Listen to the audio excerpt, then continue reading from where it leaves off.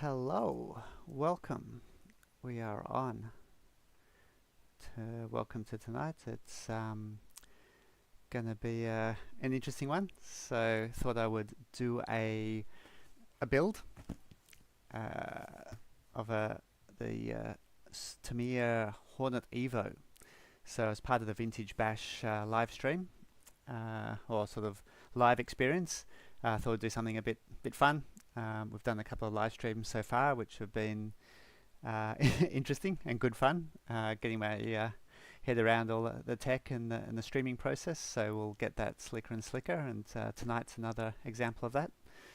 And hopefully it's a bit of fun. So yeah, so as part of the Vintage Bash 4 this year, we are going to have a special class, and that's going to involve the Super Hornet. I'll just fix up my sound here. Yes, sorry, a Hornet EVO class is a sort of control class, pretty much spec out of the box, and it should be a lot of fun. There seems to be a lot of interest in it so far, and there could be quite a lot of them. So it'll be interesting to see how we get them all on the track. Might be lots of fun racing and a good laugh for all. So yeah, so tonight going to get stuck into building it. Not going to do the body, no painting. So rest assured, not going to inflict my terrible painting skills on you.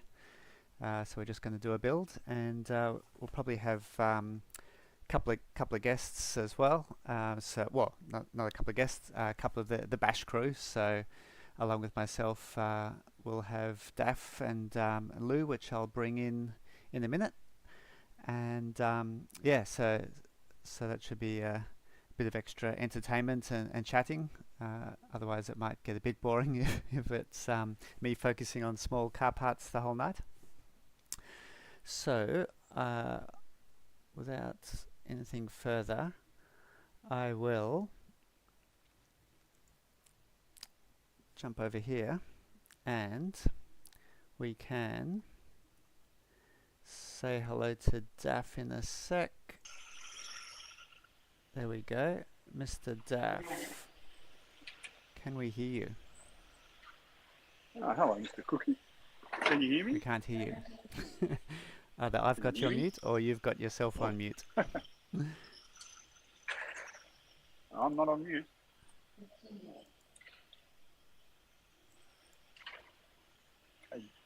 Have you muted me? Okay, can we hear you? Hello? I can hear you. You can hear me. Can you hear me? Well, we got no Daff. So Daff's down at Geelong track at the moment, doing a bit of relaxing practice. And there's the track. He can hear me, and any minute now we'll be able to work out. Hello? Hello? We can hear him as well. Can you hear me? Hello? Hello? Nothing?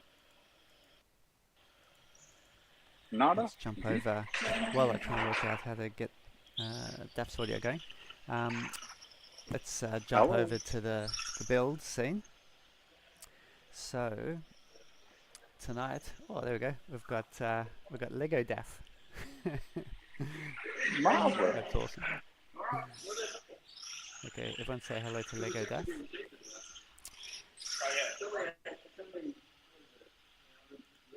And then we can say hello to real Daff. There he is. Which we still can't hear. Well, Daff. You can't hear anything? Why can't I hear you? I don't know.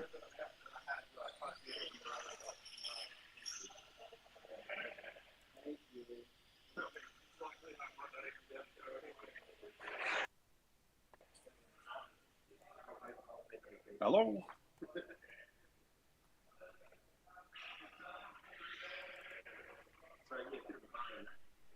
That's fascinating. No, we can't. Might be coming through the live stream actually. If you guys can hear Daff, can anyone hear me? in the chat. David is saying audio is top notch. Thanks, David. I'm wondering if if Daff's audio is also top notch. Can anyone hear me? So thanks for joining, David.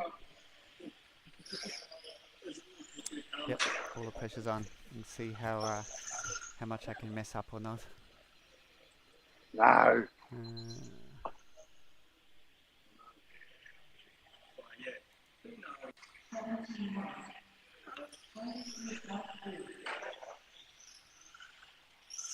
Yep, we've got all that happening.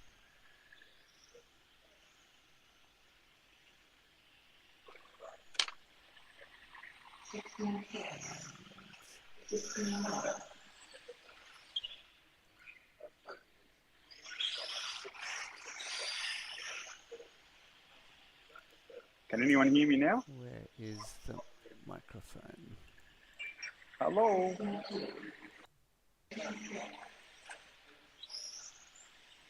Hello. Hello. Still can't hear. So for anybody out there is listening, I'll just put up my sound a little bit.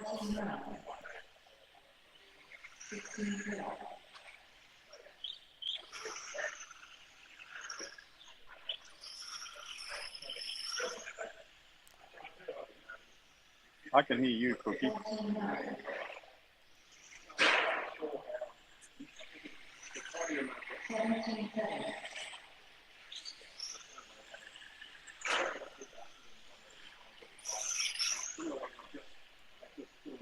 Okay.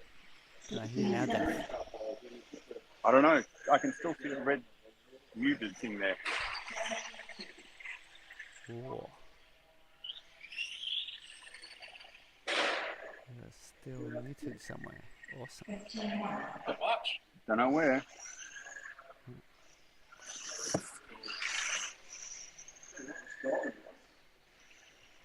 For Tamiya, won't be fast, but it'll be. Hello. Hello. How about now? Can you hear me now? I'll have a play. I'll have a play with that DAF. So we'll get back to you. Cool. So let's get stuck in. So we've got a big box here, and we're going to open it up and see what we've got. So there is our little Evo. So I bought this quite a while ago from Hobbies Direct, right when the Hornet EVOs first came out, and they all arrived in the country. So yeah, I snapped this one up, and then since then we've been working with Nick and the Hobbies Direct crew. So they've come on board for the Vintage Bash 4, and they're a major sponsor for Vintage Bash 4, which is super amazing. So giving us the great support to help with our event costs, and then the big media process that we're planning with RC Race Media guys this year, which will be absolutely epic. So it'll make the event fantastic. So yeah, so thank you, I guess, as well to Hobbies Direct. Cool. So I'll get this out. At the same time, I did grab a couple of other bits that might be handy for tonight. So I've got a little servo and a speedy there. So I might put the servo in as we build it, and the speedy may or may not be needed tonight.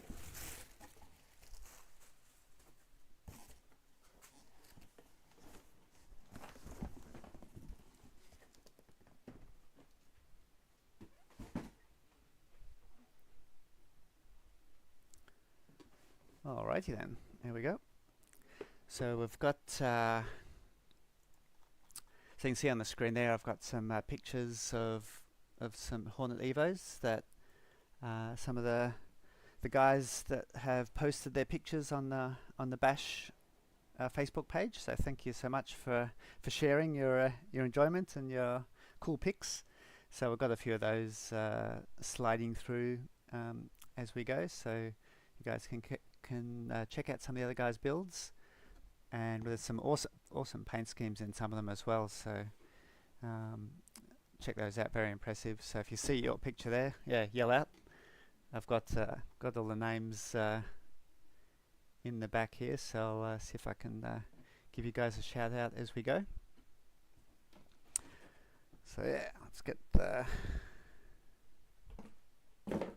into the box. Cool. So this is the first time I've opened up this kit, and we're going to discover it together. Oh, I don't even need a speedy. That's a good first discovery. So it comes with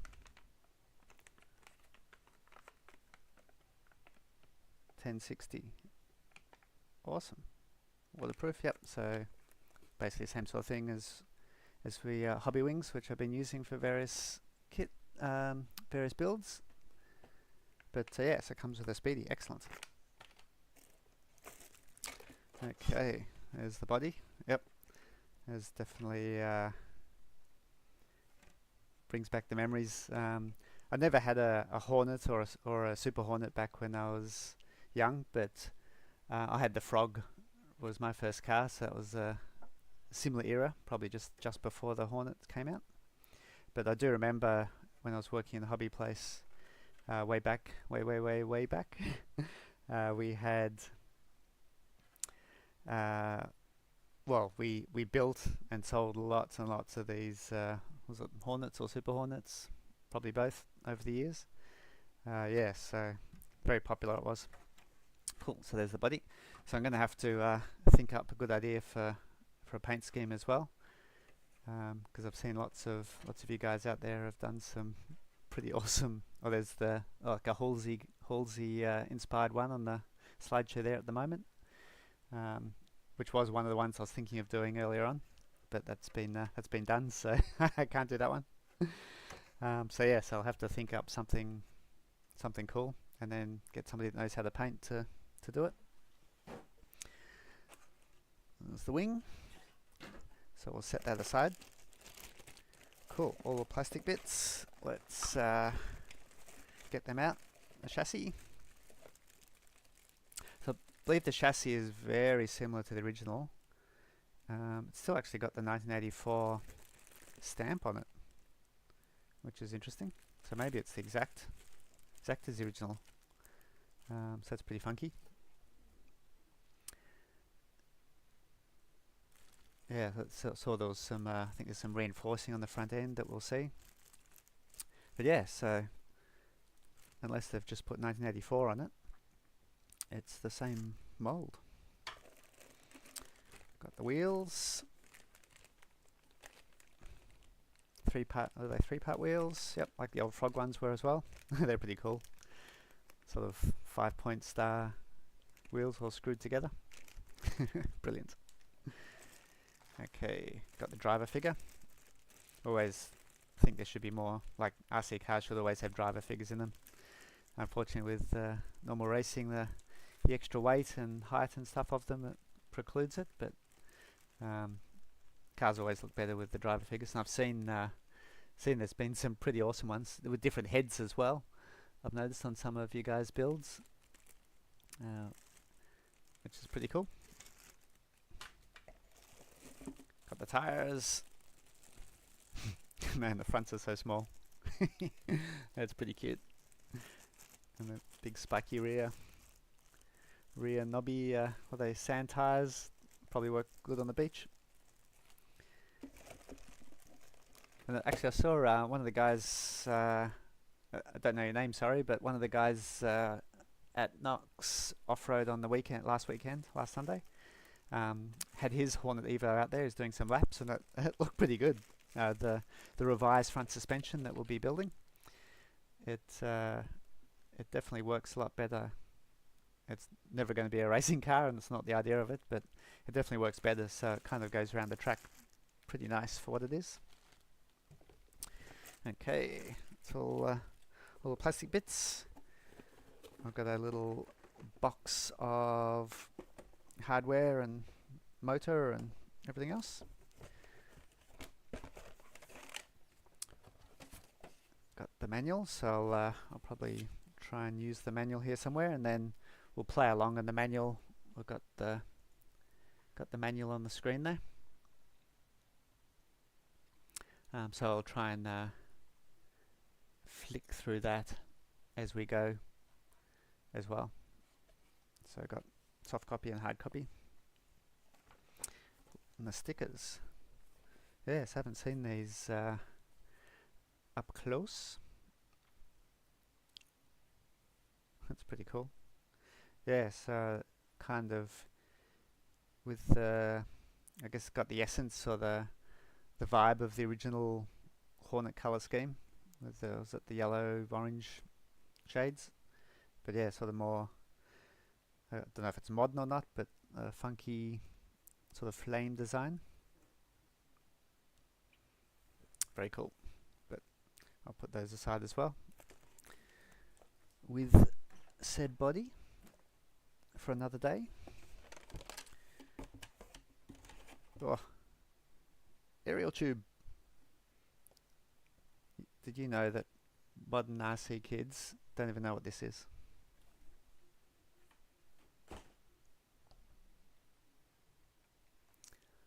Let's see. How are we going? As you join, if you want to subscribe as well, please do. And then after you've subscribed, there might be about a minute wait, but after that you'll be able to comment. So we've got David Ford on from earlier. Yep, pressure's on, which is going to make it hilarious. And we've got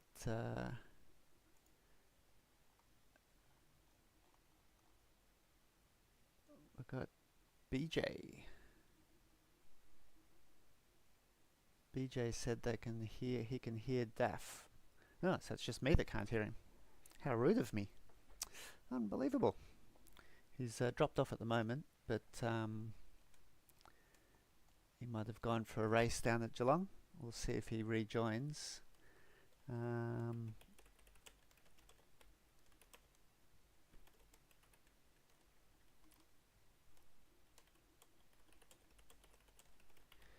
So we'll see how he goes, and then we might get the vintage bash guru himself, Lou Solar.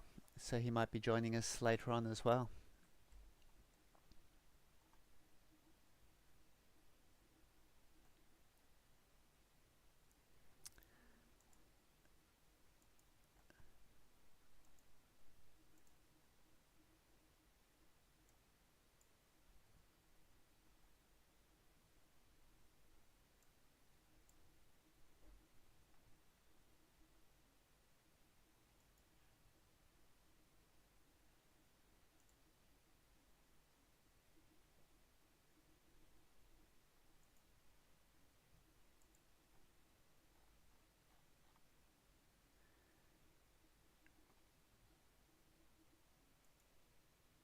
Nice. Yep. So welcome BJ as well.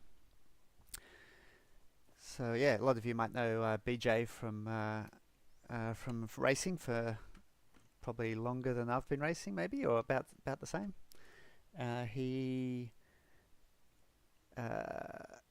Yeah, we've done many road trips with BJ over the years for racing in various places around the state and the country, and we had lots of good times. So yeah, so BJ is also one of our major sponsors for this Bash 4 as well, with Metro Hobbies. And Dave from Metro Hobbies has been very excited and generous and keen to sort of contribute and give back to the Vintage Bash and I guess the general sort of RC racing, vintage racing scene in general. And via the Vintage Bash is a big part of that, of course. So thanks to Dave and BJ, and we'll probably have BJ and maybe also Dave to be determined to join us on one of our Bash live streams. So that'll be pretty awesome. So yeah, so keep an eye out for that in the future over the coming months. They'll be joining us for one of those. So we'll be doing the live streams pretty much every 2 weeks if we can, on about this time, Friday nights, 8 o'clock. And we'll have some different guests each time. So we've got our bash team with Lou and Daff and myself. And then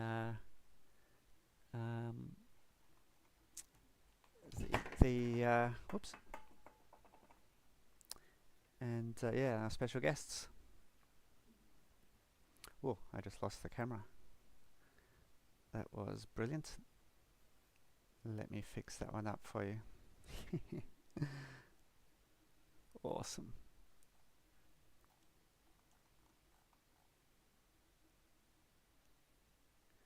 Cool, I've got some more comments come in. I'll see if I can get them up on the screen as well. So the live...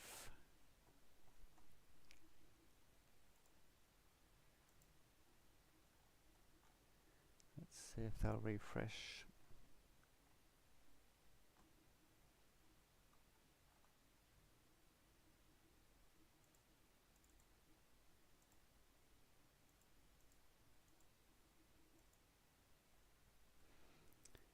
Okay, got the camera back, sorry about that. Cool.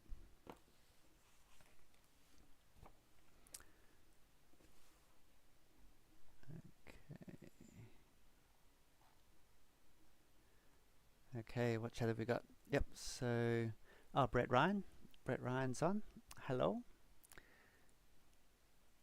Take notice of the diff assembly screw size. Oh, sounds like a good tip. And Nids is on as well. So, Nids Baxter, welcome, thank you. Yeah, we've got a couple of your pics, I think at least in the slideshow there. You'll see yours popping up.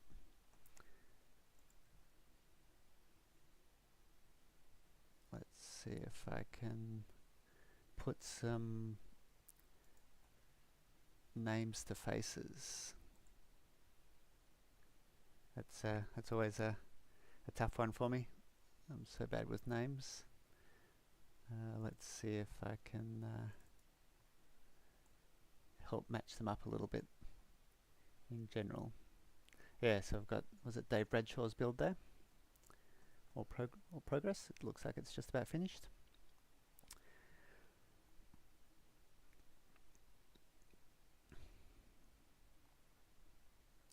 Needs, yeah, so we've got the, was it needs your, I think it's got a very, we'll have to wait until see it comes up. Very cool paint scheme on yours, Nids, with, was it sort of fleck or sparkle in the black colour. It reflects the sun pretty awesome. So yeah, yell out when you see your car. Got Jason Moll's JPS up there at the moment. Molly, apologies. Tell me how to pronounce. Cool, yep, so welcome Nids and Brett. Okay, let's cut through the chaos and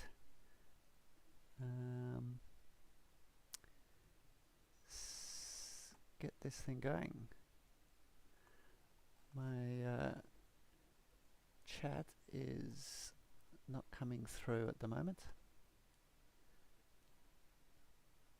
Oh, the lame flake. Yeah, Ned's has got the lame flake. Let's pop that chat back in.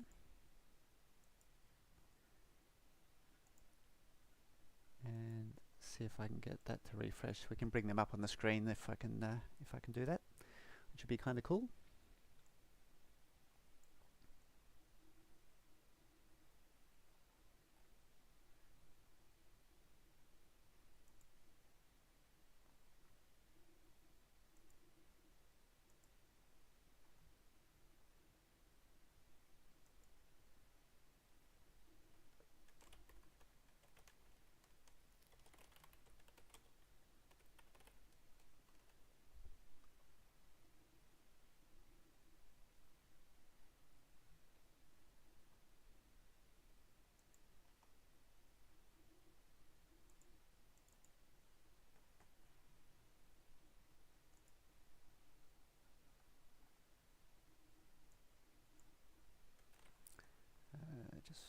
if I can refresh our chat stream.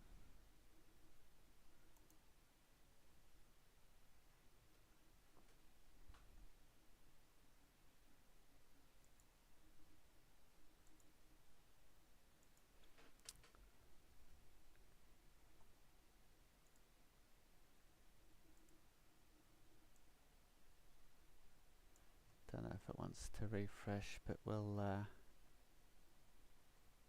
I'll just read them out as we go, so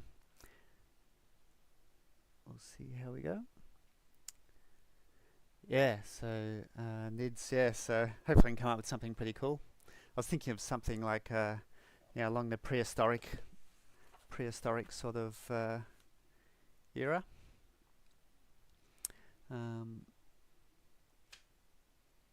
Like a sort of old school sort of theme, but yeah, I really don't know what to do so far. So it'll be interesting. Hopefully, I can come up with something that's worthy of all you other guys that have already done some awesomeness. Cool. There we go. Okay, that's enough messing around and chatting, which will probably continue through the rest of the night. But let's get stuck in. So how am I going to do this? Well, I'll pop that in there. Get a few tools that we need.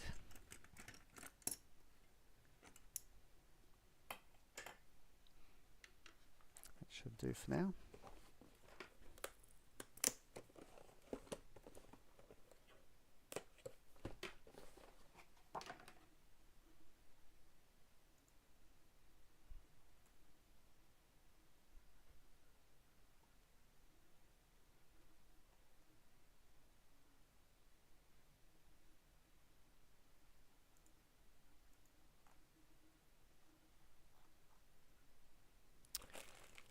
Okay. Shock pistons. I think they've got a hot tip from Lou as well on the shock pistons for later on, to make sure basically the front and back one, front and rear, are different. So I need to concentrate there. Oh, the mighty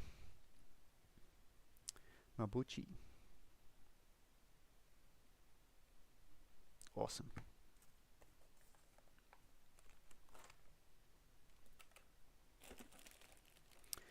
Cool. All the shocks stuff. What's that one? Bag B. So what do we need? Bag A, obviously. A, C, D. Oh, the amazing servo saver. So this will be one of the few items that we're happy for people to replace for the bash. I want to run it pretty much box stock, but you can replace this because they're pretty bendy or crappy, I believe. Just the shocks. Whoa, bumper bar. This looks like the frog one as well. I remember that type of bumper bar on the frog. Awesome. Let's pop those bits over there.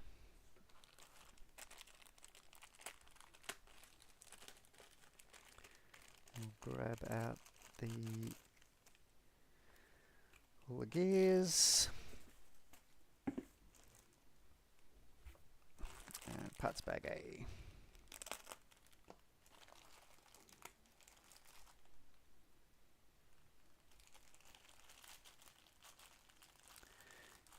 Yeah, NIDS, driving these, yeah, probably dozens of them. We're expecting to be way more than a heat's worth at the bash, so we might have to do some sort of, I don't know, Reedy style heads up racing, so everybody races and we race different people at different times throughout the event. But there's going to be probably a lot of them, and it's going to be lots of fun. Definitely going to be a hoot.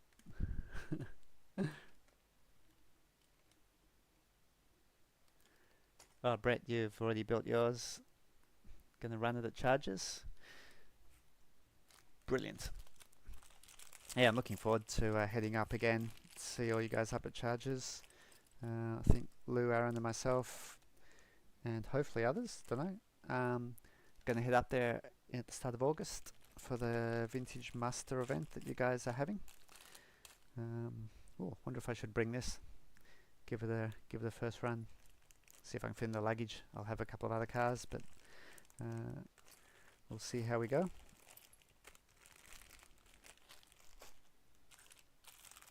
Okay, what have we got here?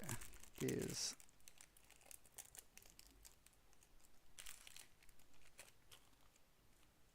So we need all of that. We need that. And screws. So this is the 2.6 by 10 is the hot tip.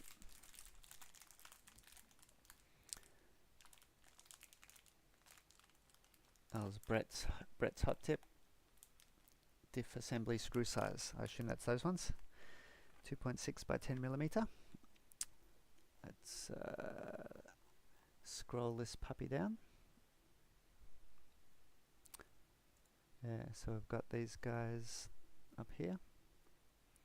And a bit of grease. Does it come with the grease? It does. Yeah, let's use the ceramic grease. Oh, Tamiya wrench. Everyone's favourite. More anaerobic gel. Love this stuff. I think it's my collection. It's like a rock collection. Anaerobics everywhere. How many? Oh, there we go. There's more. There we go. Got a whole family. Oh, lost the camera again. Ah, that's no fun.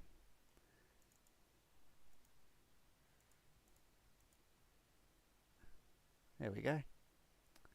Ah, what's going on there? Haha, there we go. So I got the whole family of anaerobics. Brilliant. Which one to use? Oh, so many. It'll last me for like 200 years.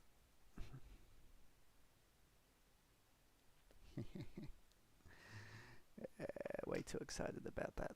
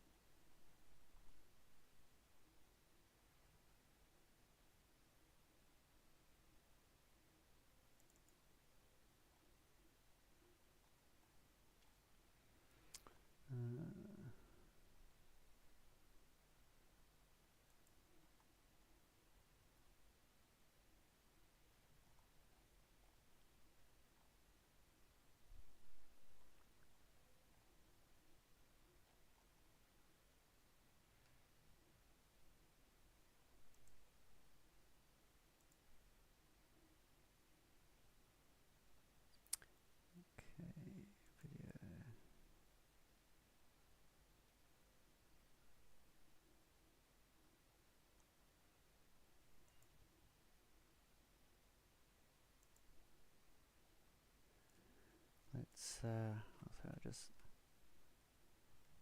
pop that down.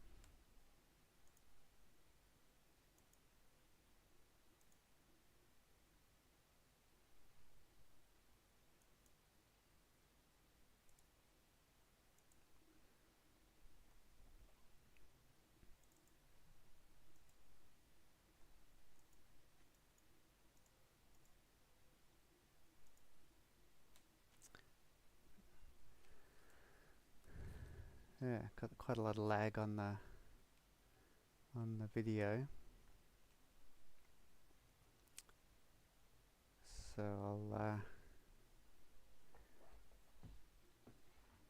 I'll see if I can drop that down a bit.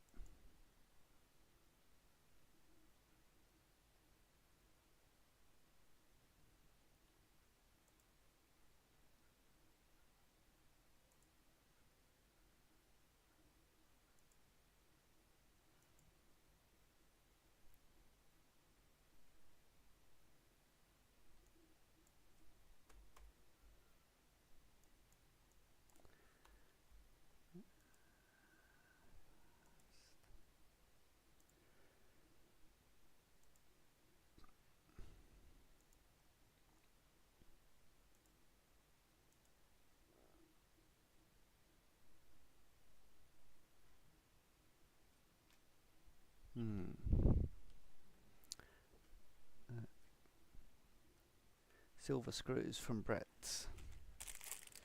I'll grab those while I try and get this video to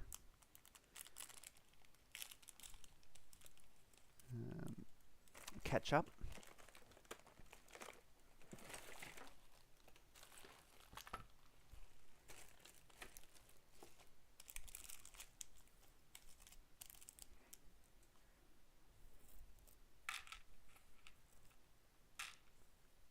Pop these screws. Yeah, so I've got these little tiny ones. Oh, what's happening with this video? That's annoying.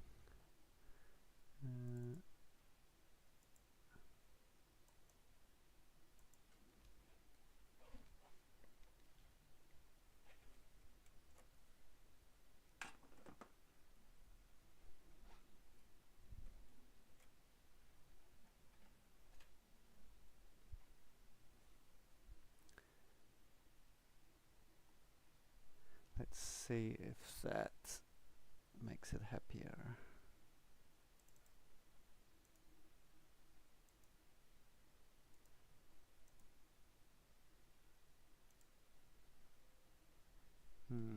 Okay. Cool. Let's get our... Oh, we always need more Tamiya wrenches.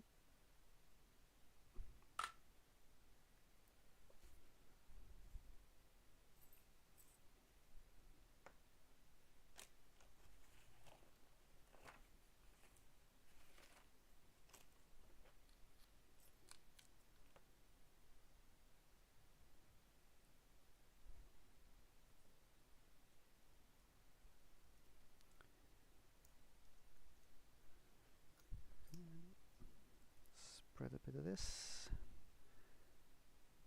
Got this good old ceramic grease.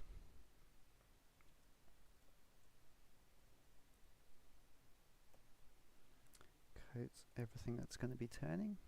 Yeah, especially metal to metal. You always want to get grease on that. Stop it overheating.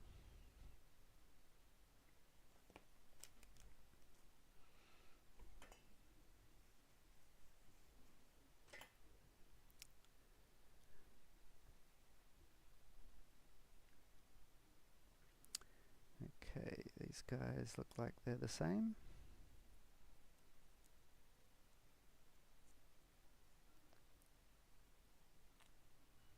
Pop that puppy in. I'll try and keep this pointing at the camera as much as I can. Cool, maybe a bit more grease on the teeth.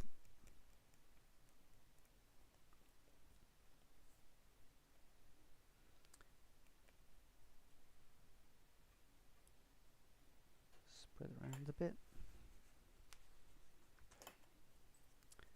And that goes, so get little pins to hold the gears down.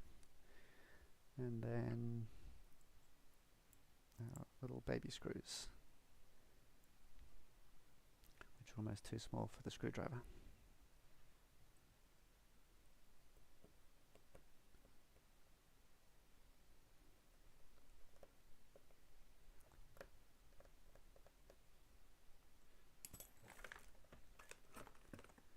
Might have to grab a smaller screwdriver.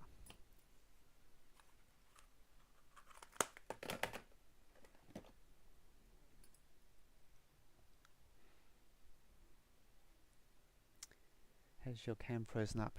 Yes, it has. I think it's still working now though. Yeah, please yell out if it stops again. I think it wasn't happy after I dropped it. Genius. But yeah, tell me if it's took me a few minutes to fix it, but it's good now. Yeah, yell out if it's good for you guys or whether it's still a problem. Okay. gearbox casing. Staples everywhere.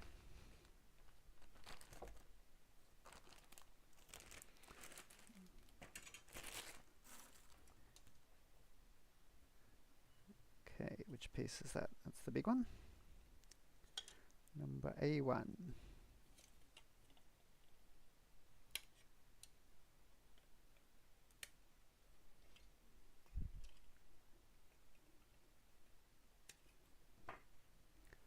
I'll just try and keep an eye out too if Daff and or Lou join again.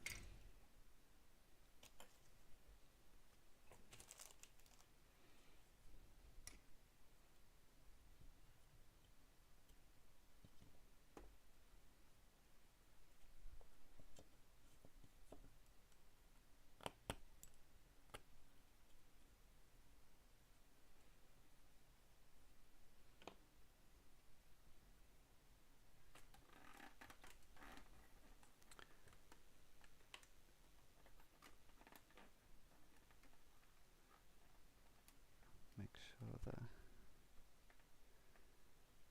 a bit of light on the situation. Okay, this one, we need some bearings.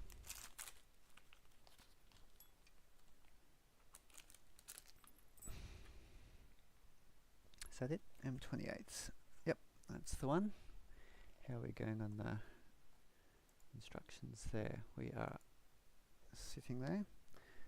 So I got more grease, let's say, cut off carefully. And then the shaft 5x45. And that goes in there. And we want to make sure we've got grease on this guy.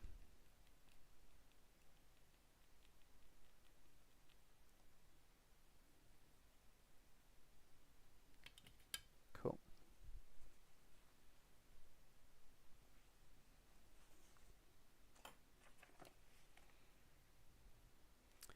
Okay, got that. A couple more bearings. On to the next step. So I did 2 hole front and back and put in spring spacers. Oh yeah, 1 hole. Oh yeah, pistons. So was it 1 hole shock piston in the front, 2 in the rear, O-rings placed in the outdrives. 2 hole front and back, put in spring spacers. Yeah, I think it was Lou also mentioned that even with the 1 hole pistons, and don't know what oil he used, maybe a bit too light, maybe 30 or something. He said it was still very underdamped. So we're thinking at least 40 weights, maybe more. And yeah, 1 or 2 hole pistons. I was thinking maybe 1 hole in the front, 2 in the back, or 1 hole all round. Okay, so I'm gonna put this guy in. Does this have screws on that side? Bearing.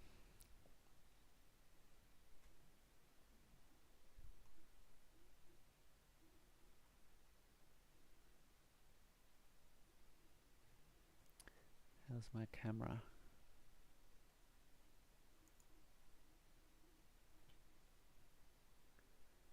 That is still there.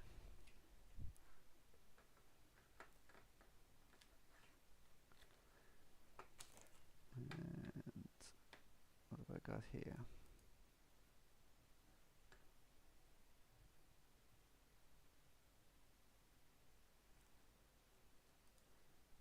Cancel.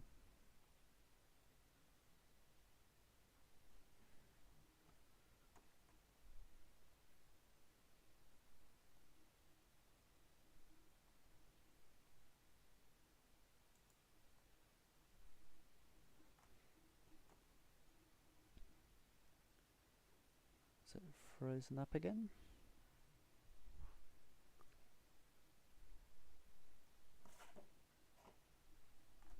Whoa. Going well with the tech.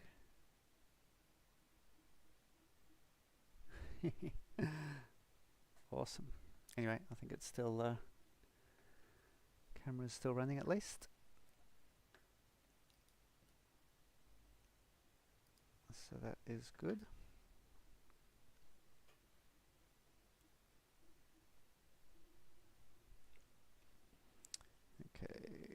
Grease, grease, grease.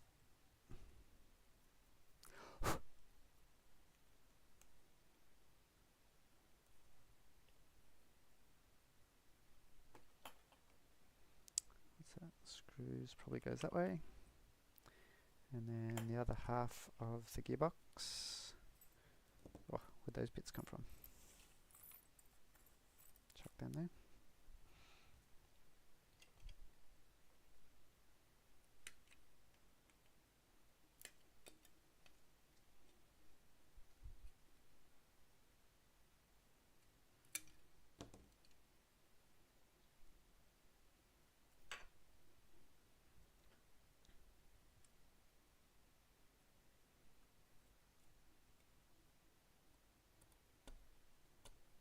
Cuts off pretty well. Okay, bearing. And that looks like it.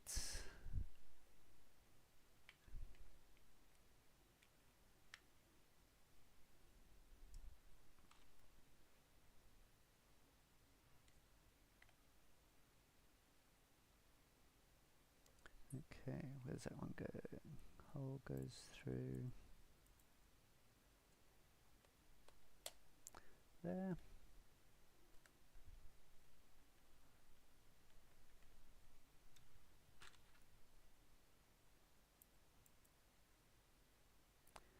And that one.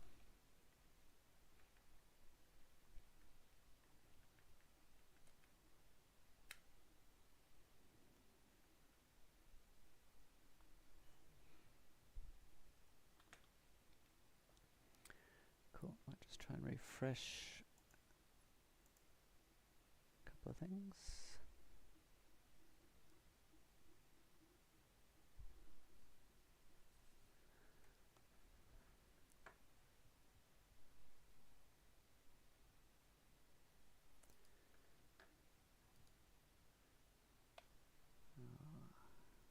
I'll be back in a sec.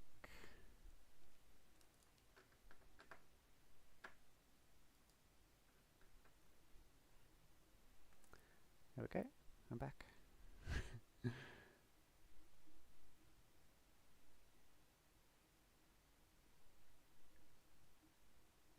Awesome.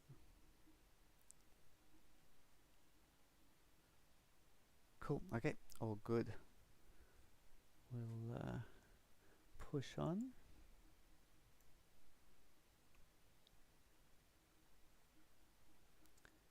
I'll make sure I can keep an eye on the stream to make sure if it drops out or not. I should be able to see. Brett, you super glued up the servo saver. I never had luck doing that. Seems to give it weird, like with on-road I've tried it, it gives weird handling, but yeah, it'd be good to know if that works for you. But yeah, just keep in mind you can change it. I think Tamiya has a good high torque one, which I remember I've used a lot in the past. I think that's probably the one to go for. Okay, another one of those. And where's that last hole? It goes down the end.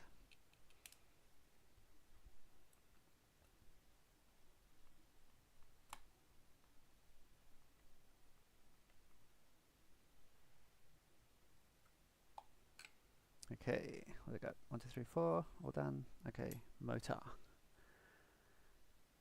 Grab the motor.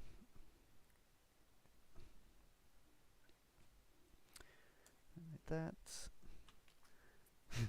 Never know what the benefit of these little I don't know, phenolic spacer or something. Anyway, we'll chuck it in. The instructions say to, so let's chuck it in.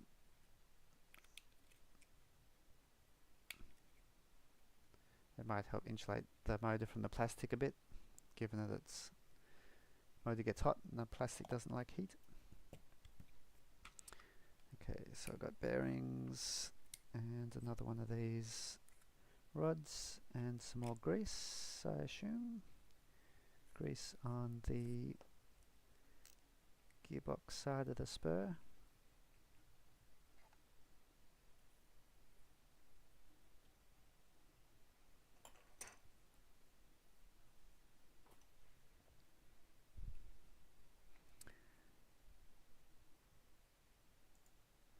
Cool, okay, we'll see. Lou may or may not join us later on. We'll see how it goes. Okay, how does this go? This goes in there. And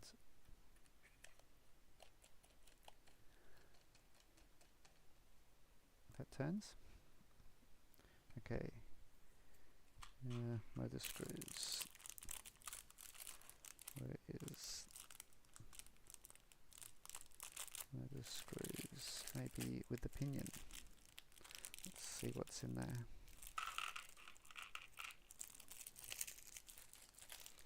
That's that one.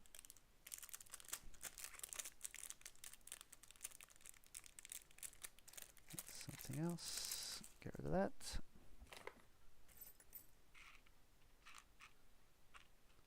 Nope, no motor screws there. We do need the pinion and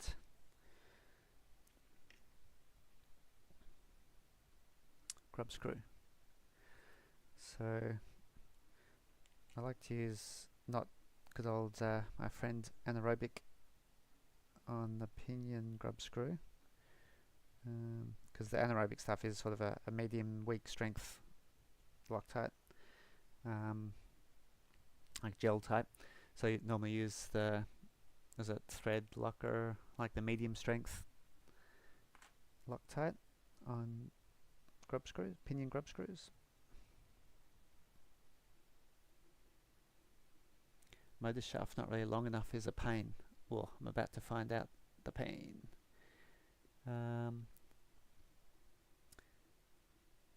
Pinion grub screws sits at the end of the motor shaft, a little dodgy. Yeah, because these, it's been an age-old issue with the Mabuchis, because the shaft sticks out not much compared to most other sort of stock 540 type motors that we're used to. Yeah, and that goes on the opposite way, like as in grub screw at the outer end. So yeah, you don't have much. What's it say? Attach pinion gear.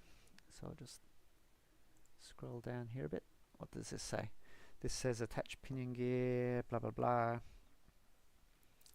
Firmly tighten on shaft. It shows you the diagram with it just on the edge. So let's see. Yeah, so I push it right down so there's no actual play. It's already close. Wow, see what you mean, Brett? So we'll just give it a bit of play so that it doesn't hit the proud end bell of the motor. And then I think it's an aluminium pinion. So the this pinion that comes in the kit's a 17 tooth, and you can see that there's a 19 tooth. So that's the other mod or option that you can use for the Vintage Bash 4 class. You can choose either 17 or 19 tooth pinion, and you'll see that this motor mount has the two sets of holes. So you just put it in the appropriate hole pairing to match the pinion teeth. But yeah, so I think that looks pretty good. So I've got clearance, so it's not going to rub on the motor. That's pretty cranked up. Don't want to go too hard and kill it. I still need to find my motor screws though. 3x6, where they hide them. Whoa, this looks promising. 3x6. What are these puppies? Yep, that's close to 6. And there's another one. Okay, so I reckon that will do. The camera's still running at the moment, so that's a good thing. Okay, so that goes like this, and the 17th will be the bottom hole on the right, I guess, and the top hole on the left.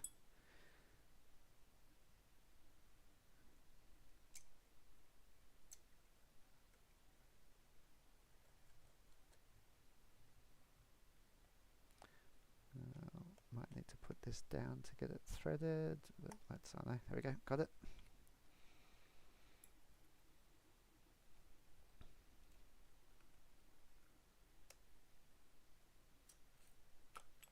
Awesome. And meshing is a no-brainer with these, because there's no slots, it's just choose which pair of holes for the pinion. Okay, crank that up pretty tight. So yeah, so we've got the back or the bottom edge of the pinion in line with the back bottom edge of the spur, and that is how it works, because it ain't going anywhere else. Okay, that's done. Next page, motor cover.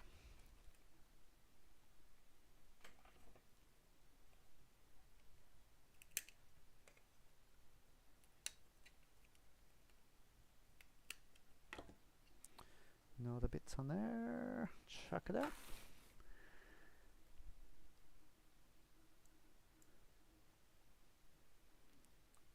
Yeah, so Nids, you've tried both pinions, is that right? Very minor difference. Yeah, that's cool. I thought it might be pretty minor. It's basically it's a Hornet EVO. That's not going to make any difference. Yeah, and the LiPo batteries got the voltages these days to make them go anyway, so you don't want it to be any faster. It'll bounce clear off the track. Cool. Okay, so before I lose the spur gear from falling out there, let's chuck the gear cover on. Oh, so shiny. It goes somewhere there. Alright, so you got to line up the shaft and just the normal screws. Good old Phillips. I guess they've stayed true to the exact original screws.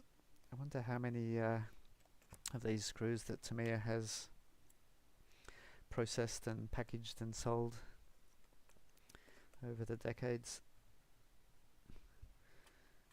And no, they're not as nice as a hex modern stuff, but it's not modern. It's an old Tamiya kit, and it's super cool.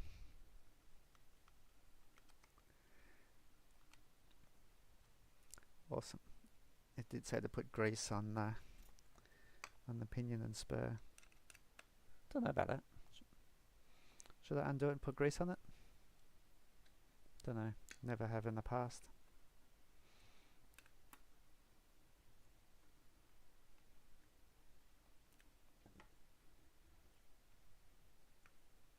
It'll live.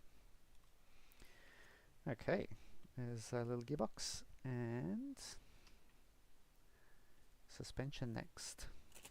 Cool. So this is, I guess, is one of the big key parts that's different in these kits, and compared to the original Hornet or Super Hornet, which used to have the solid rear axle, kind of floating in a dodgy way, and in the rear of the off the rear of the chassis. So they've actually gone to, was it, you'll be able to tell me, is it like a retro,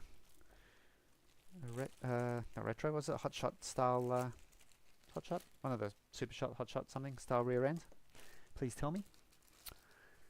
Oh, it does. Retro RC Racer has joined us. Welcome, welcome. No grease, yeah. Good, that makes me feel good. Yeah, never put grease on the pinion spur, so why start?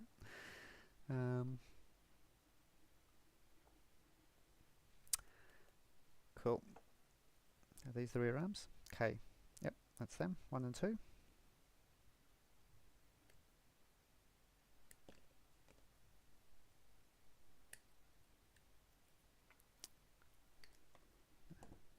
Our video is still running. Bonus. No, was that everything? Yep, nothing else on that. Okay, got the gears, got the arms, got the hinge pins. Are these the Gigantor ones? 2x46. Yep. Where are we on the manual? Up to step 8.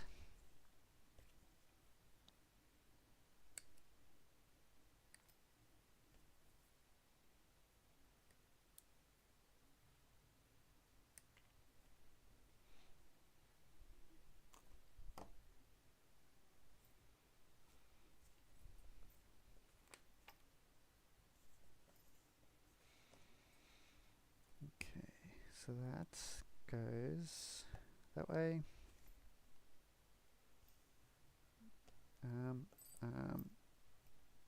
Hinge pin. Apply thread lock to section shown with the icon. Yep, we need our anaerobic gel and some 3x15s. It's too short. So 3x15. That's those two.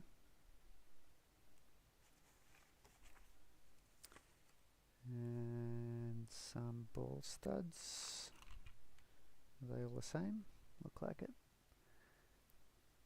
Got the 5mm ball studs and threaded ones. Ball connector nut. There we go. That should do. So I might stick those in first because they might get a bit hard to get at. Maybe? No, probably not. Okay, so that goes in there. Oh, spreading the anaerobic gel everywhere. Getting too excited.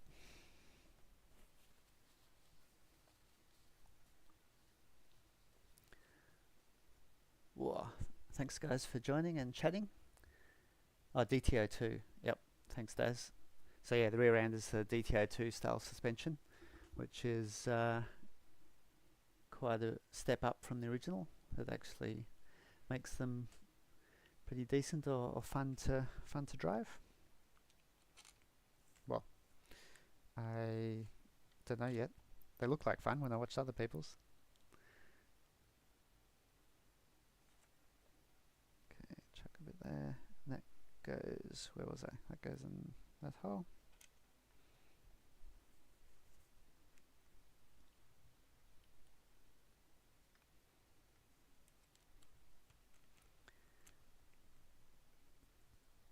It's going to be, how do you get to that? Can't get a spanner onto that puppy. That ain't going to work. That would be a pliers job. I reckon I should do that before the motor goes in. Anyway. Tighten that one. And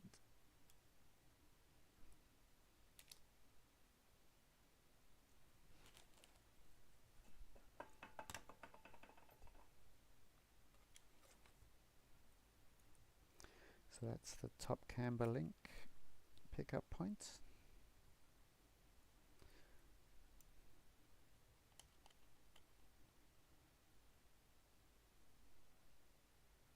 Cool. Okay. Whoa, Tamiya wrench. Yes, I've got a 5.5mm wrench, but I'm not going to use it because Tamiya wrenches are cool.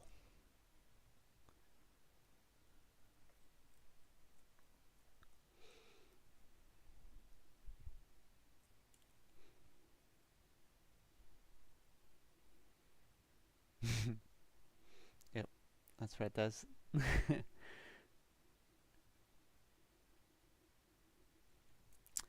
Yeah, the sort of the hollow, was it hollow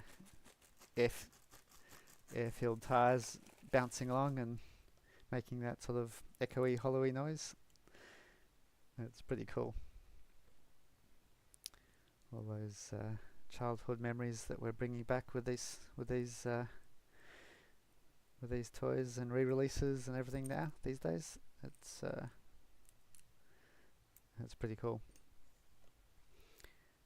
Okay, now that goes in from the back, and oops, I want to lose those bits. That goes in there.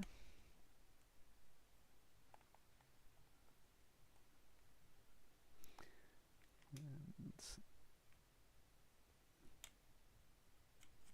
that goes in there. Okay, I'll just double check I got the arms the right way. That angles up. Looks good. Ball studs at the front. Cool. Yep.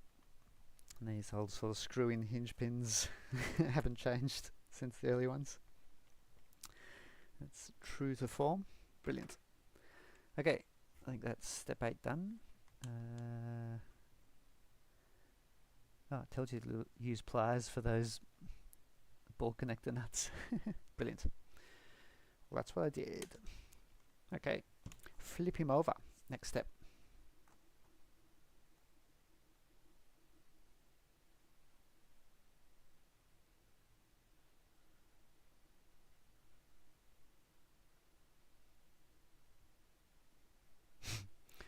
Yeah, I think, is it Brett? The shocks are along for the ride, basically. The plastic and the tires and everything are bouncing and bending along so much that it doesn't really matter, and that's what makes it awesome. Oh, turnbuckles, our favourites. Everybody loves turnbuckles. Okay, the cutest little turnbuckles ever. And ball ends. I saw them. Where did I see them? Oh, right here.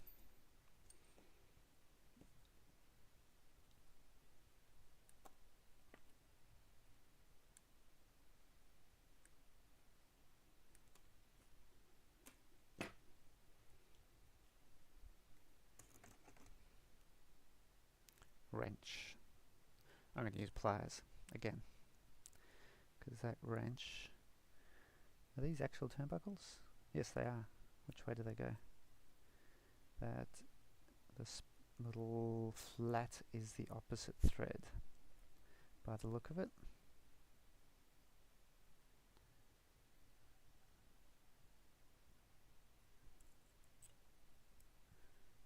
Sure, there's an easy way to do this.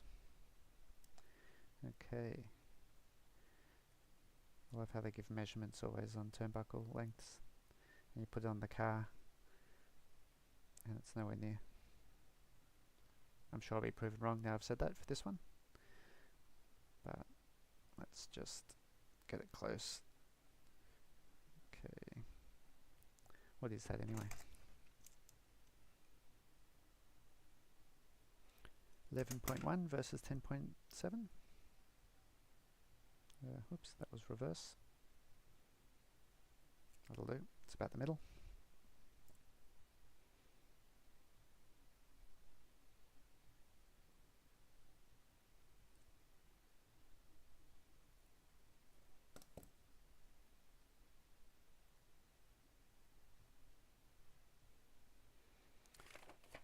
Where'd the other one go? Here it is.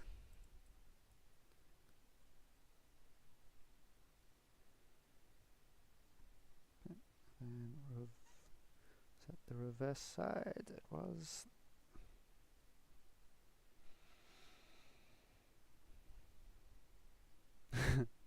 Yep. That's the teeniest, tiniest hex ever.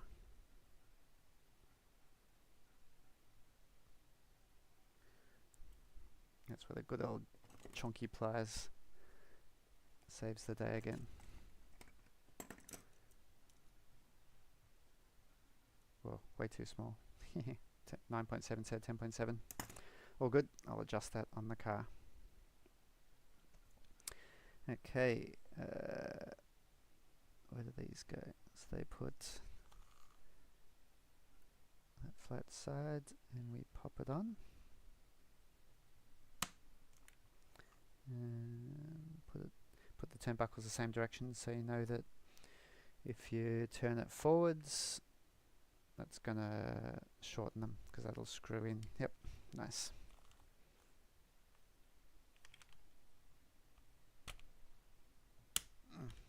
There we go. So they're on, and then the little out drives. Align part with hole when attaching. Good advice.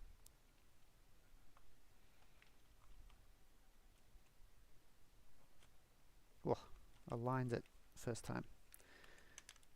And now this one will be really tricky.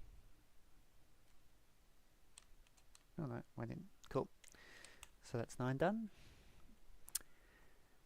How are we going? That's all done. Step 9, and then step 10. So what's that, Nids? Don't make my mistake. One goes on clockwise and the other counterclockwise. For the turnbuckles, yes, it certainly does. How can you make a mistake? It won't go on. Interesting. Do I want to know? Anyway, tell me if you want to. I don't think I want to know. Okay, 10. What have we got? Uprights. So we need those things. Oh, they're massive. Those, we need the last 2 bearings from this bag. And we've got more of those. Was it 10 by... Oh no, it's 3 by 12s, not 3 by 15s. So make sure I get those ones right. 3 by 12 is that one. And that one. And more of those ball adjuster nut thingies. And the actual uprights. That looks like them.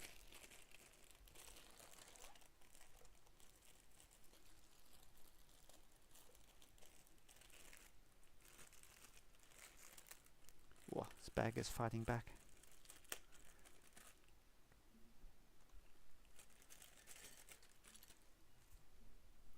Cool. What have we got here?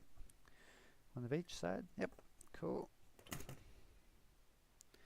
That must mean they're symmetric.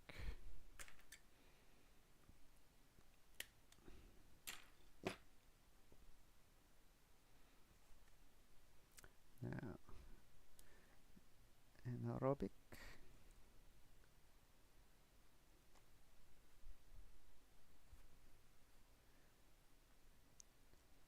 Chuck that through there. Oh, get to use the Tamiya wrench again. Don't have to use the pliers on these ones.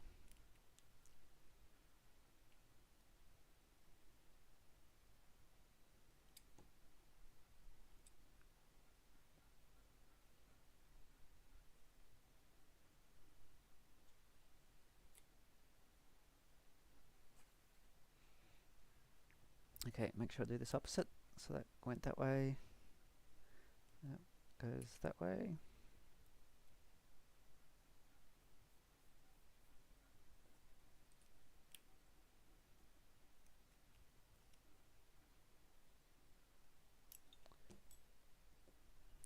Okay, that's those 2 puppies.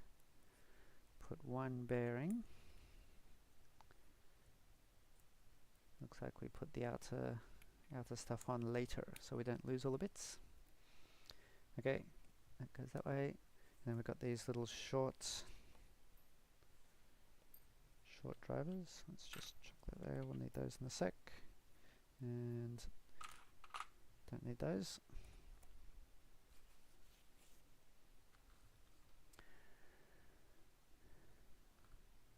Okay, that one goes on the left, and the bolt goes through from the back.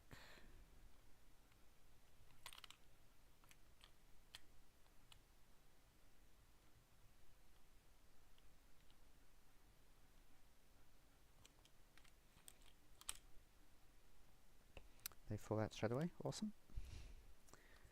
And the other side.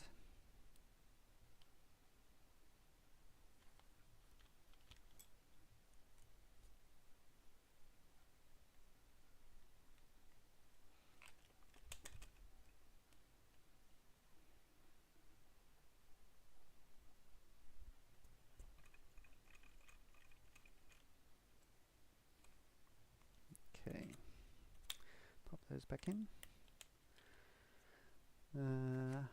Doggy bones. Well, I say put grease on them. Whoa. What do you reckon, Daz? Grease?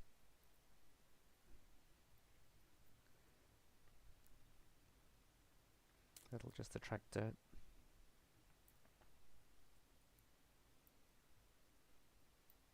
Tempted to put them in dry. I've got this stuff, like chain lube, that tends to work quite well for CVDs and unis and stuff, I found. So no, thanks Daz. Don't put grease, yeah, because it just picks up the dirt when it's exposed out on the drivetrain like that.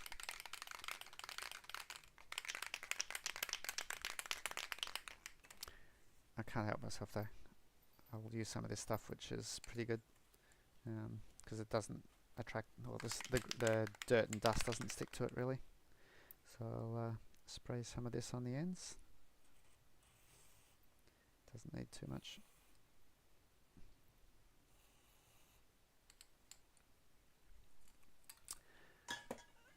Probably completely unnecessary, but why not?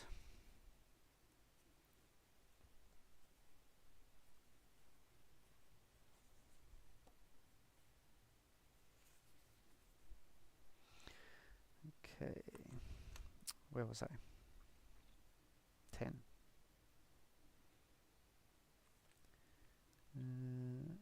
That's all in, that's it. So let's just pop these in. And pop on the camber links, which the original Hornet definitely did not have camber links at the rear because it had a solid axle.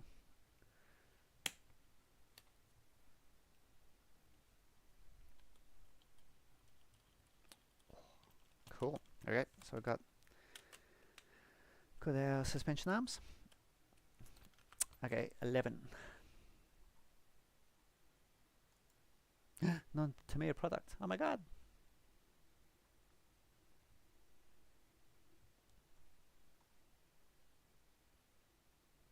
We're allowed to use non-Tamiya shock oil as well. Outrageous. Cool. Step 11. Whoa, what's that bit? E10. Screws. And ball connectors. Okay, where is that puppy?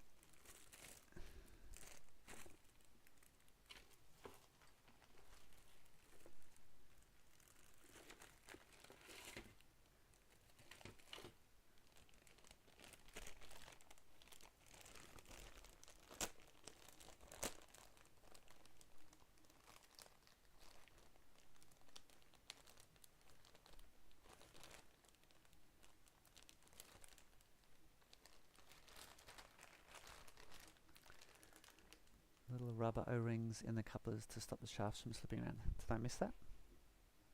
Oh, I was saying that's a thing. It's a thing we used to do with dog bones. They're not in the manual. How much do they move?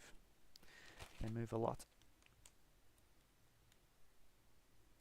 They're nowhere near coming out, but when everything flexes and bends, then they can come out.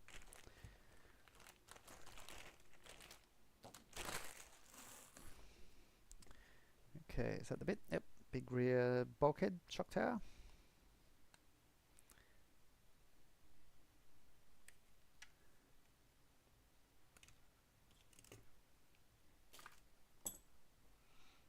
And what are those ball stud thingies? So they go on the inner holes as their kit setting. Gee, that'll make a massive difference to a Super Hornet going around the track.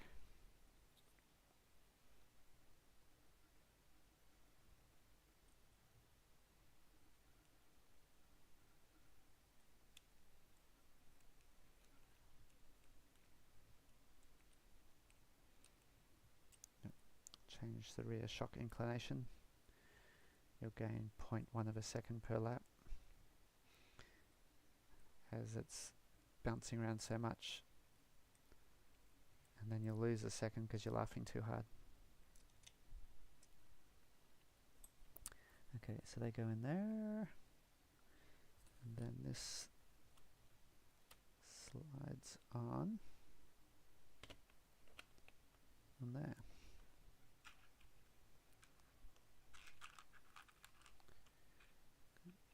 All about 3x10s.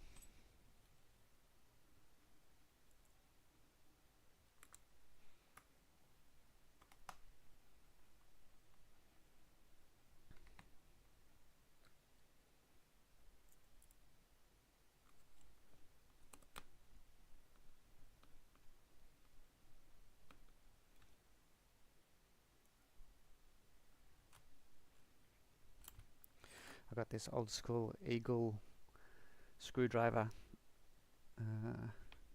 which I've probably had since not the 80s, but probably maybe the 80s, early 90s. It's so cool. It's like the longest tool I've ever had. It's got the best, I think it's the Japanese JS head on it, I think, which fits, funnily enough, Tamiya Japanese screws really well. Was a surprise. So yeah, it's always really good for these, so it doesn't strip them out. Okay, next bit. E7, what's that look like?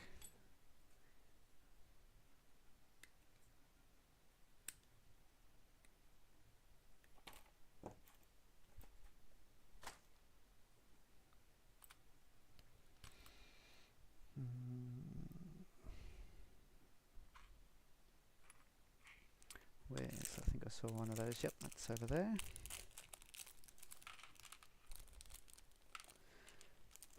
It's like the little body pin or battery retainer body pin, what they call it, hexagonal mount.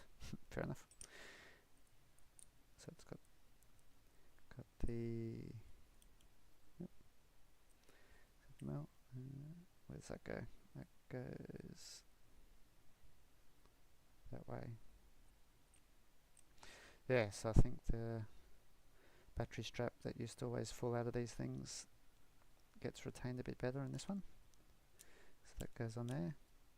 Do I need to turn it so that the hole goes acrossways, apparently? And, oh, so I've got funky bolts here. What are these? M11, MA11. That's those ones with the flanged heads. Hopefully that's the first usage of these, because I haven't used them before. Nope, looks good. Nice. Okay, where's this bit go? That goes there, and the screw goes in there.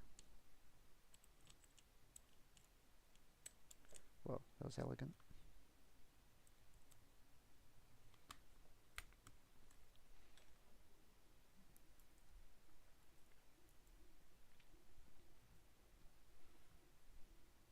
Ah, Anthony Miller. Welcome. Welcome, Anthony.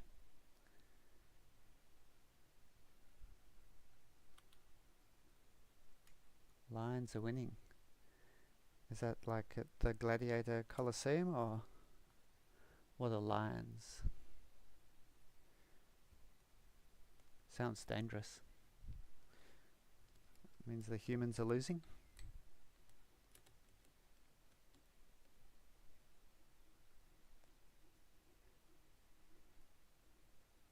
Oh, so the kit does have little rubber O-rings somewhere in the other bags. That's good to know, in case that becomes an issue. I'm going to live on the edge and see what happens. Okay. 12. Oh, chassis.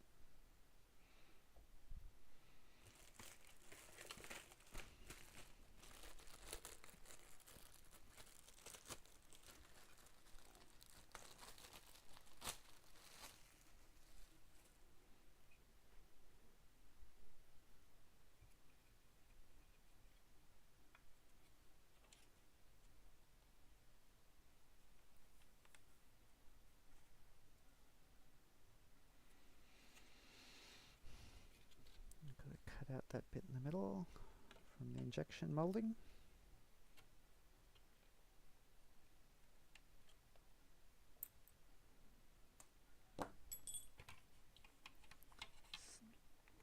See if I can tidy up that hole a bit.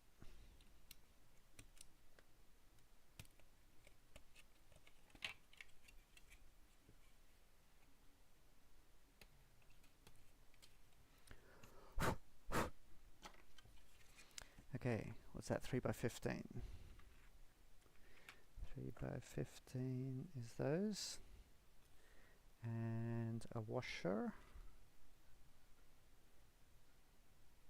And the nuts is these ones. Cool. Okay, so what happens here? So that goes through those holes and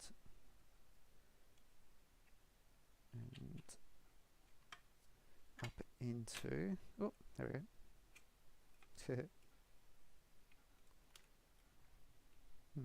It's weird. Just sits there like that. Nice. Okay, so that means I've got to get those bolts. So goes bolt, washer, through the hole.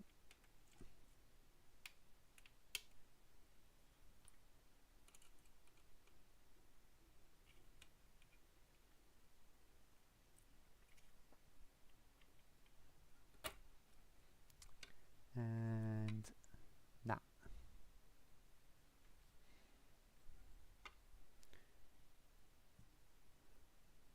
What do you reckon? These are kind of lock nuts. They're probably serrated lock nuts. They probably don't need. I'm going to put some on anyway. They probably don't need Loctite, but that will help.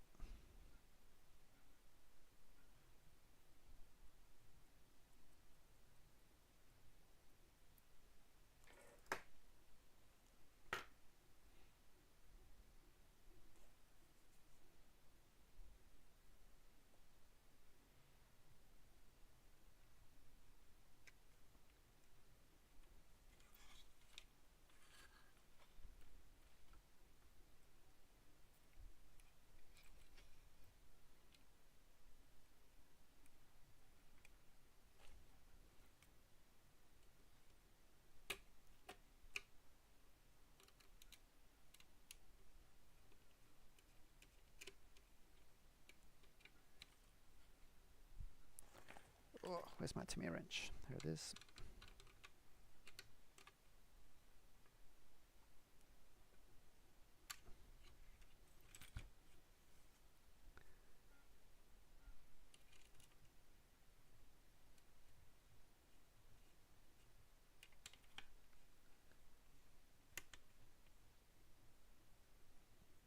Okay, step 13.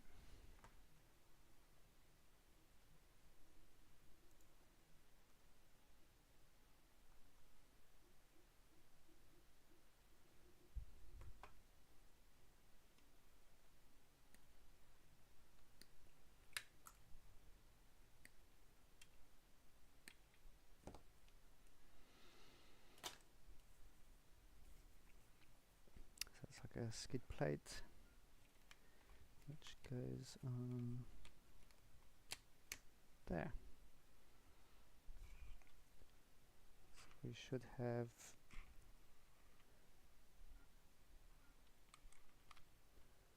these 3x10.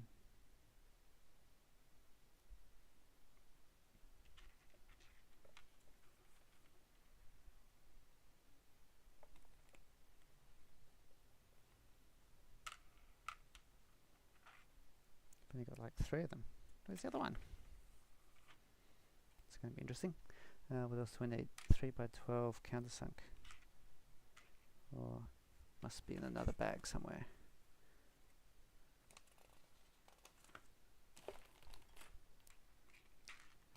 What have we got? 3 by. So I seem to have not enough of those puppies. Oh no, here we go. Got these ones. 3 by 9. Oh my god, there's all sorts of things. 3 by 9, 3 by 10. So they're 3 by 9. Maybe? Well, these are 3 by 9. 3 by... Oh, not 9. What am I saying? 3 by 10.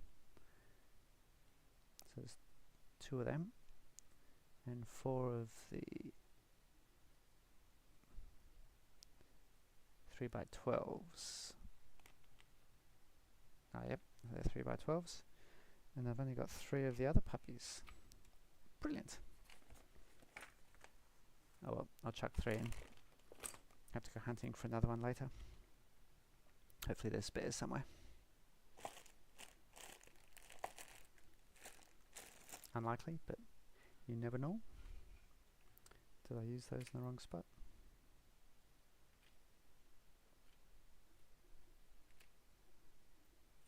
Don't know. Anyway, so the short ones, 3 by 10s go in the front.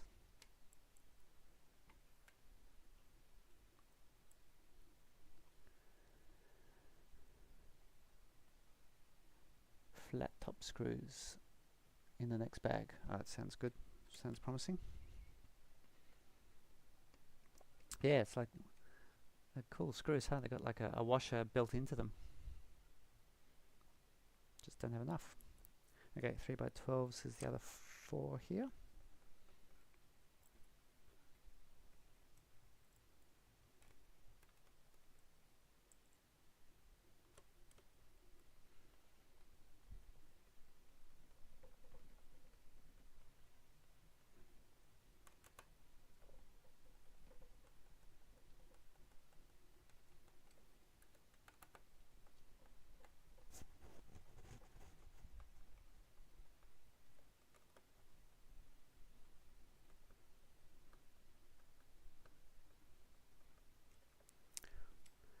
Need a water break.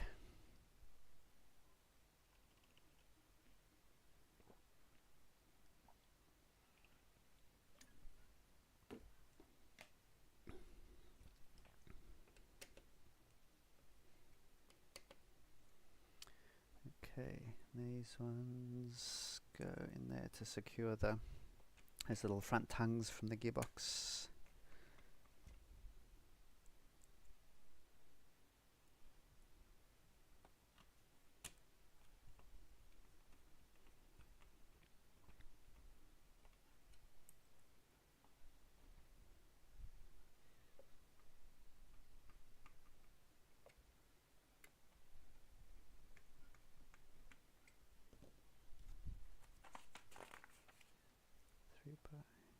Three by 10.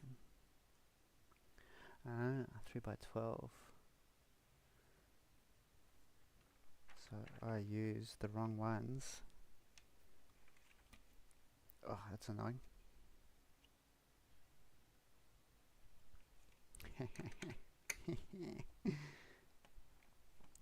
One moment, please. So there's some slightly longer silver ones, 3 by 12s, which are meant to hold that rear or lower bracket into the gearbox. That's why I haven't got enough. To take these puppies out.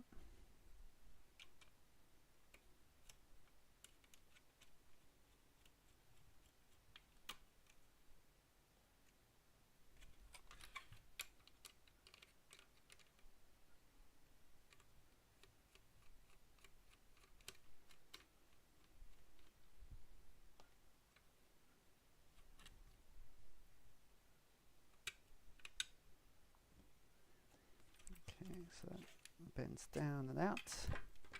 And these guys in here should be where was it? These guys here should be the 3 by 12s, the silver ones.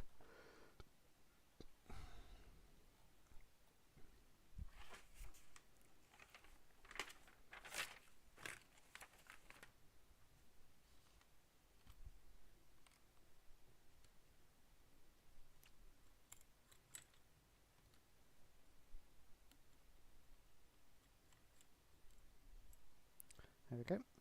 Not missing them anymore. In fact, got a spare. Wow, bonus.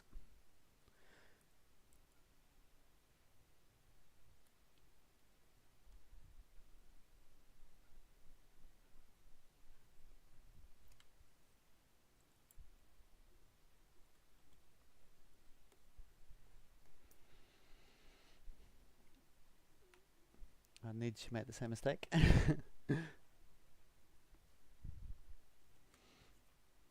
Welcome to the club. Or welcome me to the club.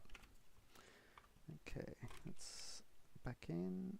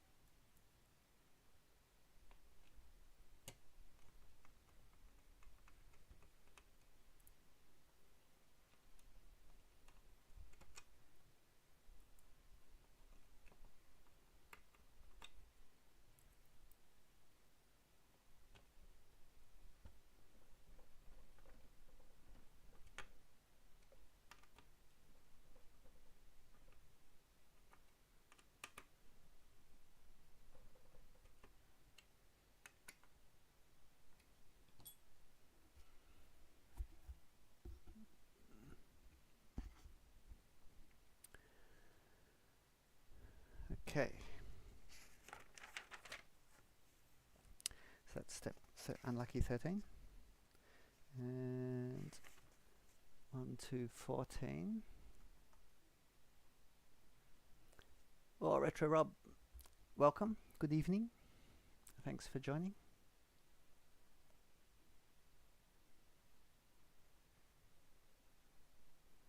How's Retro Rob?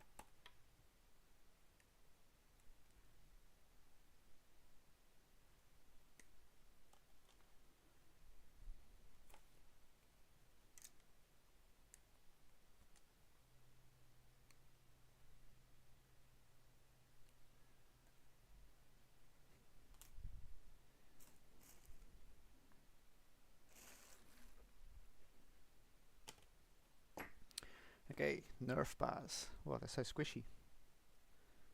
Super flexy. We need 3x12. That's those ones. So about 2 of those. 3x12 tappers. And lock nuts. And that's it. Okay, which way do these go? The puppy goes on there. What the hell? It just sticks. It's got like a pin. Wow. Okay. And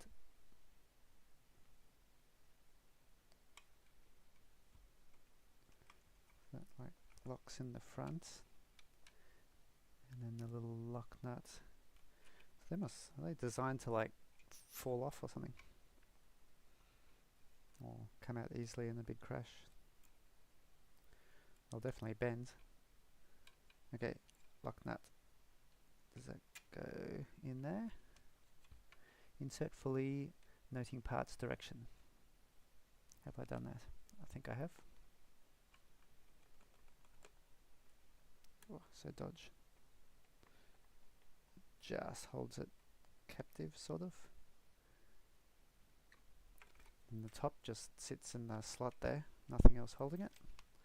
And then the front kind of locks in behind the tab and held by this screw.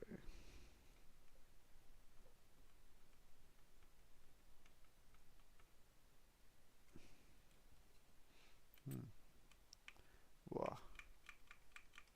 Oh yep, so they kind of slide up and down the slot when it cops a whack. Genius.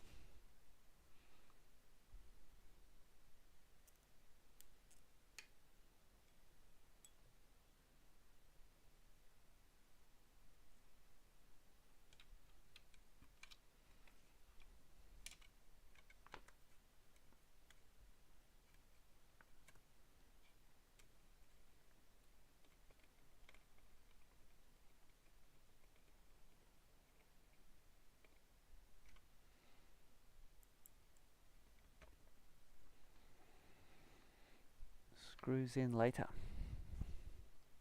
What's at the top does it, Des?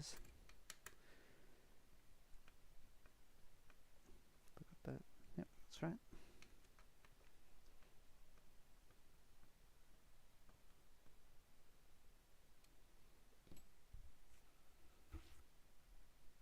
Okay. On to 15, attaching the upper mount.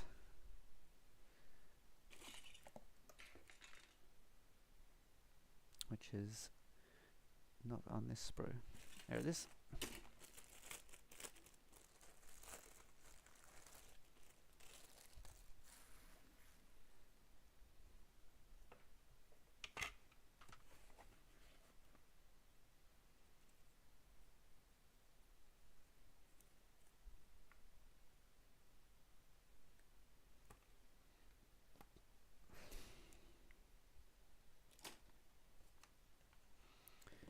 Okay, so this needs 2 ball connectors. Let's screw in there. Oh, cool. Yep, why do I doubt Tamiya's design? Always fully engineered for funkiness.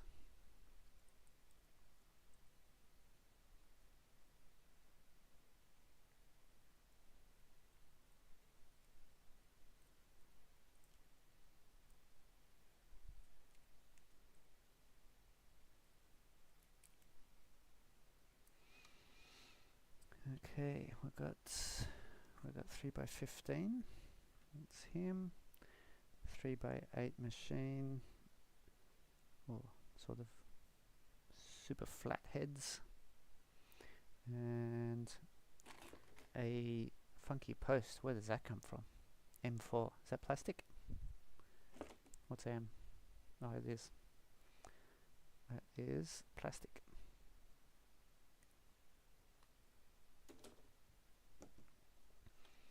Okay, where's that going? That goes flush onto there. So, got those two. Whoa, I got the teeny tiny Phillips heads again. And my tiny little. Whoa, that's hard. Do I have a better screwdriver? Don't think so.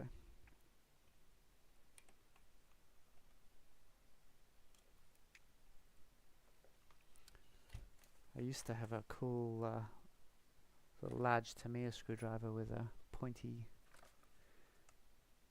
tip. How about this one? It's too chunky. Way too chunky.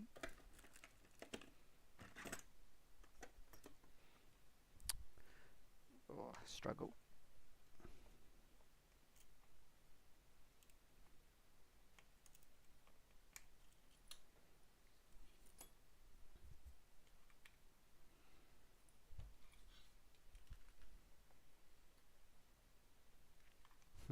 That's going to be hard. Okay, put this other one in. So that goes through there and into, go that down a bit.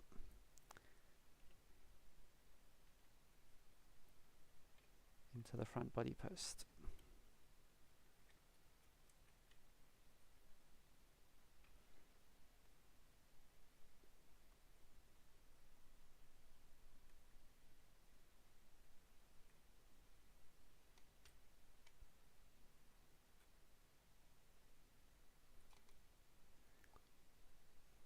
Turn that so it's across.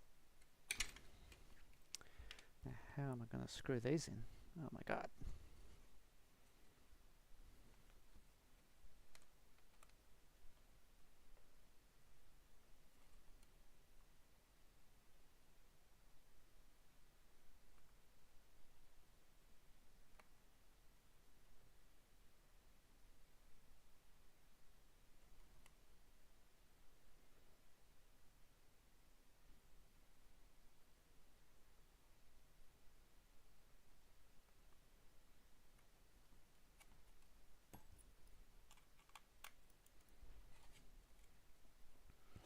Have to improvise here.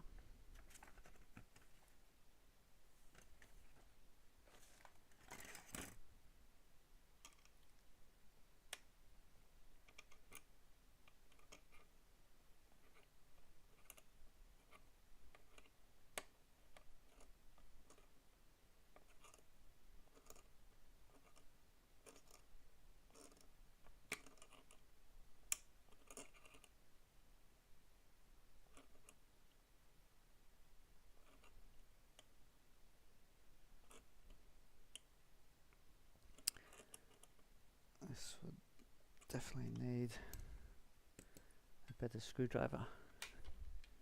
Do I have a better screwdriver? I don't know if I do. Let's have a quick look.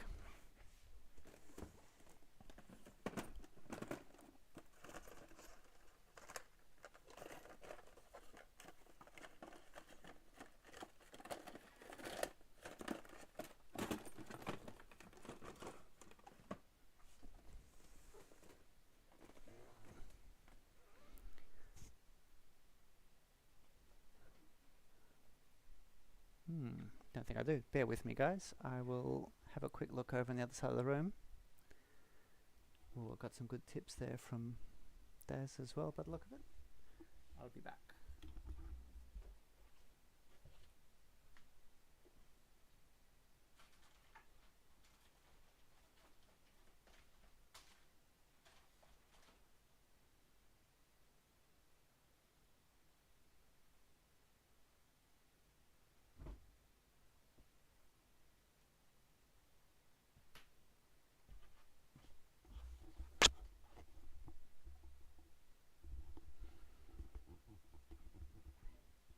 I do not.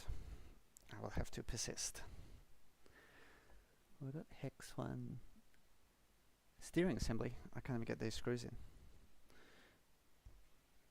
One moment. Let's see if I can get this one out.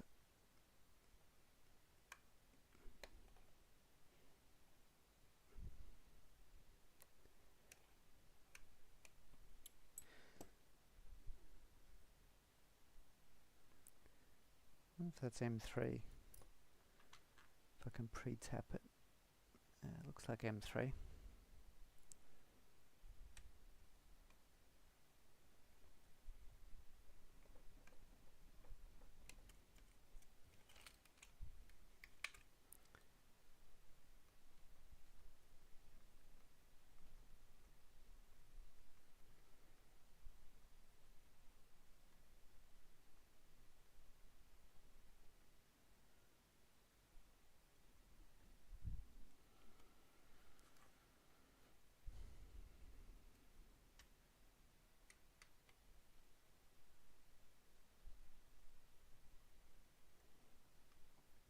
Okay, so let's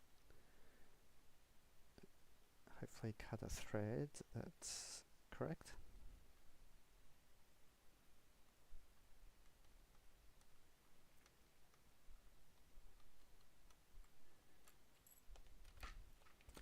Let's see if I can get this puppy in, and we'll get a bit of anaerobics cousin anti-wear. Good old Tamiya anti-wear grease as well.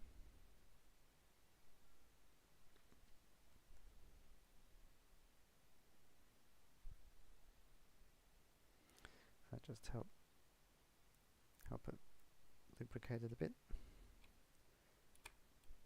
as it goes in.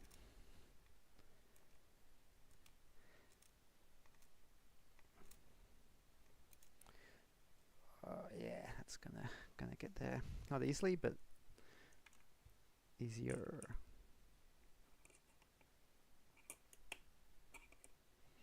So pity I've got the other one so far in. It might be just as hard to get it out. How far does that go in? Oh man. Okay, what am I going to do about this other one?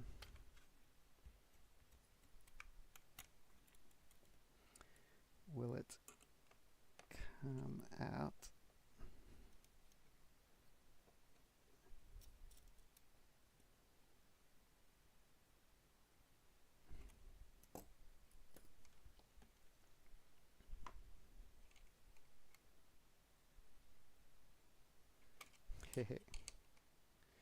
Pretend you're not watching this.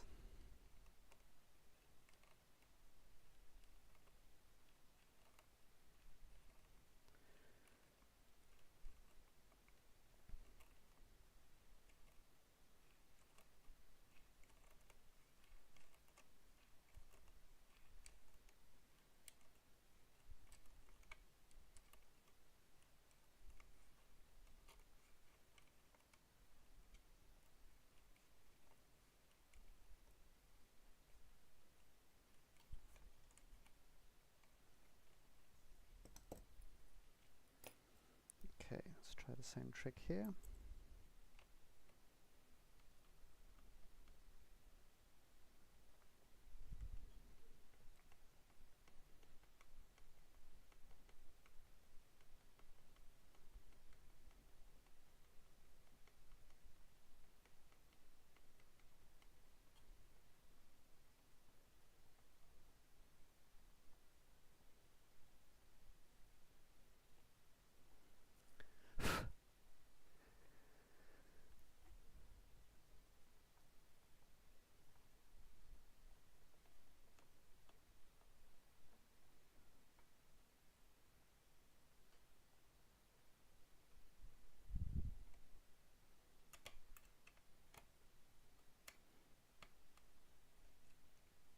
Okay, cut the thread.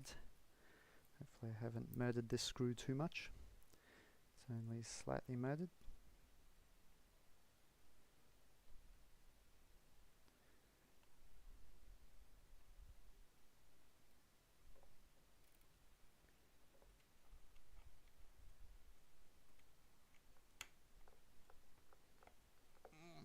Awesome, awesome.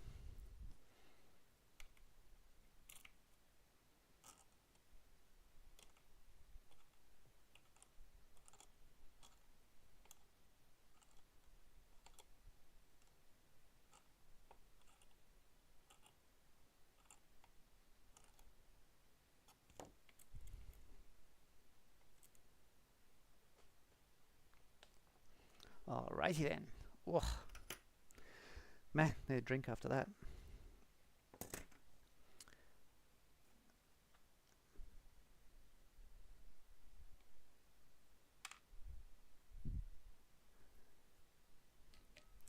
Cool. So what's happening?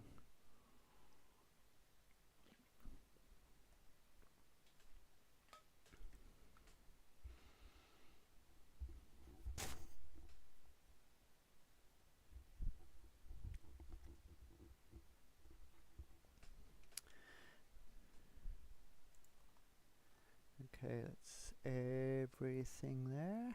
thankfully. Okay.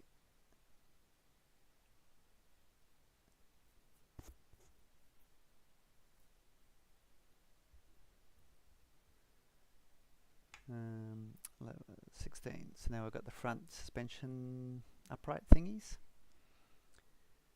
What's this? Retro Rob. What do you call a Hornet? Oh, got Retro Rob as a comedian. What do you call a Hornet? Retro Rob? Oh, anticipation. Okay, I've got these little reinforcement thingies. What's it? E5. What is E5? Is that plastic or metal? Oh no, it's plastic. Reinforce the plastic with a bit of softer plastic.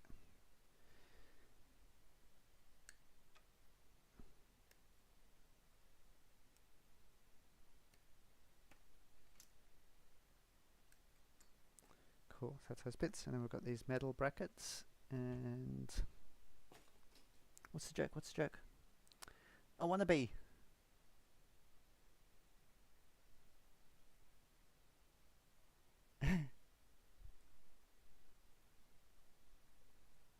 Nice. Daz is impressed. So it should be. Okay. End of bag A. Just about. So 3x12s. That's those ones. And a couple of the nuts. And these metal bracket thingies. Or we could use anaerobic again.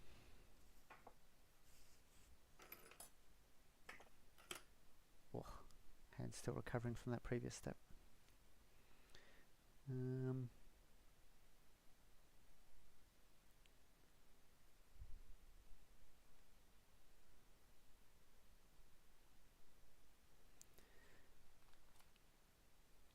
I think with blockhead motors coming on board with us for the Vintage Bash 4 as well, which is super exciting. He came last year. I think it was at BJ and the guys from Hearns. I chatted with him in Japan, and he was super excited to come out. So he's planning the trip again, which will be magnificent. So I reckon Retro Rob, he'd like that joke. Except I think the answer should be it's a Watanabe in his case.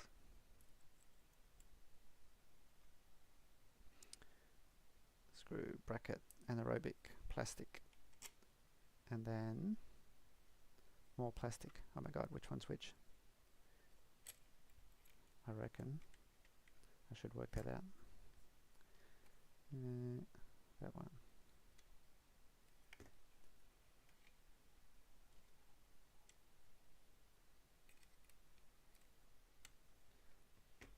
Ah, okay.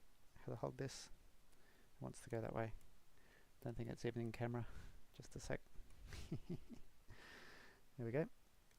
What angle does that go? Work it out later. Note direction. Work it out now.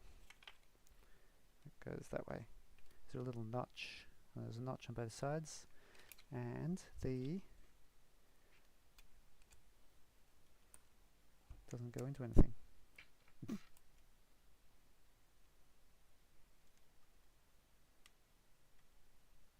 What the? That's weird. It just kind of squishes in there.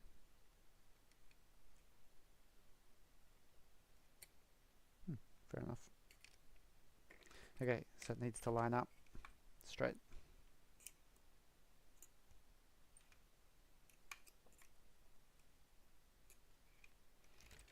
How critical is that?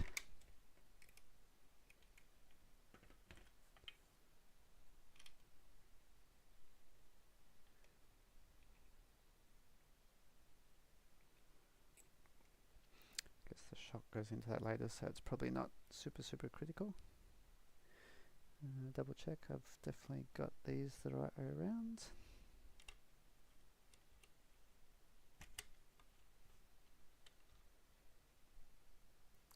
Okay, screw through the thing.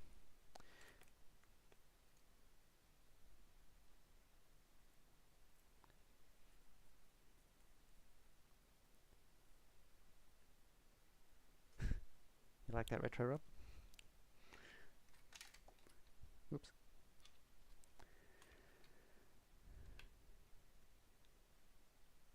Did on the old car, not on this one. What was that? Oh, Kimbra needed servo saver.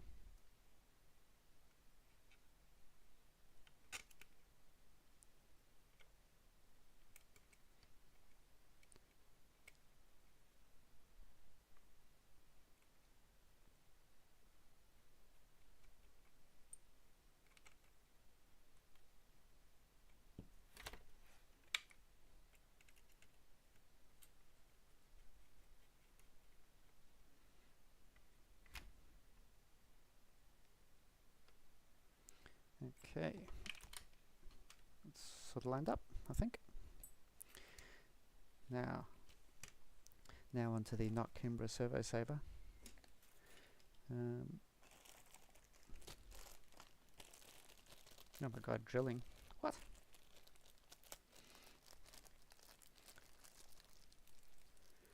$3 mil?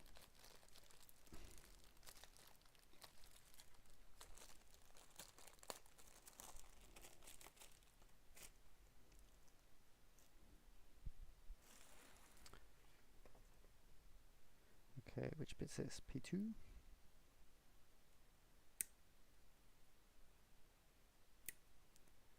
And what else do we need off this part while we're about it? P4. And one of these that goes onto the servo shock mount. Oh, 0.00000001 of a second. Oh, should use these another day. So what's this? What did I get? I bought a little Power HD servo. I'm tipping that is massively overkill for this car. So that's not going to be lacking. Okay, what goes on this? Futaba? Yep.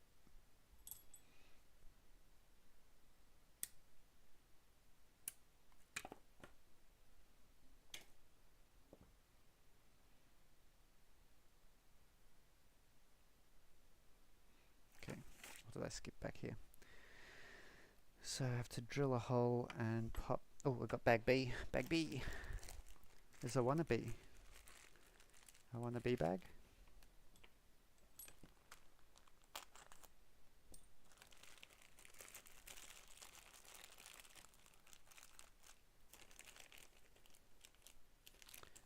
Bit of double-sided tape. Remind me that's there later.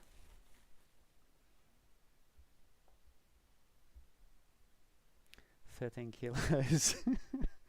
It's gonna rip the suspension out of the car.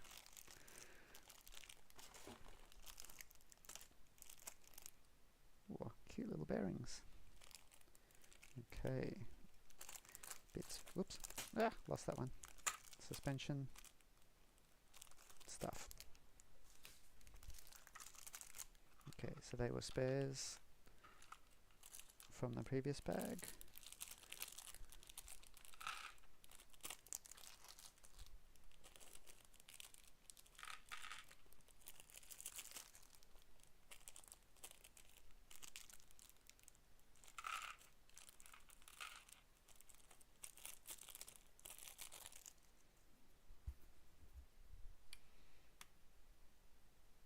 Drill a hole.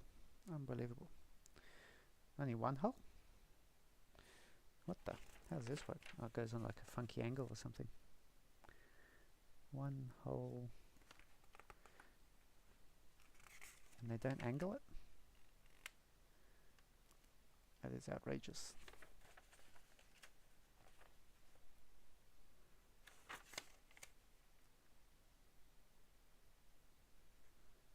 Where does that even get? Whoa, that's cool. It's actually got a steering rack. bargain. That's why. Okay, so where was I? We need to drill out that bottom left corner hole with a 3mm.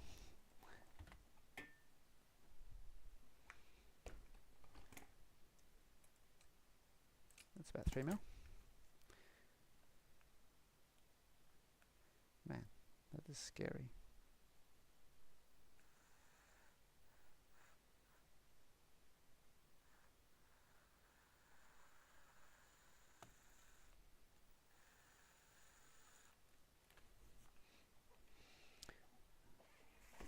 Ain't much left of that.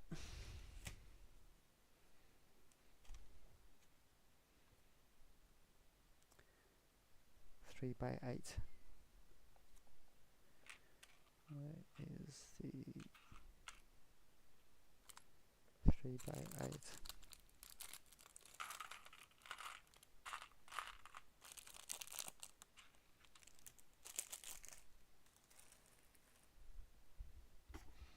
Oh, it's one of my favorite EVO super flathead screws with the ridiculously small Phillips cut out.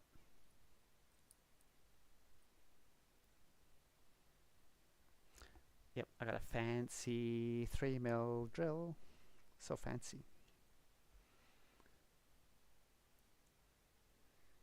And a ball connector nut on the back.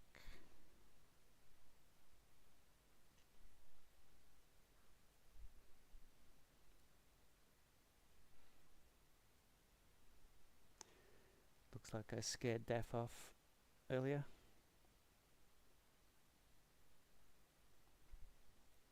He's having fun on the track down at Geelong. So I couldn't hear him for some reason. I think he was coming across the stream okay, as it was mentioned. But I didn't have something set right, so I couldn't hear him. And no Lou. Ah, abandoned. I scared one off, and Lou can't make it.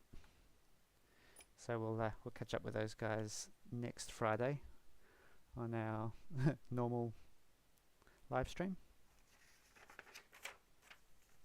that we've just started. Okay. Whoa, electronics. What's happening here? Select.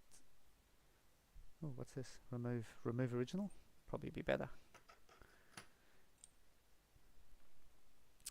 I'll pop this on now because that's what it says, but I can promise you I'll be swapping it for probably the Tamiya high torque one, or whatever people use or find is the best. Oh, we've got a little baby not washer, shim, spacer, washer.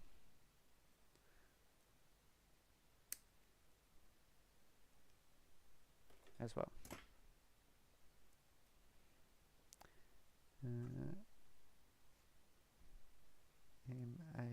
MA8, not that one.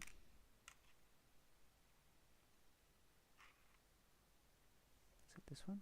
Yep, I think it's that one. 2.6. Even this has a, okay, maybe not, almost proper Phillips.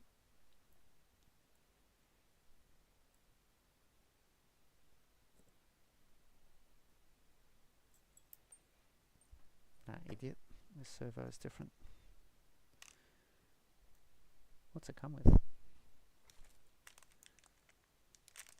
Oh, it's just the M3. That ain't going to be long enough. What have I got? What have I got? How about an M3 by 8? It's close. Oh, hex. It'll be the only hex screw on the whole car. Probably needs to be a bit longer. Do I have any spares? What if I need that one? What's that one? I'll probably need these later. Better not use them. That's better.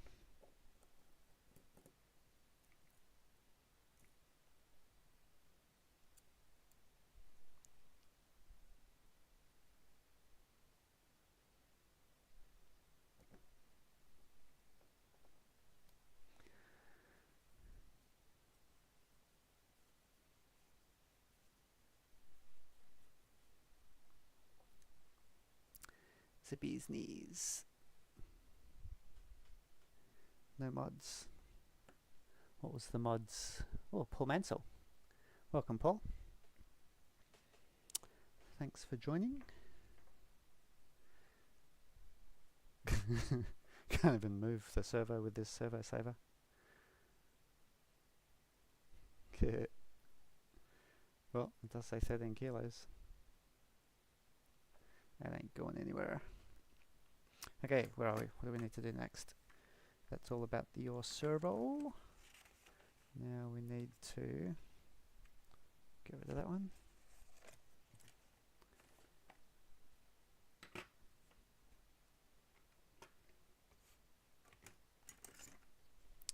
Posts. M1.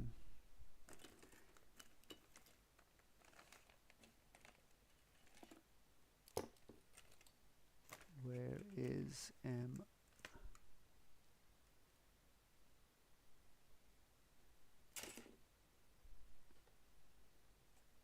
This would be M.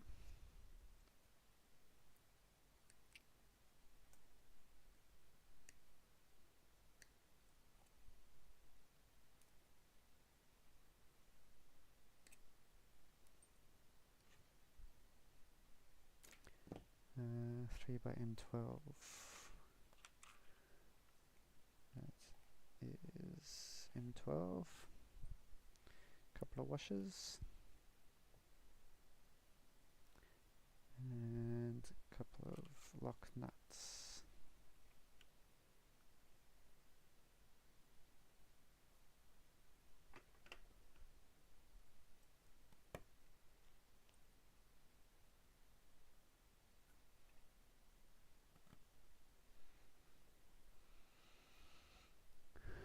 So Paul Mansell, I think I've got one of your photos, one of your Super Hornet photos, Super Hornet, one of your Hornet EVO photos in the slideshow, I think. Yeah. You got your, was it like a Surakan-esque style? It's Leo's. Keep an eye out for it in the slideshow. It should pop up soon.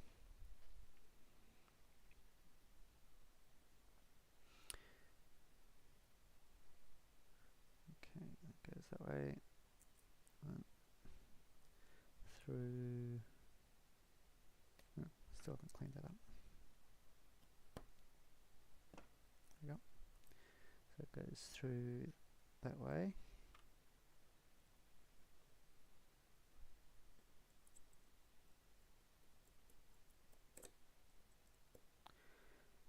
If we tighten this later, can I get to it?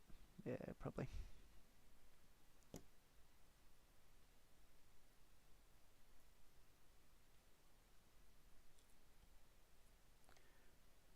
Goes that way.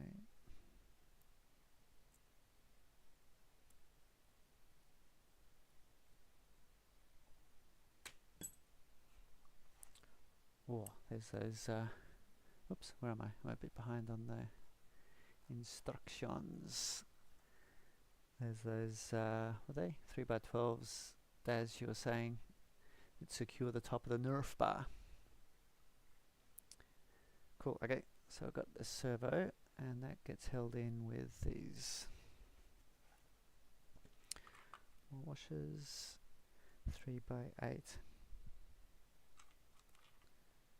That's short ones. 3x8, so those. And at the back it's the 3x12, which is the normal, those guys. And a couple of washers for the, oh, I've got different washers. 3mm washer.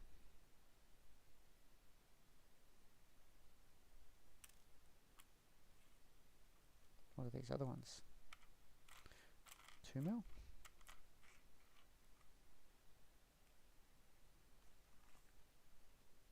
Yep, that's them. Okay, so where are we? We have our camera dead again. Ah!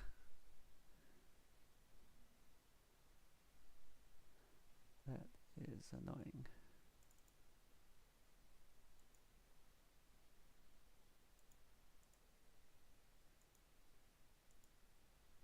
Yep, there we go.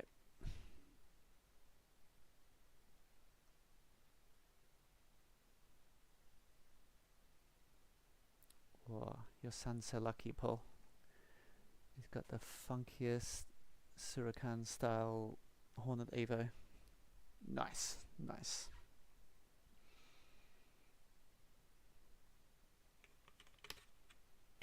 Where's that go? That sticks on there. Nice and high. And we've got the short 3x8 and the washer.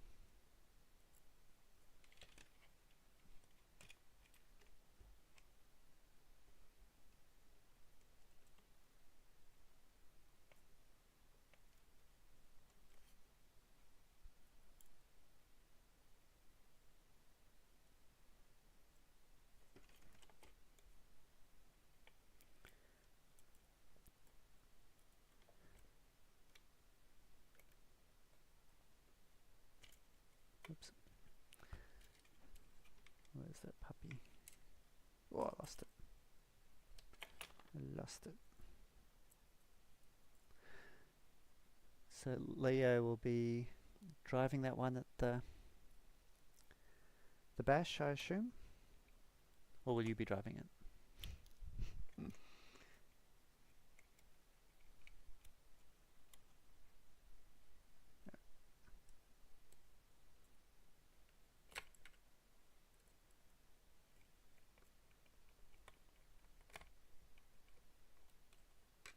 There we go. Wonder how. Where's this servo need to sit? Whoa, that's weird. Is that right? Oh, it goes on an angle.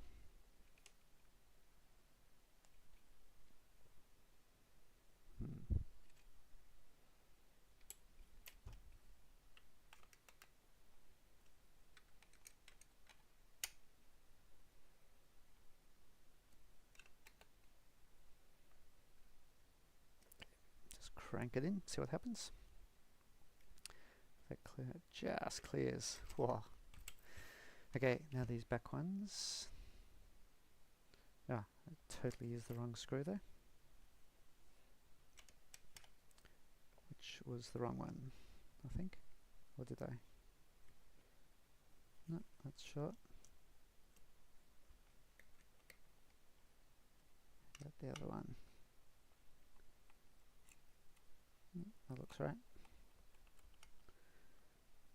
I think I just grabbed the wrong one. Cool, so they're the 12.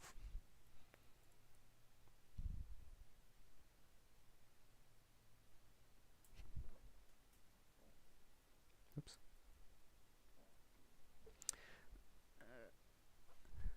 Looking the other way.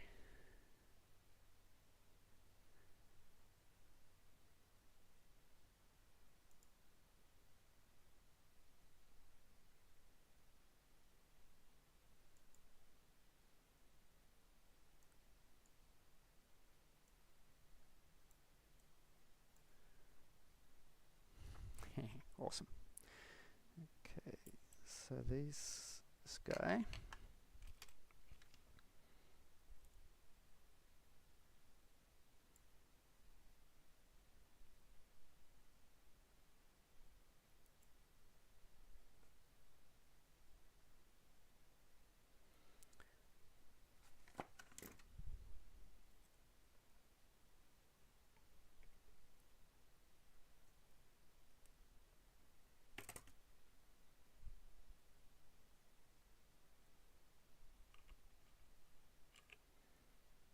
Where's that thread in?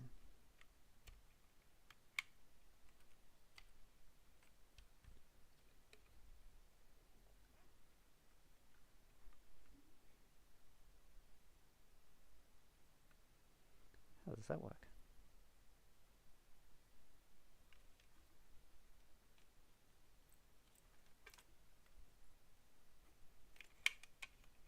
So it goes right up there.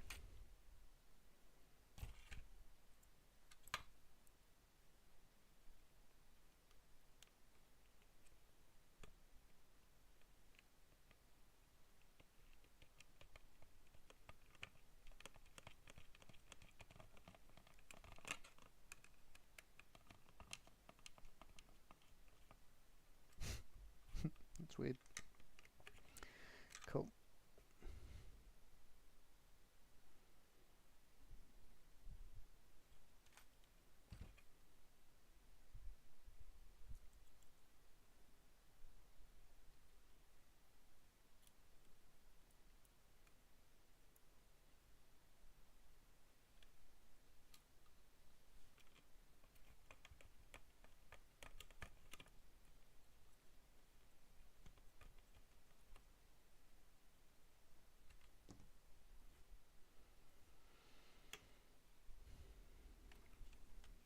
Okay, servo is in. Speedy, I reckon I'll skip that. Oh no, I've got the... Nah, let's chuck it in.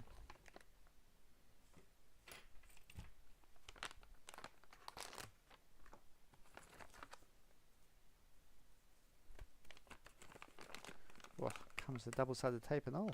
Luxury! Love it! And a cute little bit for the switch. Look at that. Okay, so it's been strangled by its own receiver.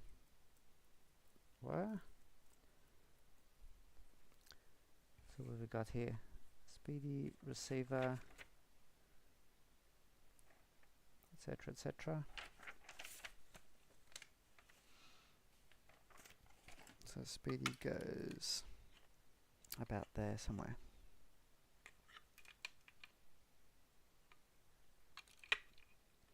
And those wires have to reach.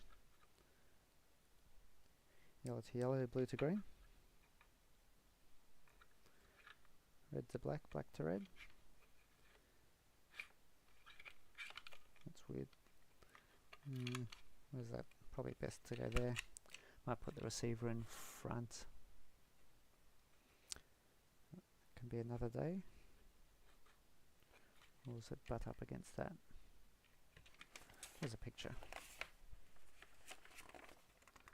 What have they done? Oh yeah. Could go pretty close there. And then the wires get held tight. Almost like they planned it that way.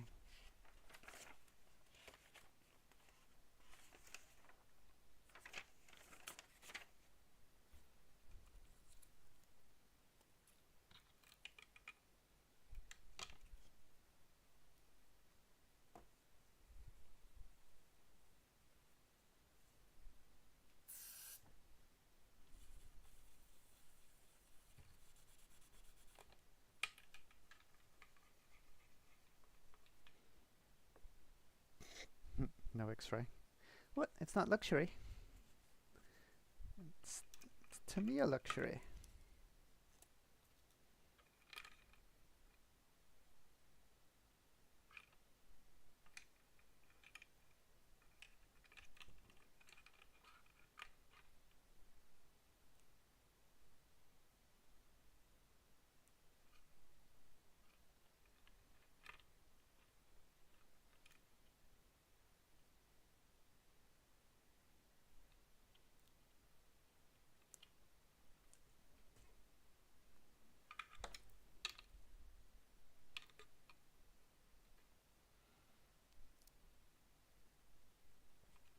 Well, the wires probably go under there eventually, but that's all good. Cool, so I'm sure I'll probably have to restick that, but whatever.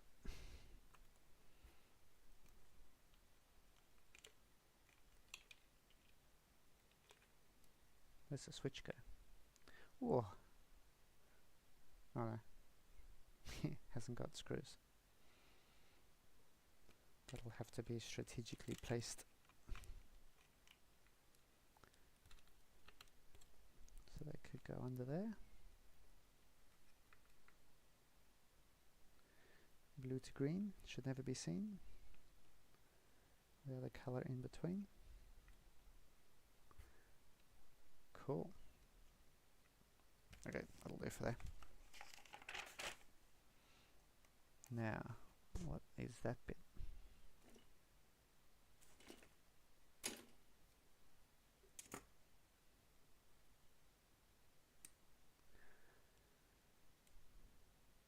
Whoa, how long have I been going?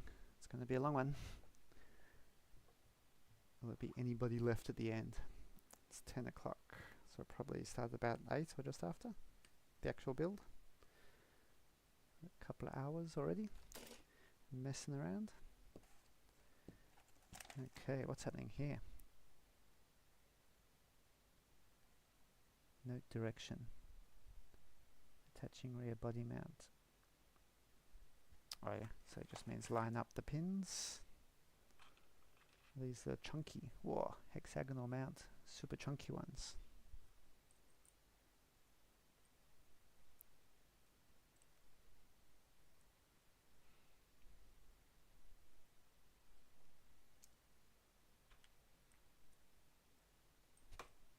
Mounts on the Speedy. The switch. Oh,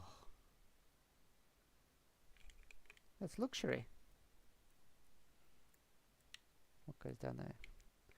Have to tidy up all those wires later.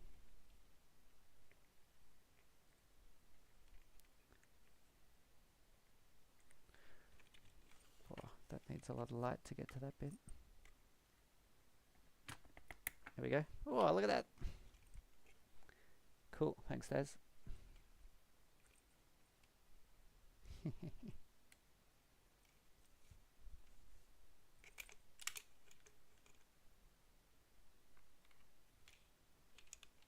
Oh, now I've lost my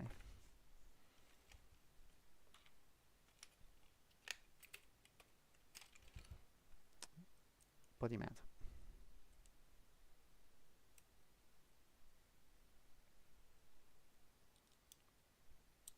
Okay, so we need to line these up. Where are we? We are now down to here.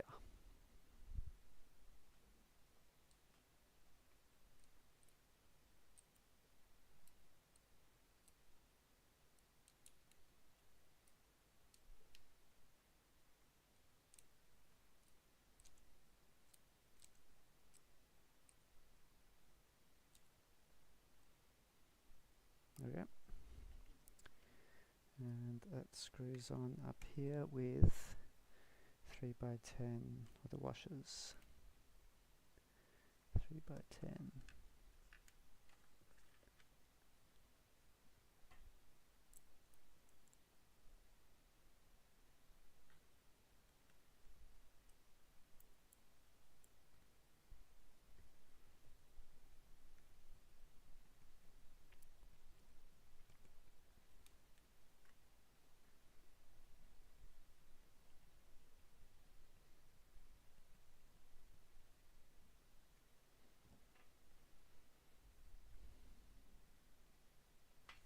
Whoa, more turnbuckles. Awesome. With the teeny tiny nuts. Okay, what have we got here? Steering. 42mm. So they're the long ones. And these 32s are going to be used for the camber later on.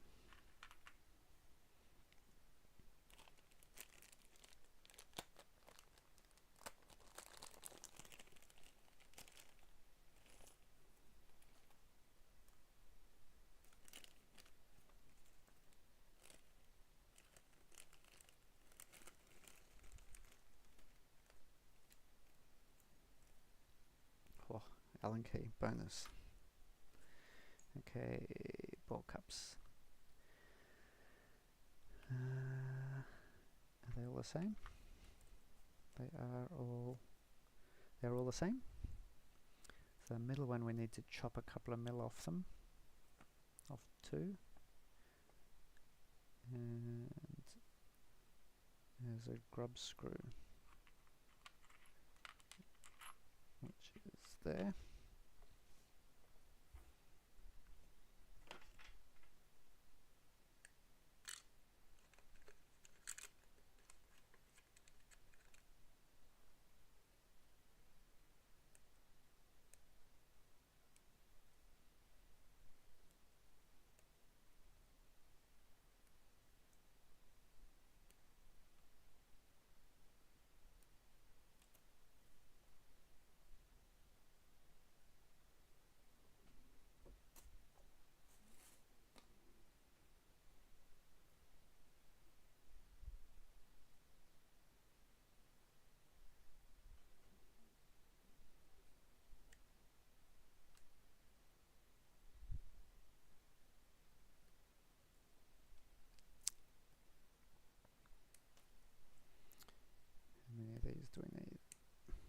all of them.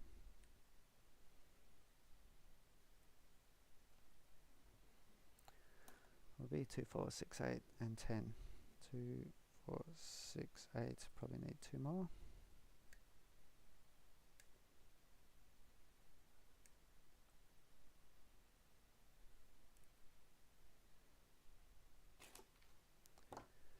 Okay, so I need to chop, what's it, couple of mil.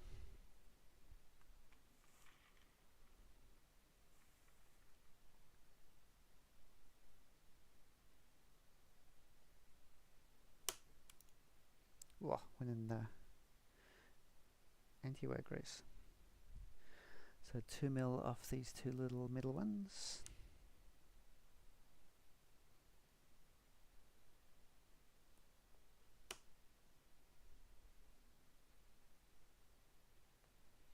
That bit of plastic is well lubricated to chuck in the bin. Okay, so these need crop screw. So screw that side in, 7 mil exposed.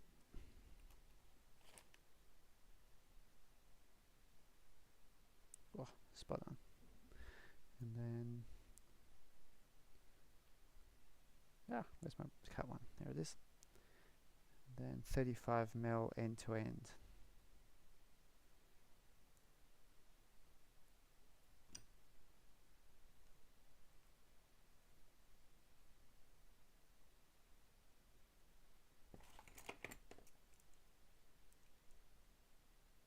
Too short.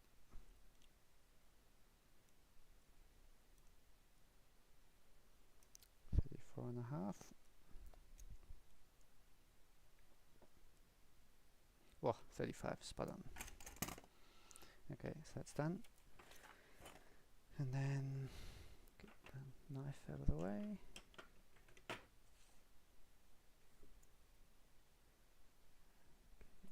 the pliers. Okay, what are we doing here? The nut end is normal thread.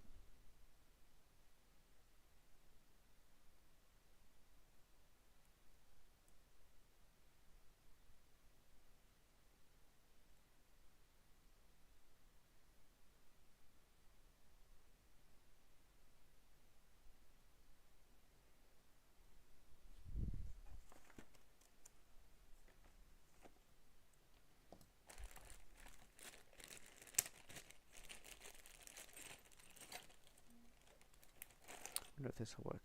I made a little, oh, it does fit. Cool. Just a little, I don't know what you call it, tool. So the ball cup just slides in the end. So it has like a semicircle shape to lock the ball cup. So it just makes it a bit easier to screw the ball cups in.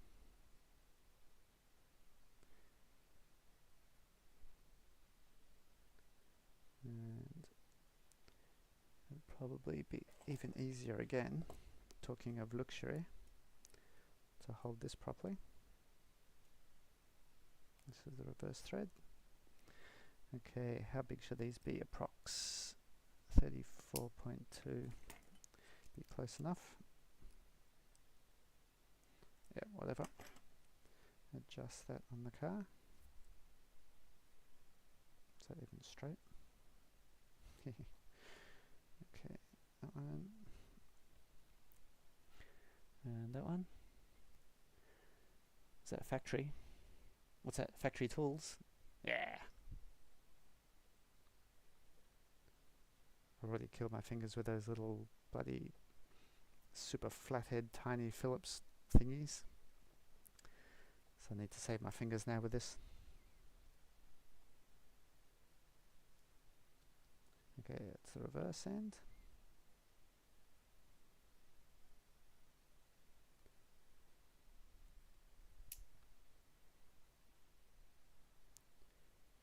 That one's probably in way too far.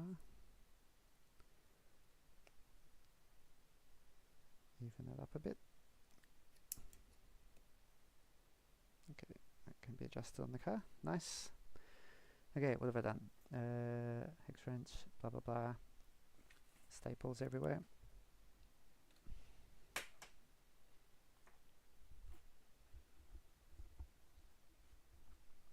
Okay, they're done. Do the camber ones. Actually, do the camber ones while I'm about it. So that's down on step 26. So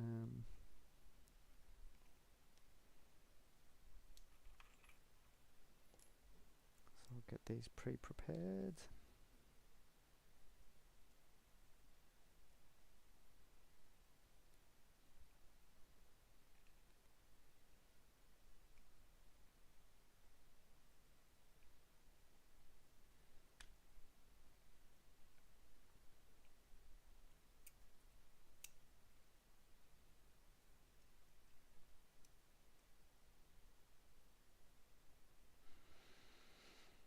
Toe out changes, even with the ball cups underneath.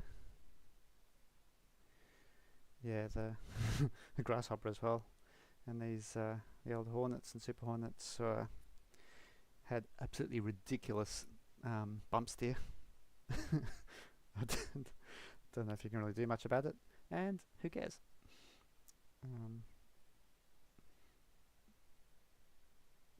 You might be able to shim them a little bit, but I think they're just going to do what they do. You just pull the throttle and turn the wheel, and they go bouncing off everything, and it's hilarious.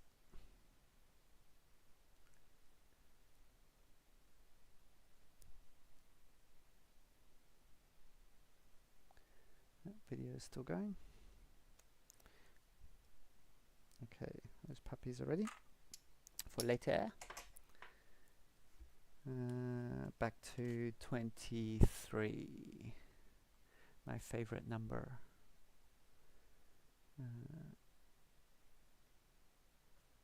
Okay, steering.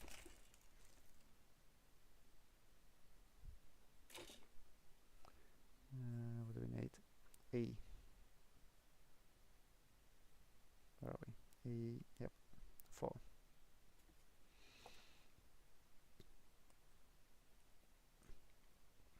And where's this bit? M2.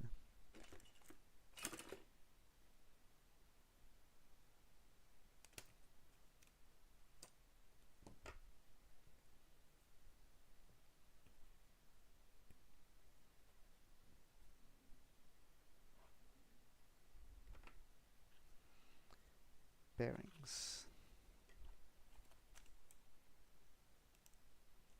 That's so cool. Ball raced steering rack in a Hornet. That's brilliant. There's another 0.000001 of a second. Okay. You're going to bring it to charges. Yeah, I mentioned that before. Quite a good chance, probably.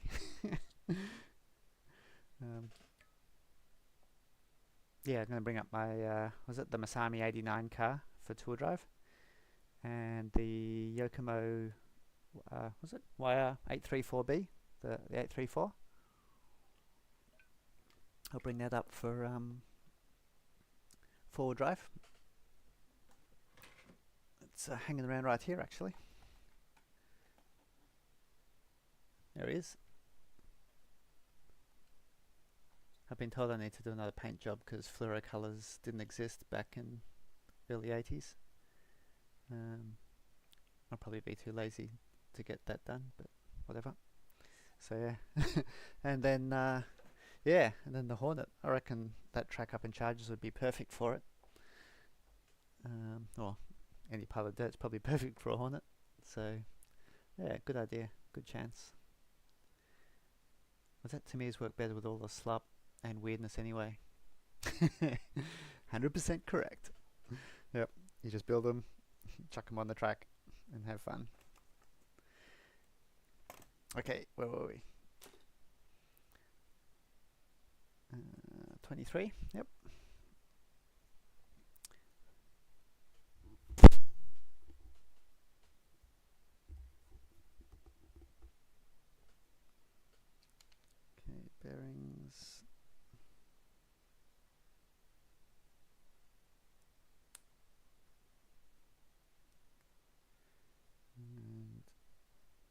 are these little mini 730s. So what do? They go in there. Oh, that one's a loose fit. And then these all the same. Oh, they're different. Oh, funky. There is a little hex socket ball end in a Tamiya kit. Wow. It's the ball connector as opposed to the ball connector. I suppose their pictures are so awesome in these Tamiya manuals. You can just line up real size hardware against their picture, against their diagram. What do we need as well? 3x8 screws. 3x8, is that those ones? Machine screw Phillips. Cool.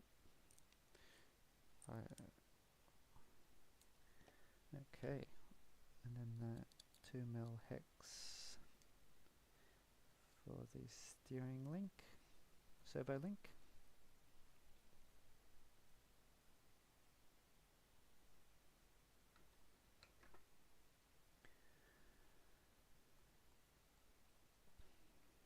Yeah, Anthony, you're gonna run yours at charges, I assume, as well.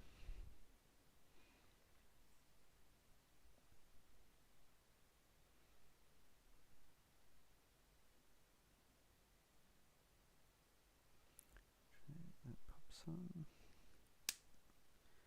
and that goes on there, and that one goes on there. So all the turnbuckles facing to the, what's that, the right of the car? Or left? Don't know, whichever way this goes on. Now, that screws onto there.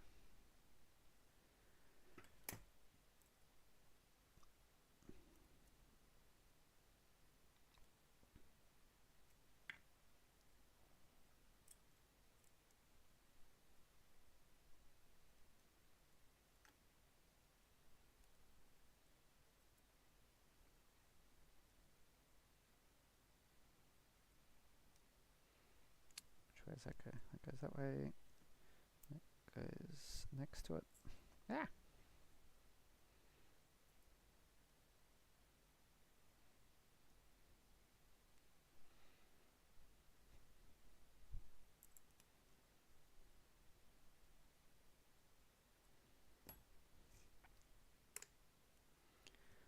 Okay, I think that's sort of see that there. It's all the bits.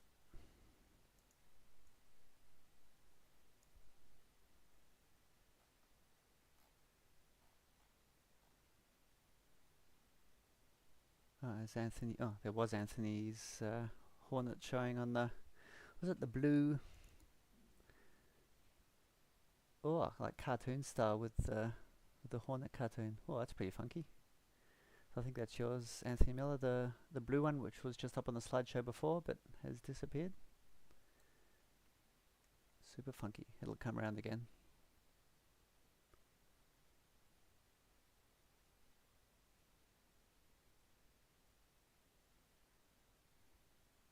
So Daz, your Retro RC Racer, are you going up to charges as well, do you mean? Or at the bash?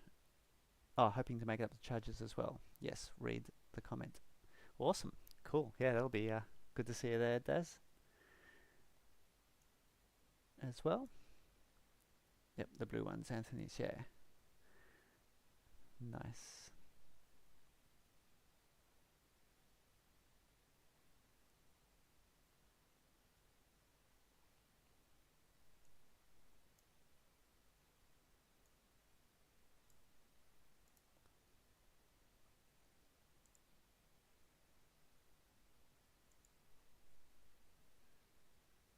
Super cool. Okay. 24. Done everything. Yep. Okay, what's that? M5 suspension arms.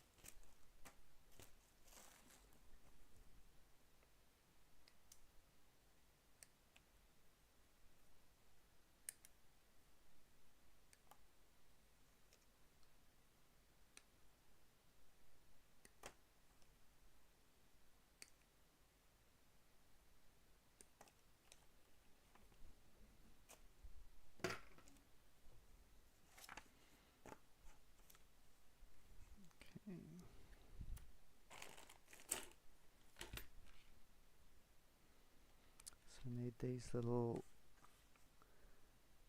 steering post thingies.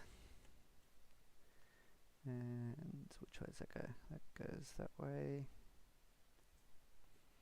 And that goes that way.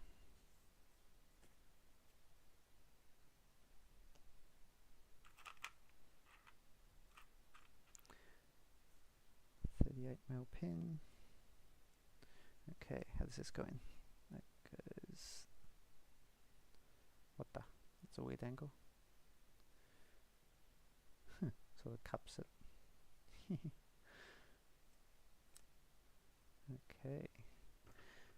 All new front suspension for the Hornet EVO as well.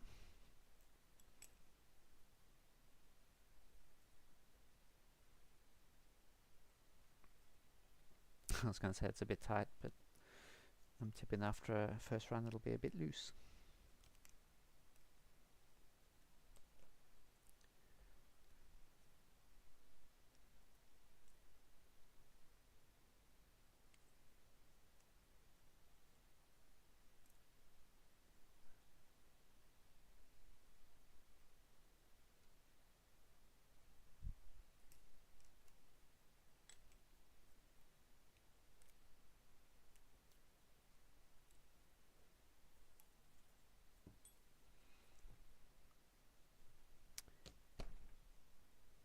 Three by 8. Oh, my nemesis screws again. What's going on with them? At least they're into metal this time. Which hole? Not that hole. That goes in that hole.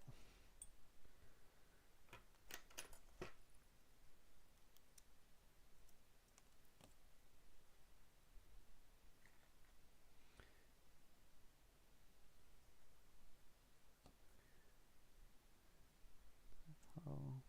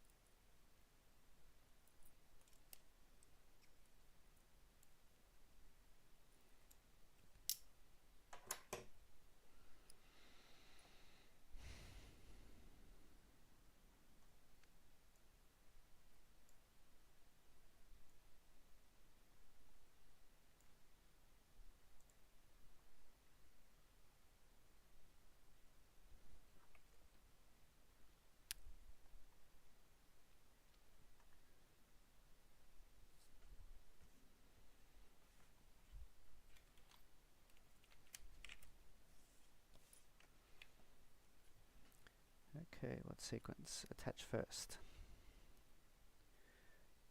This goes like that. So we pop this puppy on.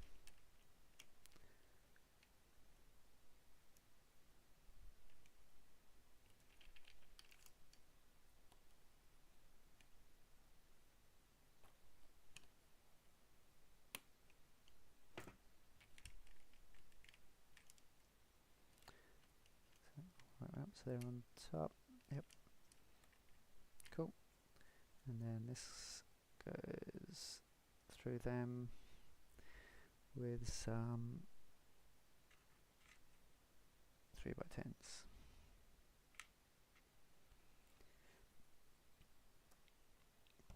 Another 3x10.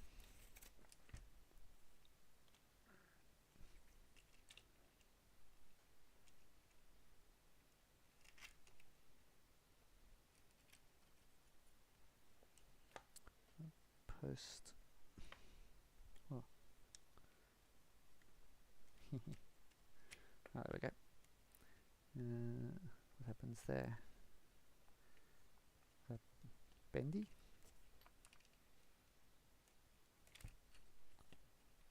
Sort of spring loads down a bit. Really?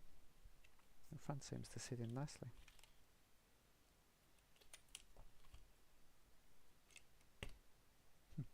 Fair enough.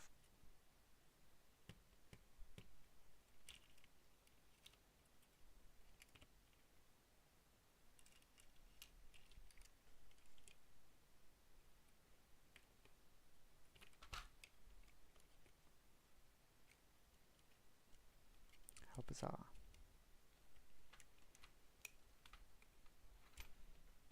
Really?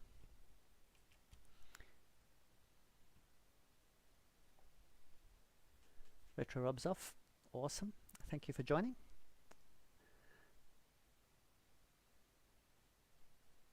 So it does, yeah. So it does bend. That's weird, huh? How bizarre. Yeah, the front sort of sits really nicely into those posts sit nicely into the holes for it, and the front sits nicely, and then the back just bends. Wow. Does it say anything? Doesn't say anything about that. Oh, it does say attach. Attach first the ball, and then screw it all down. Super weird. Slide over the shafts first. Yep.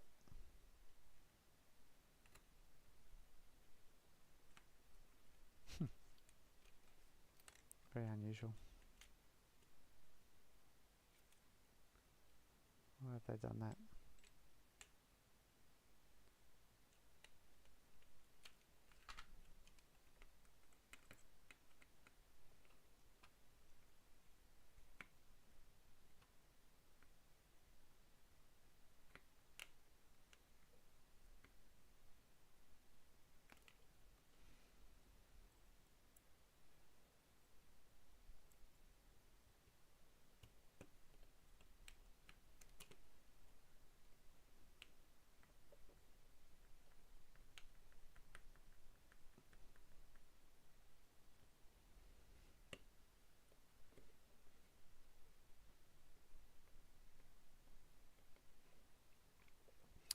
Whoa, that's what you call flex technology for sure. How bizarre. So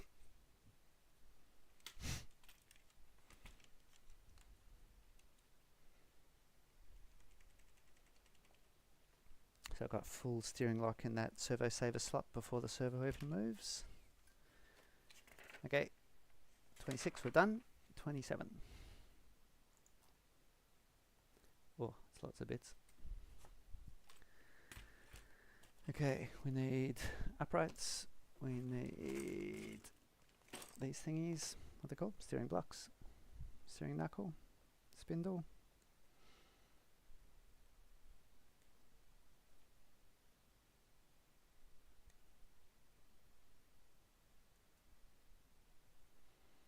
That's everything there.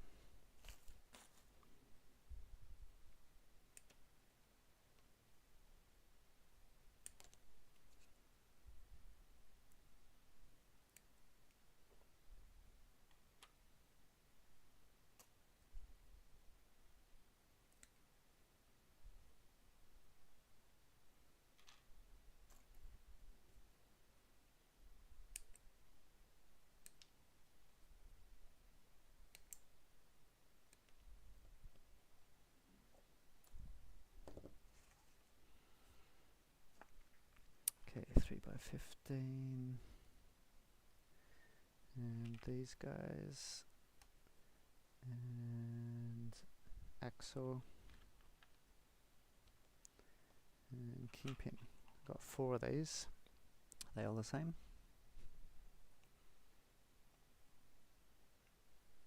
Yep. All the same. Okay, what goes first? Which way round? Note direction. Yeah, assume that means up.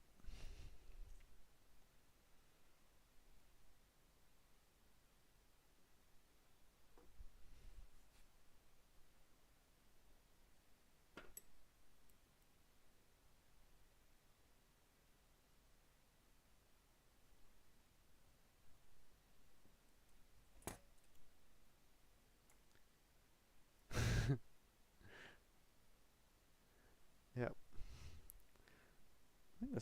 I just went for the cheapest servo I could find, but it looks like it's worth more than the car, which is ridiculous. Okay, so that's that one, and then that's the right hand side, and the left hand side, that bit goes up. You have to make sure that the servo endpoints are not too excessive when you first switch it on. It'll probably just bend the car into a banana.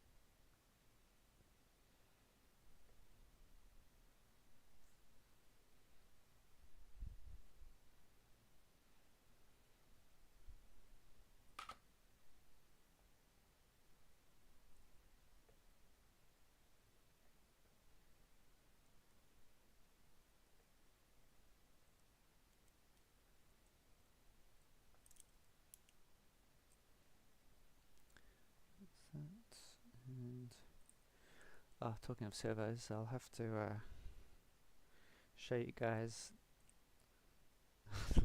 a little mini servo I got. Not even mini. What's smaller than mini? Super nano micro servo for a future project.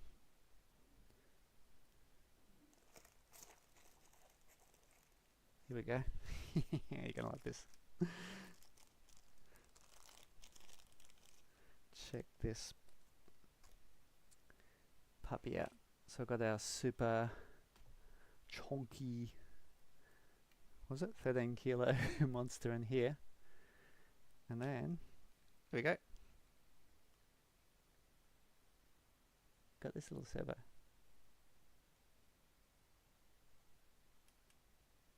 It might be a little bit small for the Hornet. It'll be for a future a future toy.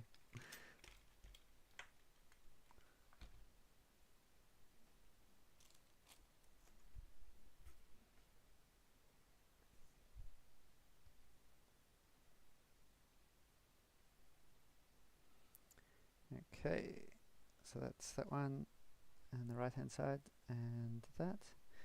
So how does this work? So axle. Whoa, that slides in easy.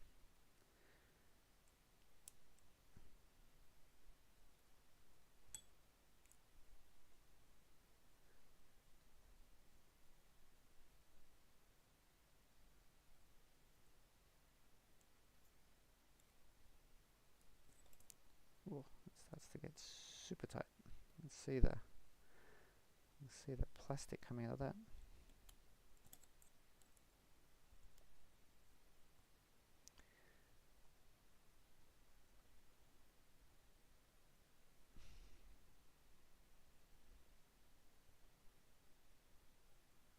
Wow. Okay. Is that all correct? Nice.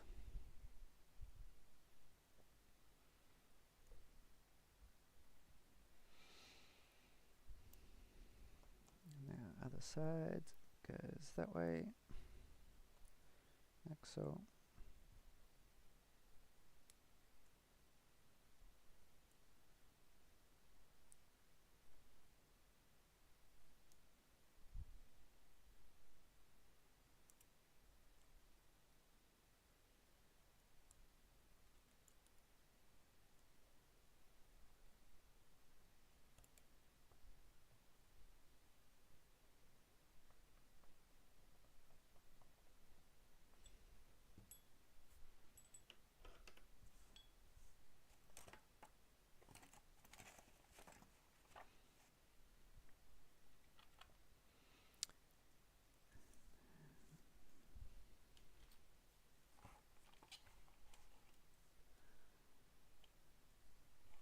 Okay, right hand side.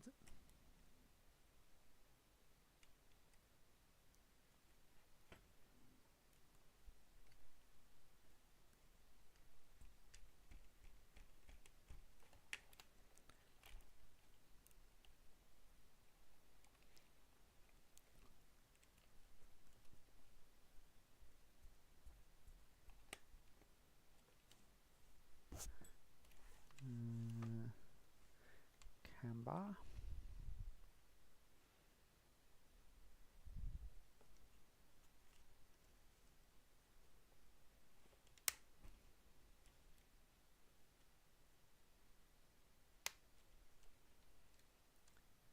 Steering. Pop the steering on as well.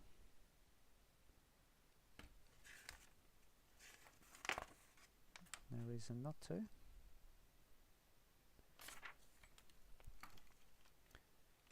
Pop it on. I don't really show it, but whatever.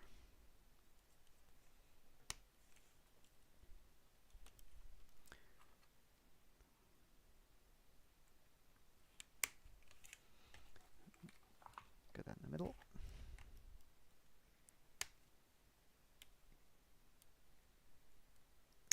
There we go. Whoa, front, sort of. That'll come down after a run or two, or one lap,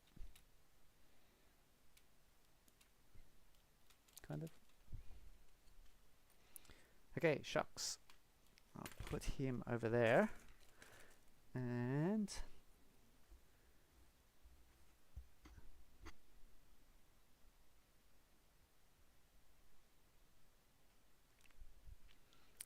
have a drink, get ready to do shocks. So I have to try and concentrate here, even though it's getting late. We need to put some, oh that's right, I think Lou said he'd use the kit oil, which was super soft, because it says soft. That's pretty much all the shock stuff. What's that one? Bag D, that's later. Bag C. Yep. So we'll probably grab some, what do you reckon? Maybe even thicker. I might put in 450 or 500 or something in the front. Okay, what have we got here? Bag C.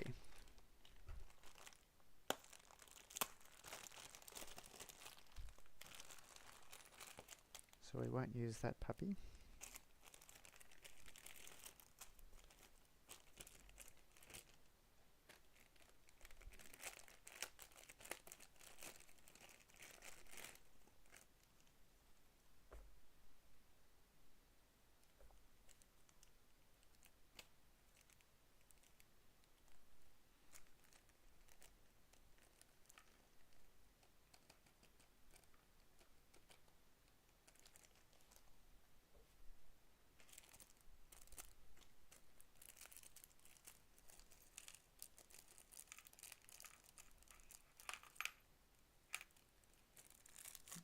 Little circlips.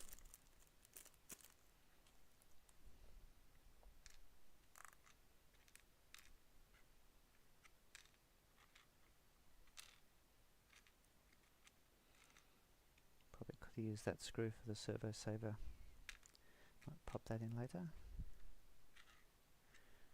Okay, there's spares, I think.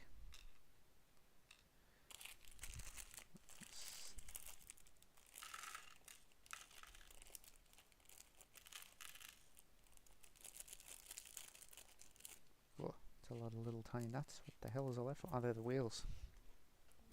Probably don't need those yet, but whatever. They'll be for the wheels.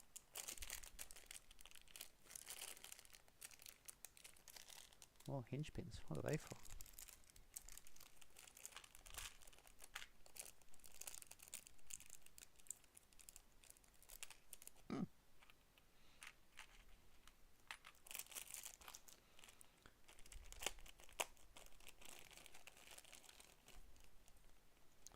Springs, body clip. Okay, now we've got to be super careful with these because there's a pair for the front, pair for the back, so they're X. What was X? Where are we? We are down to bag C for the shocks.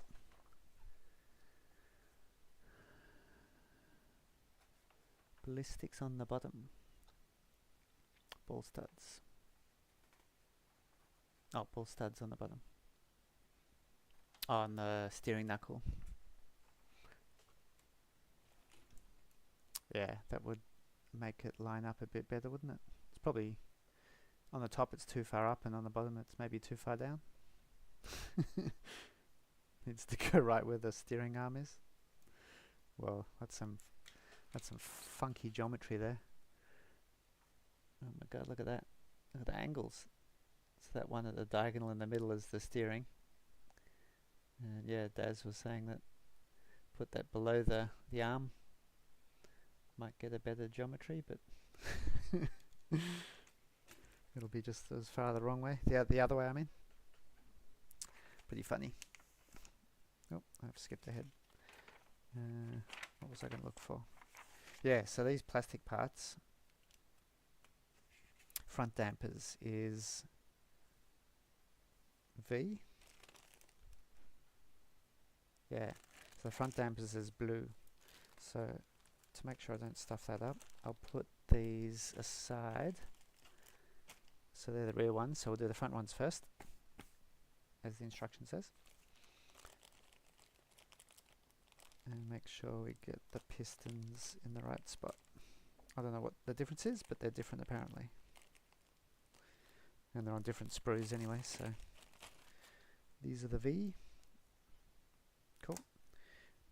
V sprue. What have we got here? Are the shocks the same? Nope. They're big long rears, and these are the fronts. Oh, so cute. Okay.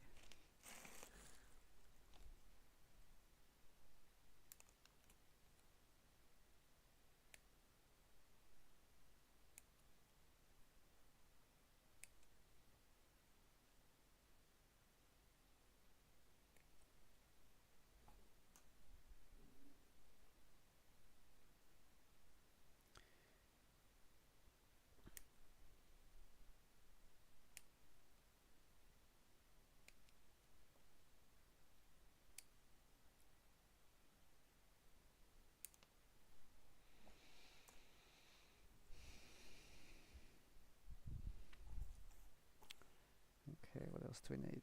So we need the short one, V1, V1.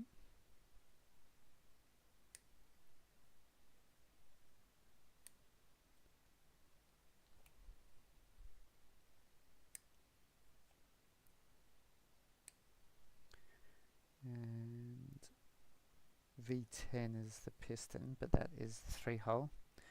So I reckon, God, the holes are massive, aren't they? I reckon we'll go 1 hole all round. Wow. It's like a 3mm hole almost. That is outrageous.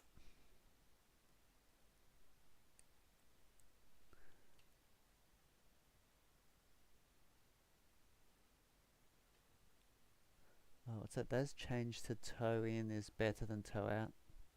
Like bump toe in. Yep, that'll probably make it more stable.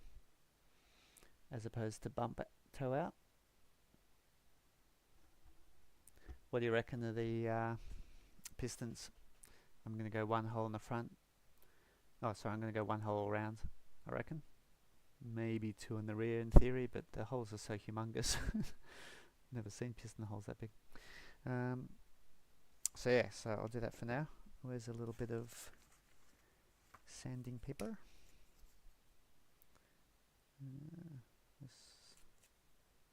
Did I see that they had like a chunk out of them? Like a sprue just sticking out. That's not too bad. Wow, super thin. And the biggest holes you can imagine. Okay. Then we've got shock shafts. So we've got the short silver shock shafts for the front. And what are these little guys? Ball collar. Ball collar goes into these.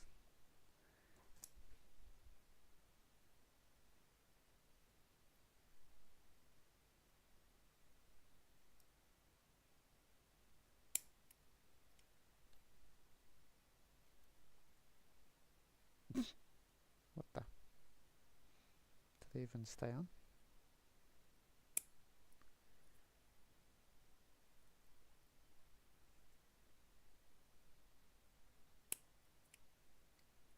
No. Cool. Okay, pistons. Whoa, C-clips. Somebody mentioned that. C-clips are favourite things. Can we launch them across the room?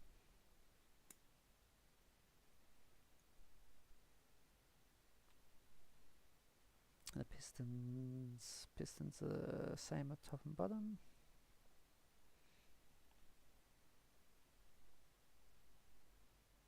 Okay, this is the tricky one.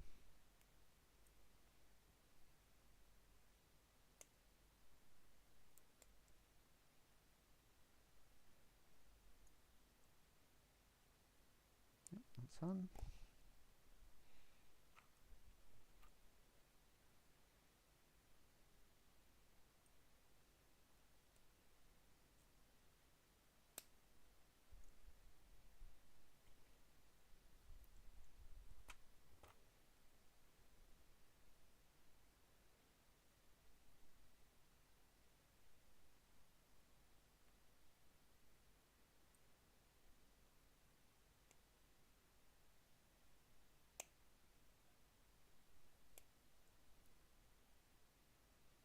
Cool.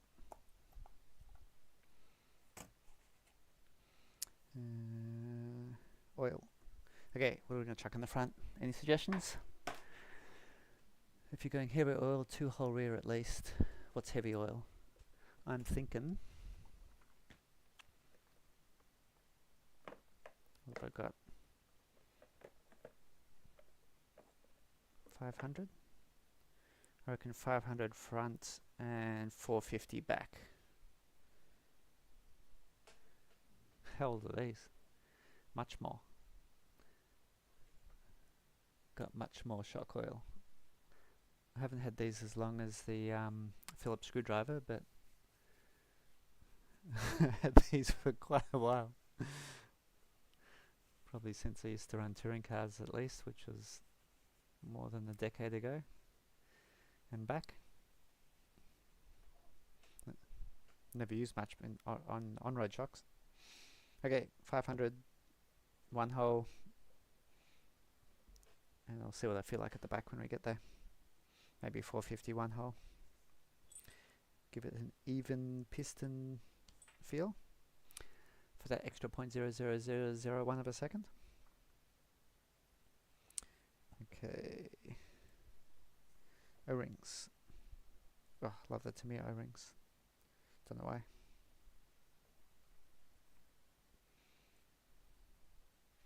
Going to make a mess.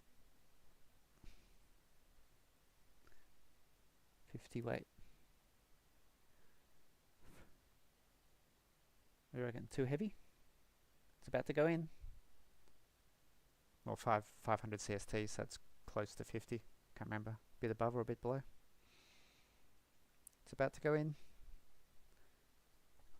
stop me now. What did you put in yours, or what did it feel good?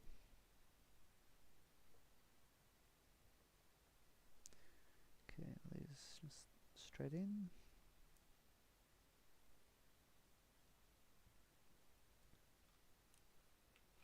Yeah, what am I looking for? This guy. Thread him on.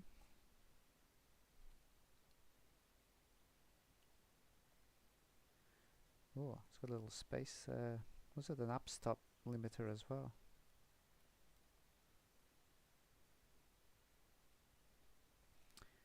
Interesting. Where's the other one? Right in front of me.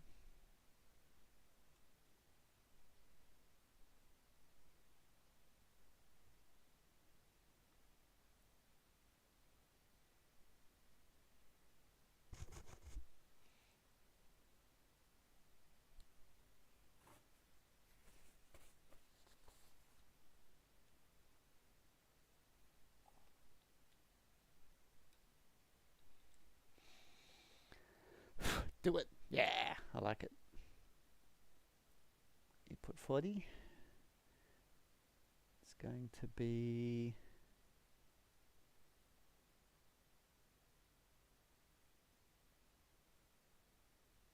It's going to be something as the front springs are quite strong. Yeah, so I reckon you need to have slightly heavier damping to match the spring in that case.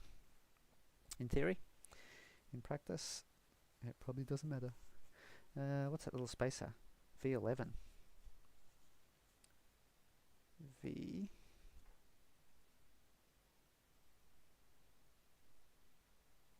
what? V11.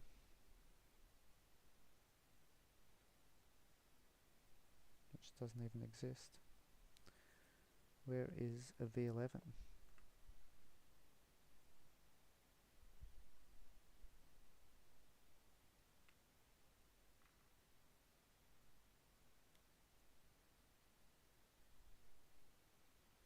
Green. We've got two different types of diaphragm on the top as well. So funky.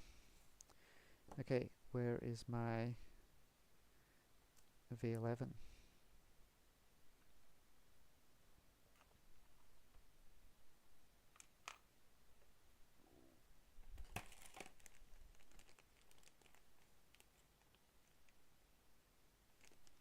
Ah. Going blind. It's in the middle of the sea.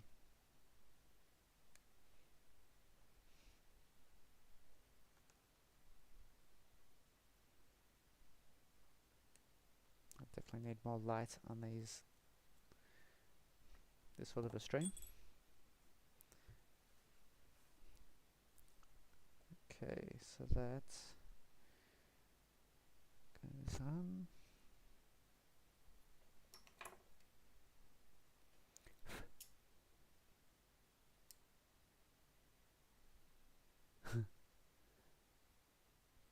Tamiya. It won't make a lot of difference. Correct, because we'll be laughing so hard as we're all driving these things around the track that nothing matters. What's this? 18 mil.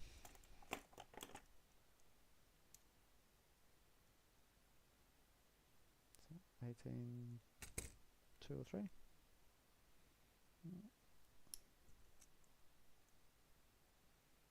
There we go. 1798. Nice and close. Put our favourite V11 on.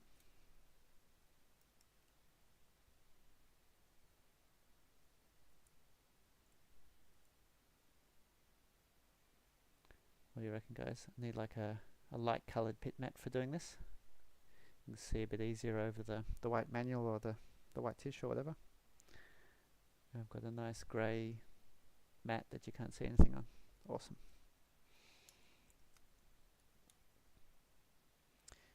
18.3.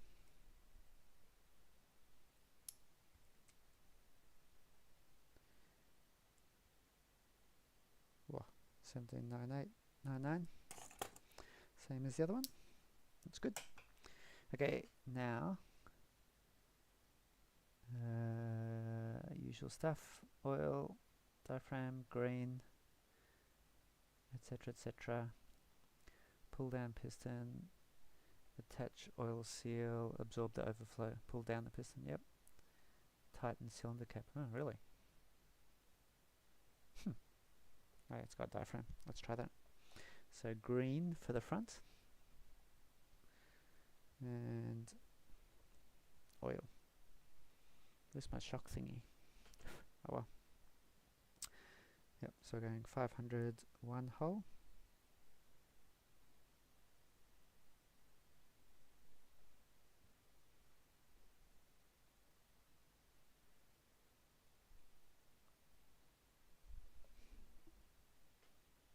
I need my... It'll make it so much easier.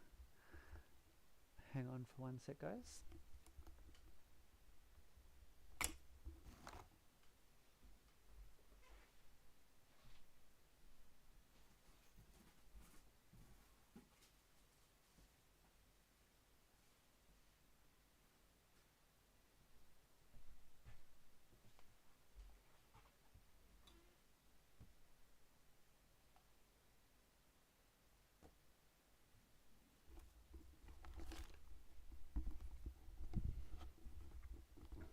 There we go.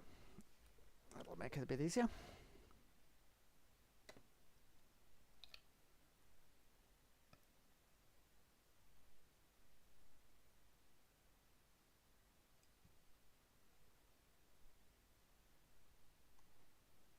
Shock pup for the win. Yeah, rock and roll. I could actually use it as well. Not just for a stand.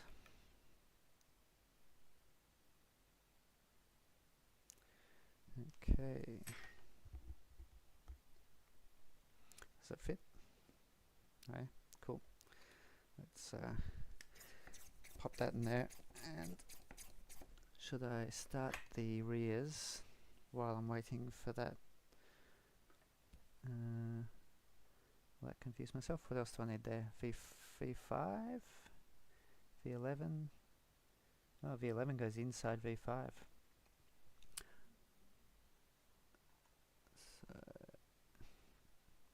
Shock building. Yes, that little spacer pushes the spring perch further up, not an internal bump stop. Well, kind of is as well. And then we use the spacers to get the ground clearance. Okay, so we need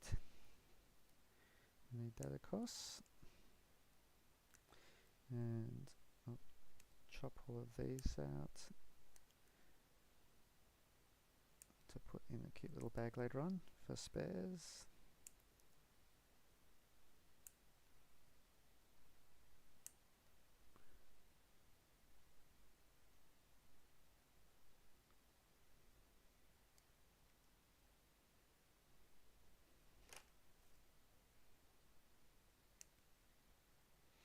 Oh yeah, Tamiya shock pump. Yeah, dialed as. Had this for a long time as well. No idea where I got it, but it was a long time ago. So it's period correct.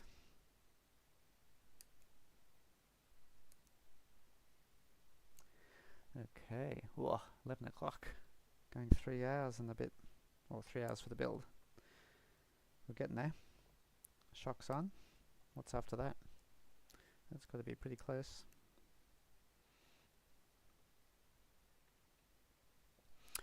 Okay, so that's all the front bits. I'll pop them there, and I'll probably should finish them off because otherwise I'll confuse myself, I'm sure. These probably don't need to be the most incredibly built shocks ever. Okay, so we'll squeeze that on. So that piston's right out, and we squeeze that on, get rid of the excess, And then that's it. Tighten cylinder cap. Tissue paper.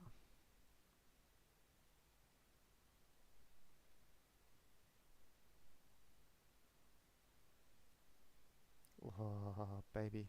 Tamiya shocks. Even though they're just plastic fun style ones, Tamiya shocks are always awesome. Used to run Tamiya shocks on my, was it Corelli at one point? I'm pretty sure. I can go a bit tighter. Oh, feel that. Nice. That feels pretty good.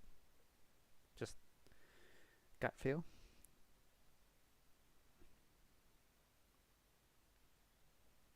Full rebound. Yeah, why not? I think that's cranked. Let's see if we can get this one the same. Squeeze. Wipe. Tighten.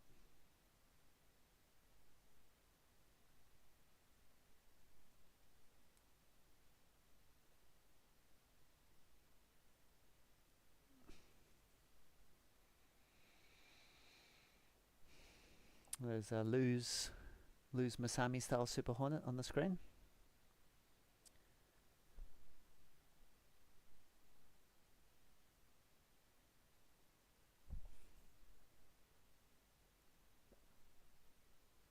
Oh, nice.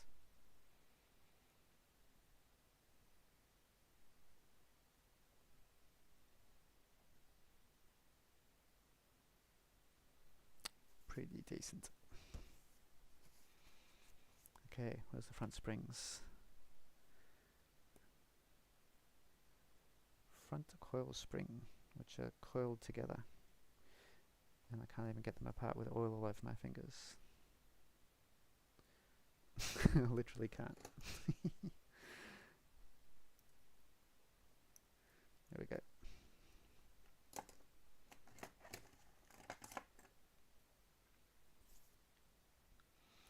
Okay, pop the middle spacer on for fun.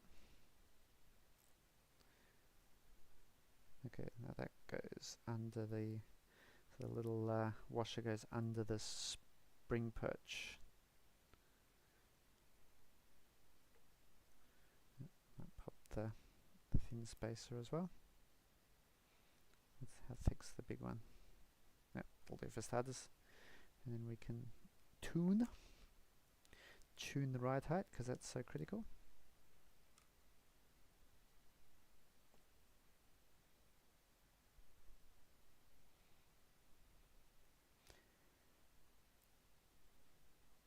Oops. Cool, so that little spacer goes under the perch. Oh, giddy up, I like it. Okay, rear ones, I think. Front? No, fronts go on. On the car. That's fun. Okay, we'll come back to that. We'll get rid of that oil, so 500. I reckon I'll go the same pistons with 450 for the rear. Okay, car comes back. 3x12. 3x12s. Yep, that's those ones.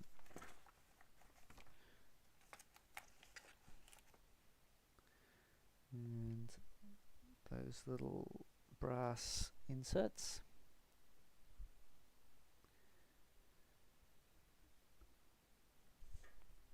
And nuts. We've got the serrated lock nuts for the back. And then them's at the bottom. Nothing. Must be next page. Where are we? Am I keeping up? We are here. Oh yeah. Ah, that's what that one is. Yeah, so it uses like a hinge pin, those funky hinge pin threaded bolts for the bottom of the shock.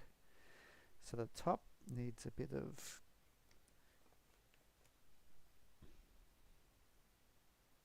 Loctite. And that. Okay, let's try and get this in the middle. Put that puppy in there.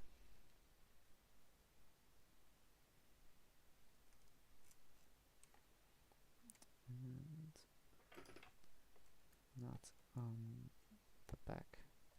So do we tighten this up or what? Guess so.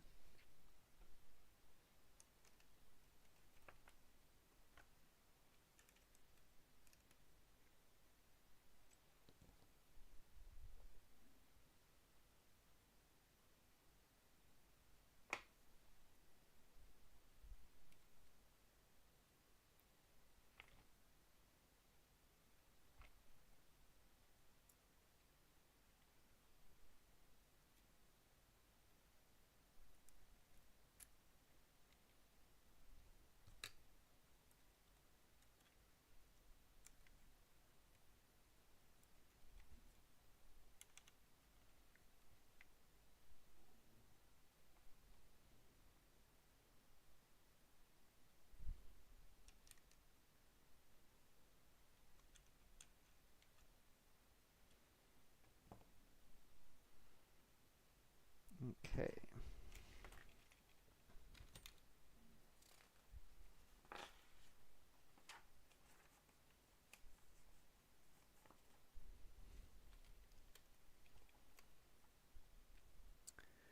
So these hinge pinny bolts go. Oh, gotta line that up. These go in from the back. Nice. And then line this one up.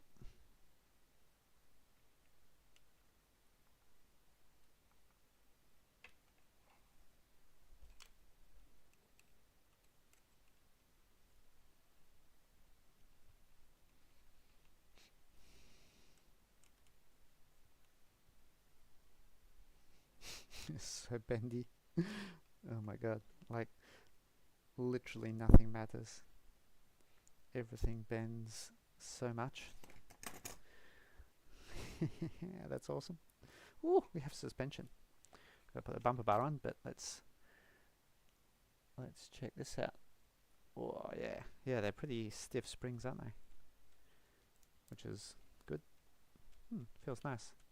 Yeah, I reckon that's definitely not over damped. I think that feels good. It's not going to make any difference, but it feels good. Okay, chuck the bumper on. We got rear shocks and then the wheels. Whoa, that's about it.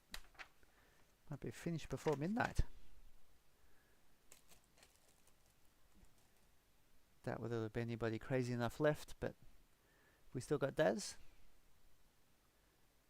Don't know.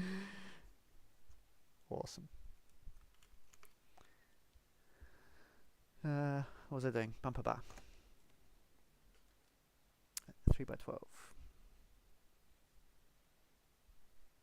That goes on there.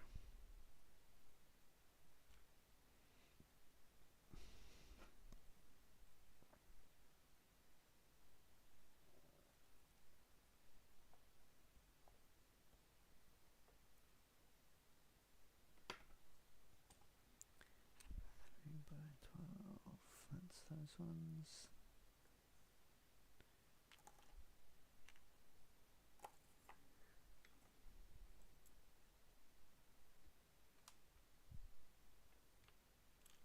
Oops.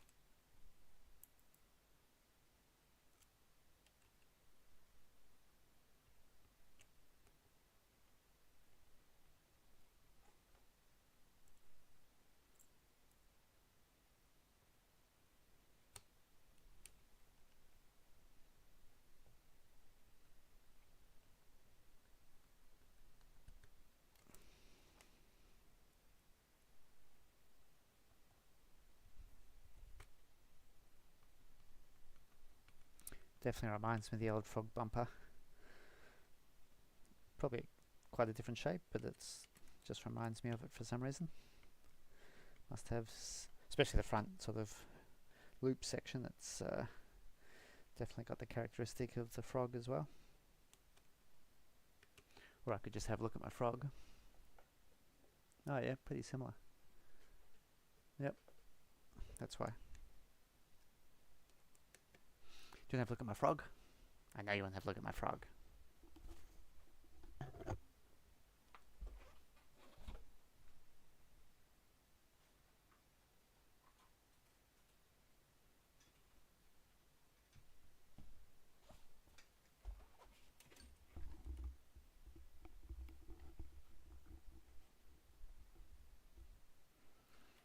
Whoa, still got people online. Awesome, you guys are cool.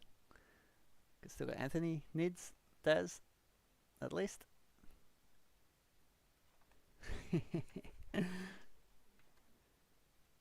Shocks on Zerda. What? Cats. Oh, got cute little cats now. Well, they're lions when they started and then they lost, so then now they're just cats. Yep, there's my frog. This is my first car ever. Not this one, of course, unfortunately, but yeah, pretty cool. So yeah, there's a bumper bar. Oh, it is the same bumper bar. That's why it looks familiar. Oh, wait a minute, put it on the camera. Don't know if you could see that. How about there? That's better.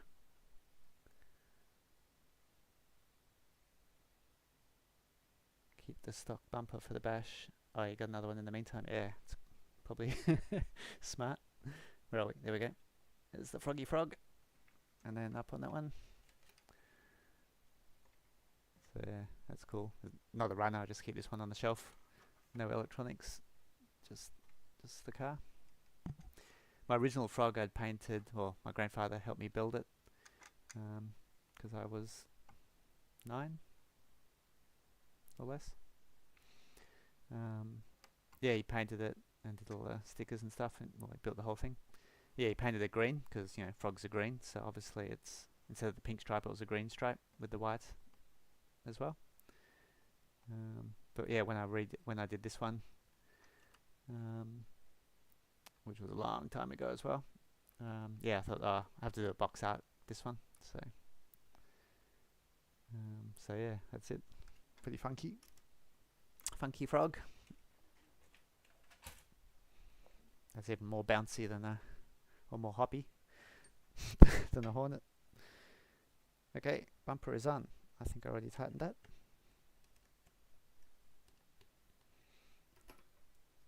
Yeah, because especially back a lot of those cars, or even now, always, Tamiya was very good at reusing similar parts across cars, so I'd have all the commonalities, obviously, which would make the design manufacturing process better and cheaper, and be able to bring us all those kits. Because even the kits back then were like, what was it, $300 for a package deal?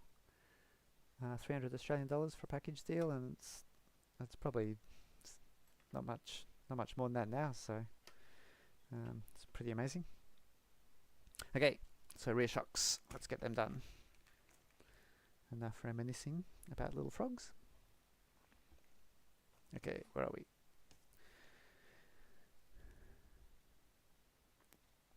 Great handle, yeah. Yep. I always remember as a kid picking the handle up with one hand and transmit. Oh, was it stick radio on the other hand? Futaba attack, or what was the other one? ACOMS, Sanwa, ACOMS 2. Okay, so those are done.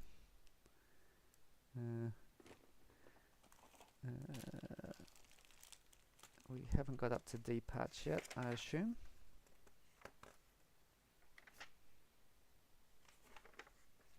Nope, still on C. Okay, we've done the bumper. Now rear dampers.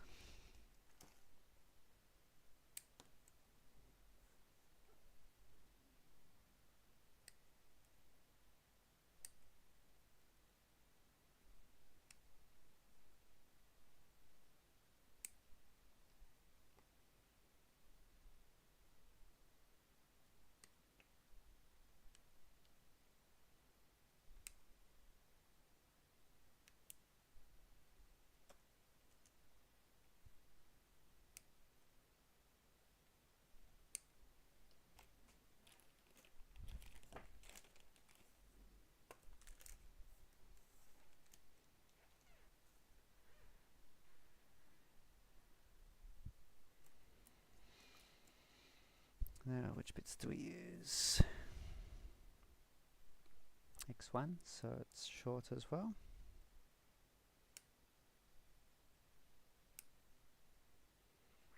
And we'll need that. And we put the same X11 piece. Yeah, I know what that is now.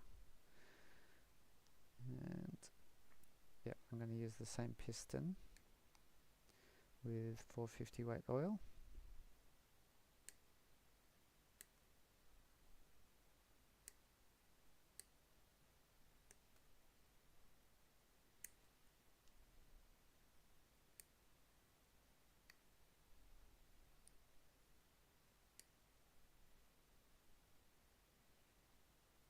Cool, should be everything we need.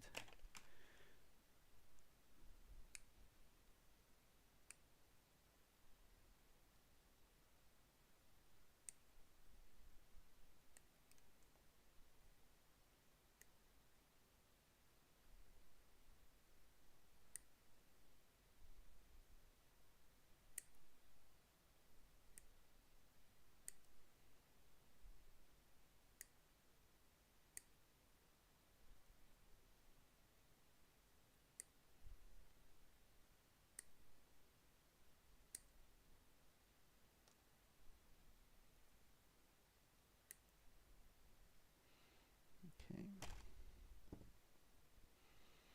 Now I've got long shafts.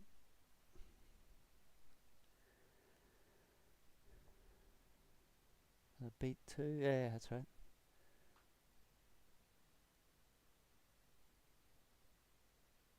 Beat 2 Futaba. Had the Futaba Magnum Juniors later on, the wheel radios. Love that. So yeah, after the first couple of the stick radios, I remember the first wheel radio, I think it might have been my Porsche 956, which is one of my favourite cars of all time. 12th scale Tamiya Porsche 956 with the, was it the Rothmans red, white and blue scheme, or white, blue and red, and the Newman had the yellow and black Newman Haas, was it? Newman Porsche? Newman scheme? Paul Newman? Well, it's my favourite car of all time. I remember I got that one and had the wheel, my first wheel radio with it, and changed everything.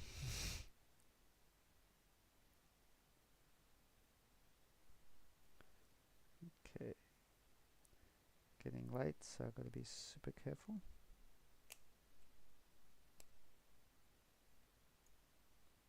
Nice.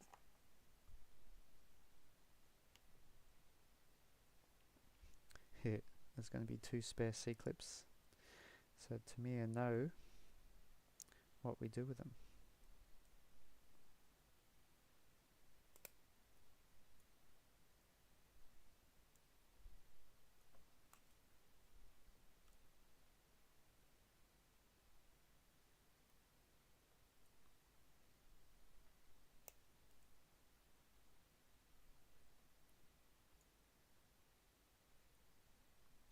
Cool.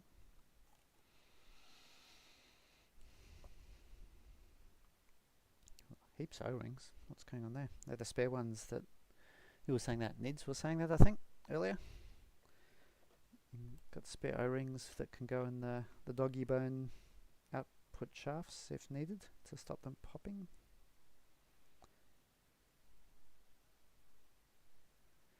Such nice O-rings though, to murder them like that.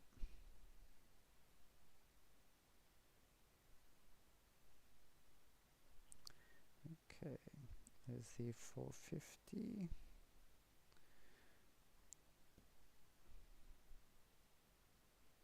Remember, I used to have a Team Orion shock oil as well.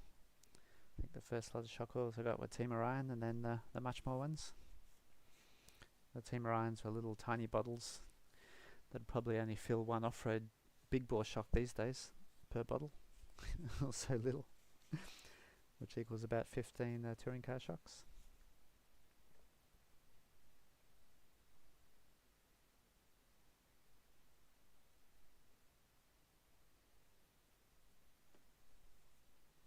Okay, with the shocks, I always, don't know if it matters on these, but I always just put the cap on a few threads first, and then push the piston through. Well, not the piston, the shaft through. Just to avoid, make sure you avoid the O-rings being sliced if they're already compressed, and you shove the shaft through, which has the sharp edge after the threads. So it's always a matter of habit that I do, which can't hurt.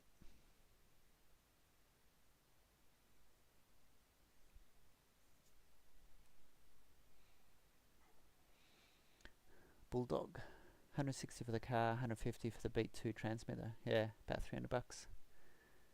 And then yeah, battery and charger on top of that. Batteries were what, $30, and charge leads, if you get the resistance charge leads that you could burn the place down with, for another $15 or something, or whatever they were.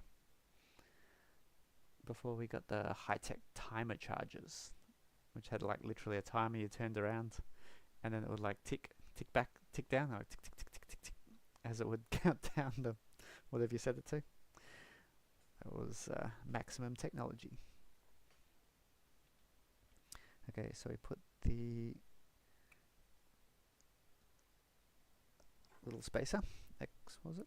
Y something? X11? So what's the difference in the pistons?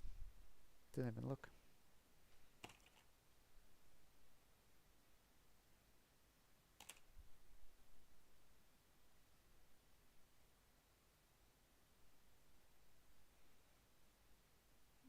Whoa, they're tight. Wow.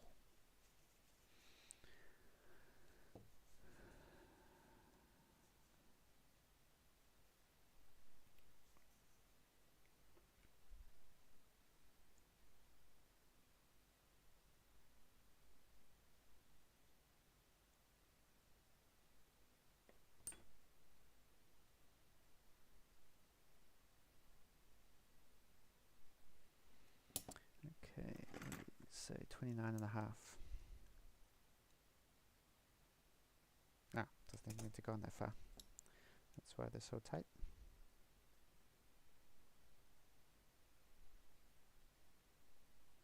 Dumbass. Oh, almost killed that one. Have to fix that up. 20. Oh, wow.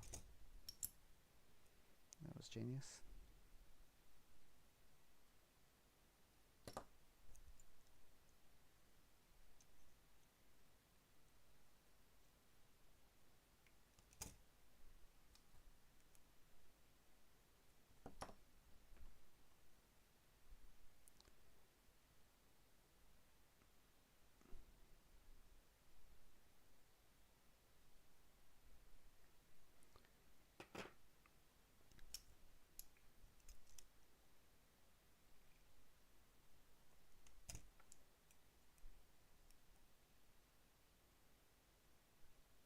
So loose. Did I kill it?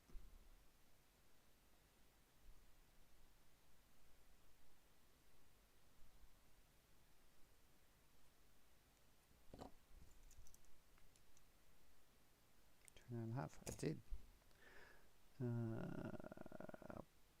Can't be bothered. I'll put some super glue on that another time. I think I made that one a bit loose.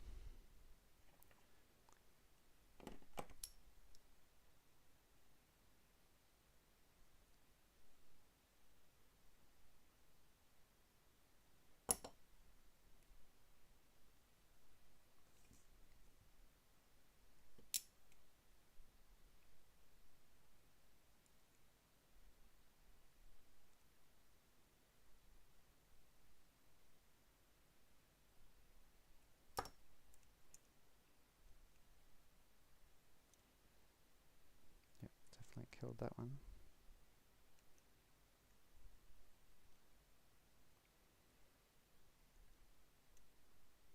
Cool.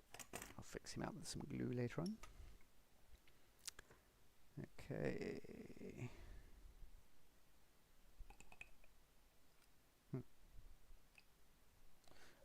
Bigger diameter. So maybe that's the pistons. The diameter is different because they look similar, but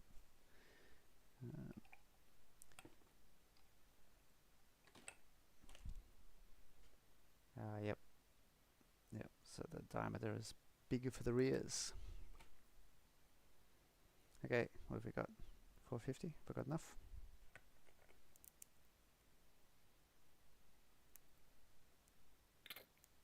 Whoa, almost. Oh no!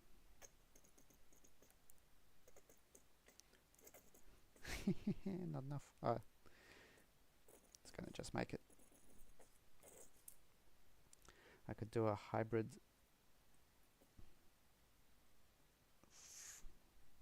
475. That's a big trick. Whoa, just made it. Well, it's the last time I put 450 weight in. Cool. So I've got red. And the caps, all good.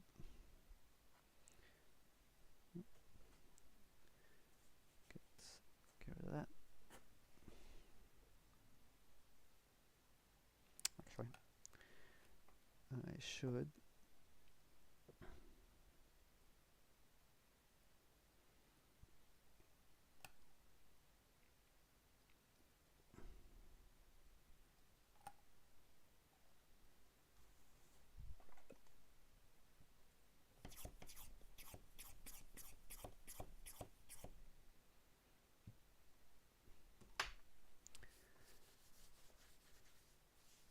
Yeah, charge leads. You had them too, Anthony. Retro Racer, Daz off to bed. Cool. No worries. Thanks for joining. Awesome. Thanks for having you a part of this and all your comments and help. Brilliant. Yeah, hopefully see you on track with our Hornets. Not too long. Maybe at the muster and then definitely at the bash. Thanks, Daz. Okay, what have we got? Wheels following this. Little clip for the battery retainer.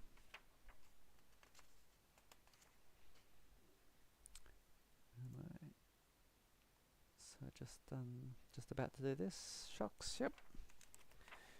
And yeah, that's the body after that, which is definitely not happening anytime soon. I have to think of a good idea. Everybody else has come up with brilliant ideas.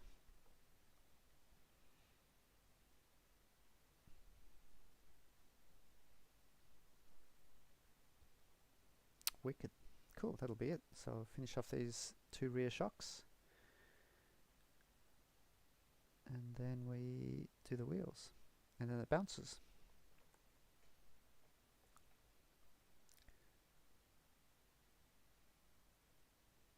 Cool. Cheers, Daz. Is that red and green? What was I talking about? What's red and green? The charge leads? Red to red, black to green, black to red.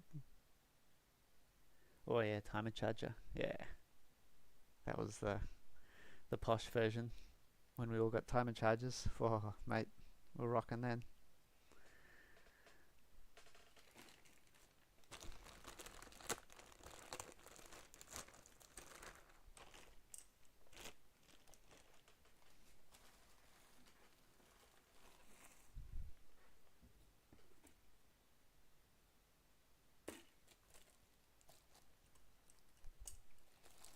Get these prepped. Shocks probably don't need long, but whatever.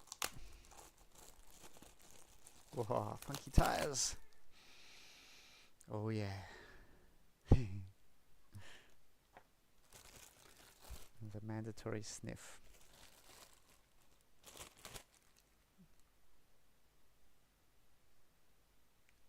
I didn't inhale. Whoa, man. Pretty. Well, not mega solid, but they're solid compared to the rears. Whoa, look at that! Look at that! Oh yeah, that's so cool. Completely terrible and so cool.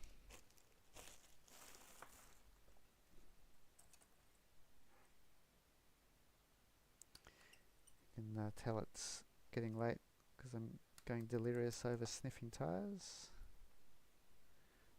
Actually, I'd probably do that first thing in the morning as well, but whatever.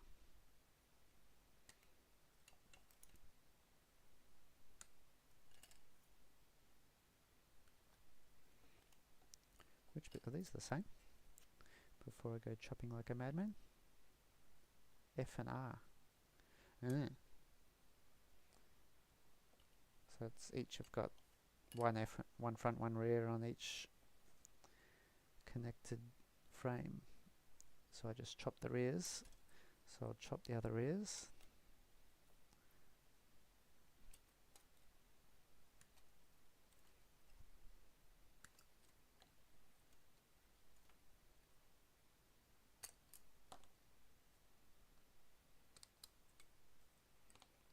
So that'll kind of keep me under control.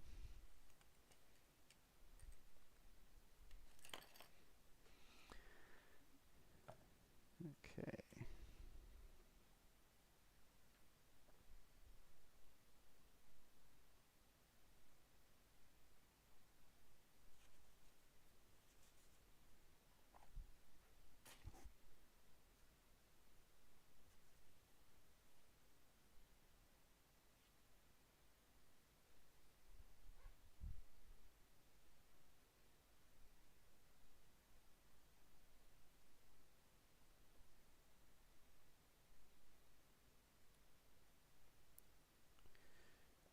Nice.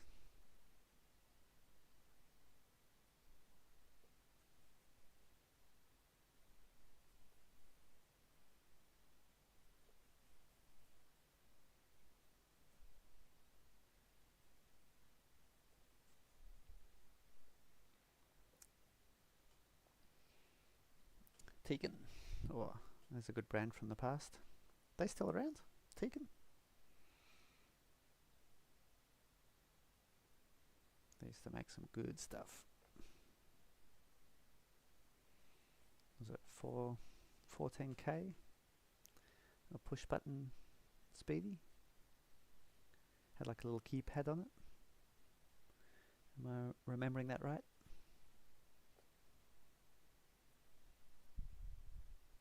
Oh, baby. That's good. Nice.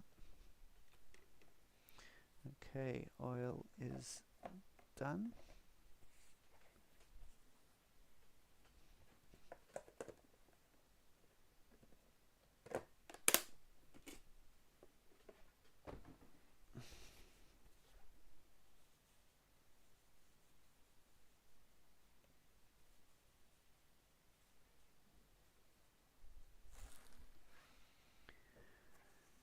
X11, so same thing.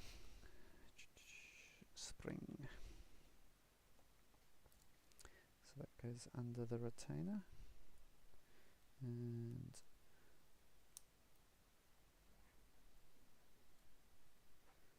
put the big chunky one on. Washer is there. Cool. So those spares.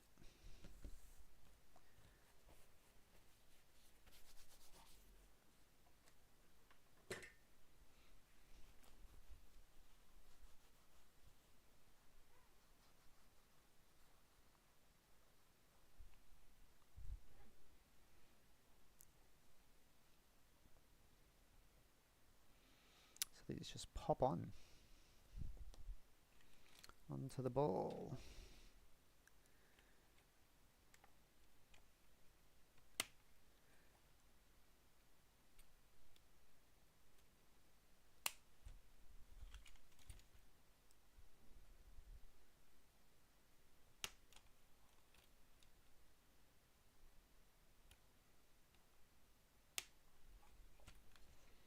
Whoa. There we go. We have sort of, once those go on, rear suspension. Wicked. Okay, there's the handle. Yep, there we go. We can, whoa. I can carry my Futaba Attack 2 in the other hand. Cool, chuck the other side. Now, let's get these wheel puppies on, and we're done. Try not to get too much oil all over them, not that that'll matter. Okay, how do we do this? Million little tiny M2 nut, 2mm nuts, and the little 2x10s. Holy moly! How many of those puppies? 5 in each. Oh my god!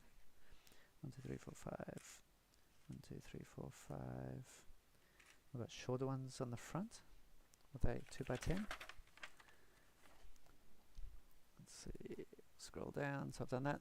Pop the shocks on. All good. Oh my god, this is going to be fiddly. Rear wheels 2x10. Front wheels 2x8. Yeah, so that's all those short ones there. Cool. So doing the rear wheels. Oh my god, what's a good way to do this?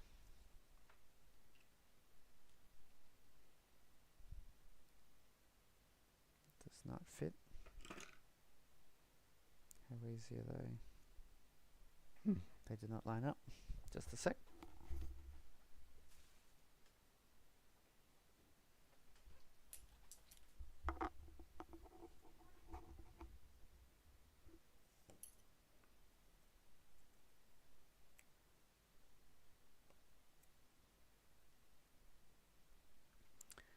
Yeah, it's probably the best way. Pop them onto that little super skinny driver. And then push them in. I think that'll work. Is it pop the other one in from the other side? So we've got to get the centerpiece into the tire. How hard is that going to be? Stretch the tire slightly, put R3 in straight as shown. Then stretch it slightly again and rotate R3 so it fits into the tire.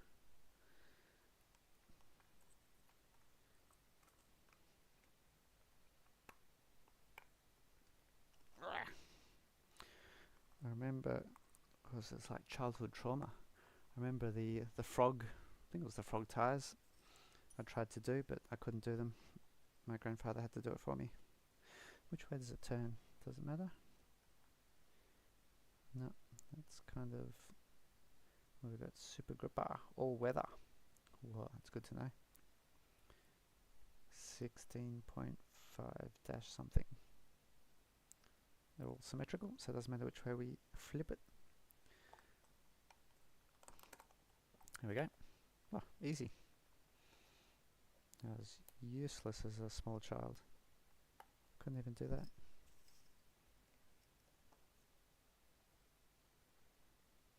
Oh yeah, that's the outside. Cool, okay, let's get all these little teeny weeny nuts in. At least it's a nice firm interference fit of these little tiny M2 nuts into those, like into the wheel hex in there, so they stay in, which would be a nightmare if they didn't. Oh, like that one. Jinxed.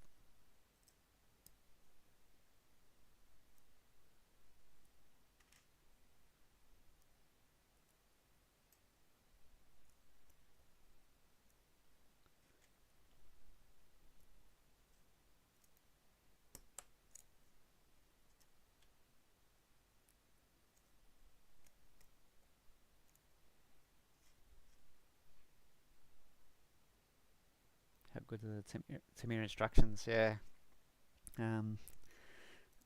For all time of RC, ever since Tamiya existed, they've been what I would say is the gold standard. I'm sure a lot will agree.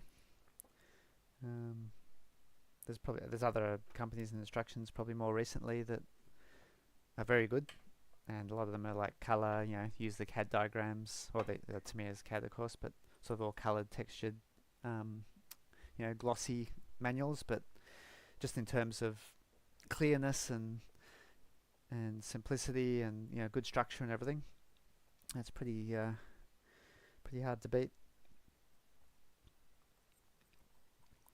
And all the true to scale diagrams of each piece of hardware on the left hand border, so you can line them up and make sure you got the right one, which we all don't do sometimes and get the wrong piece, like I did. But yeah, it's pretty cool. And love all like the funky warnings at the start as well. Like if I scroll back up to the very beginning, like all these pages haven't changed throughout the whole year. So like what I remember is it's pretty much identical to what they used to be right from the start. We've even got the stick radio diagram. Brilliant. Love it. And yeah, sort of like caters for Japanese and English and German, I assume, is that third language. And French for the warnings. Wow. Yeah, pretty cool. Definitely part of the experience of building a Tamiya kit. Yep, 1:1 sizes for the screws.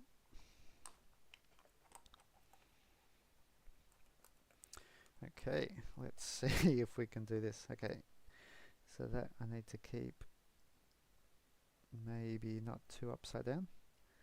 That's the back. Front. That's the front. That's where the screws go. So let's get one of them. What are they? They're Phillips. Oh my god. More of my nemesis screws. At least they're little.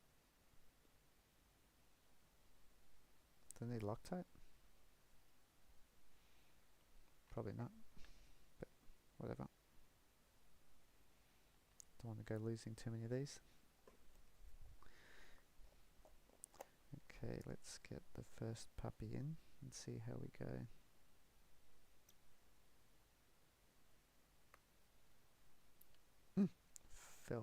One fell out already.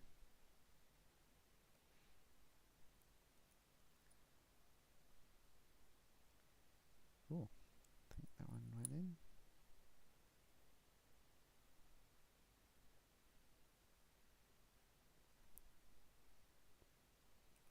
Is it going close enough?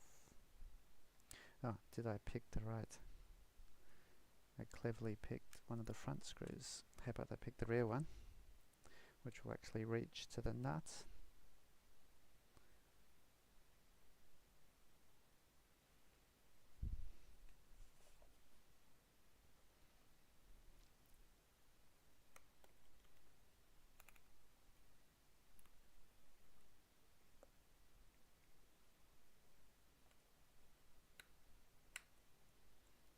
Nice.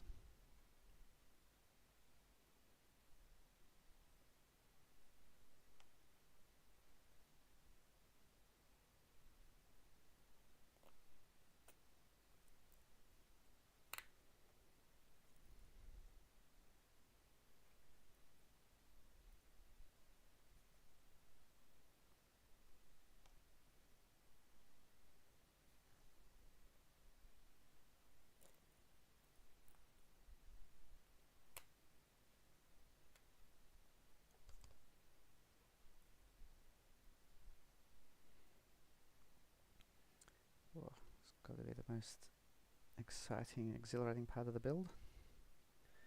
Not.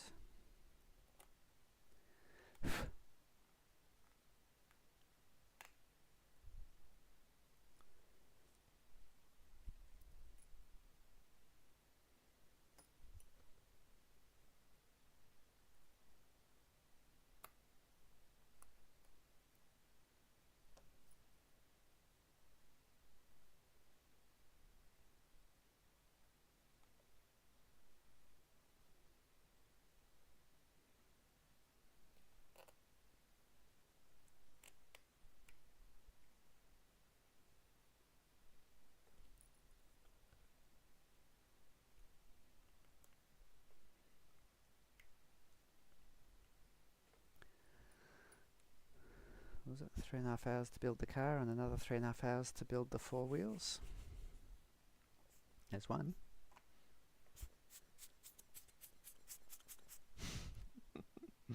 Awesome.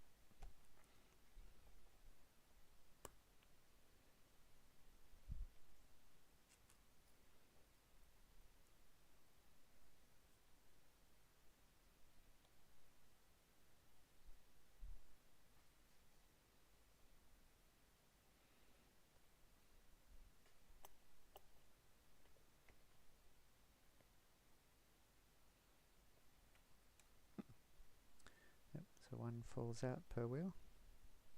Where'd it go? Oh my god. Oh, there it is. Hiding under the pages.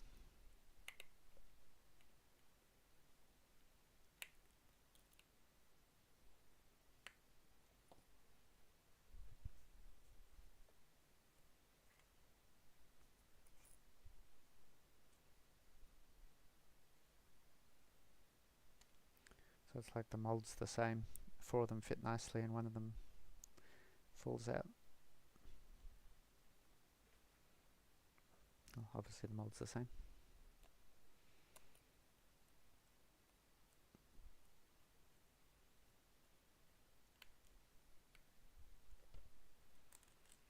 Okay, come on, let's do it.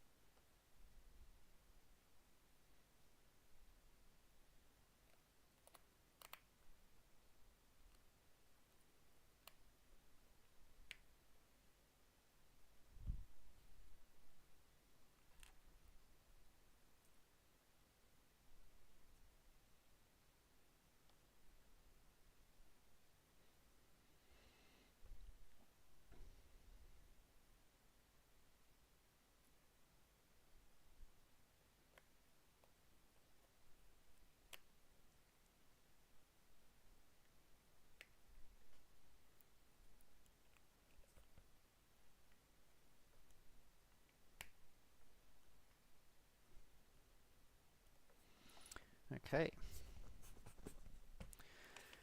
Rear's done. Oh, we put them on.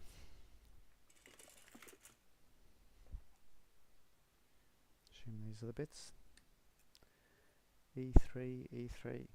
Yep.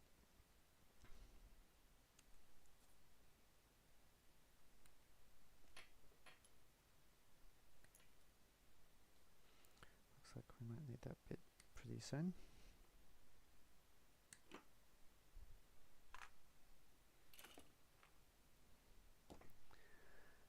Okay, and more bearings.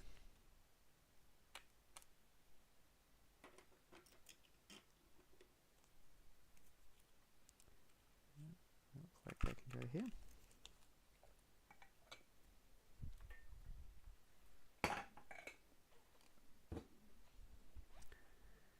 And the pins. What are the pins? We got a spare one, or is that different? 2 by 10. Yep, that would be that one. And that one. And a couple of bearings. Oh, nice.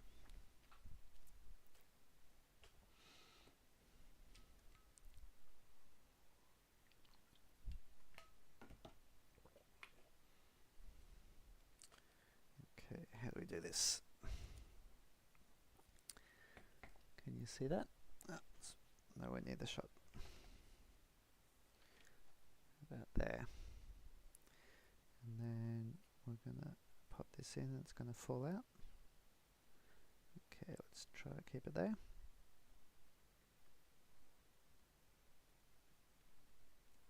Whoa.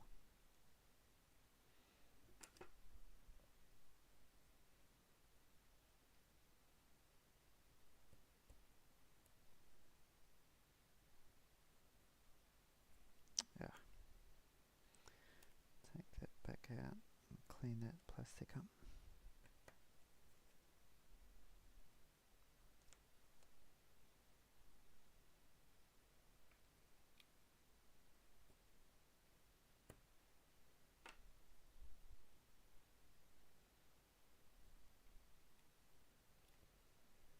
Okay, that's it. Wheel.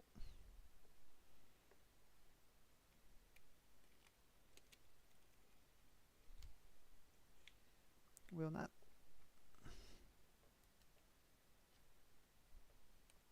Oh, Tamiya box wrench. It's so cute. Tighten up into nylon portion. Good advice. Oh. Placement of caution stickers. Got to put them on. Always remember them. All the Tamiya kits always had those little caution stickers. Harking back from when they had the resistor speed controllers, and they always had the caution sticker on them. Would all burn our fingers, of course, anyway, but at least they had the sticker. Oh. Okay, other side. Let's see if we can get that in there.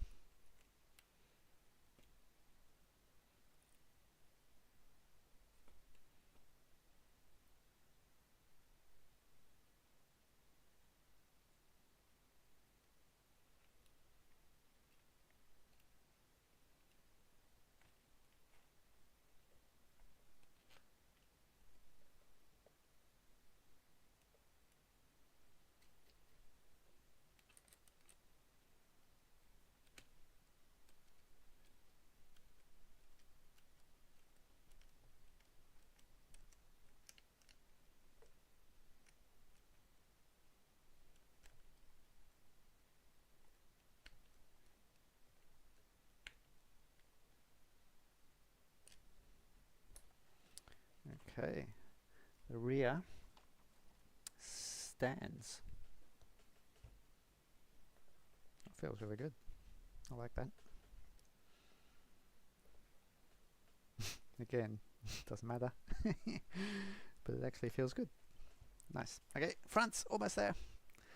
Last home stretch.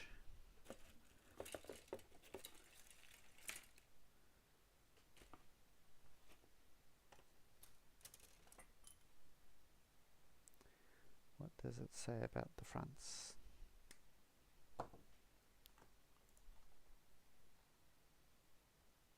Guess what? Same again. Step 40.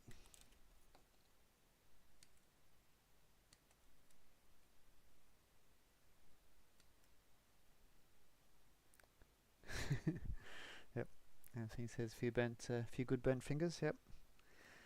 Is that like a rite of passage of RC kids in the 80s? It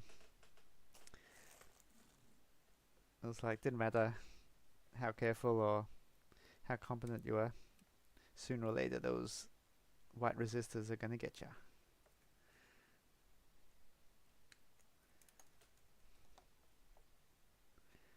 Pretty funny. Such a contrast to the high-tech electronic speed controllers we all have today. Unbelievable. Whoa. Chonky. These are pretty hard. Probably stop the thing spinning around. Okay, what's it say? Insert F3 in the same way as described for the rear wheels.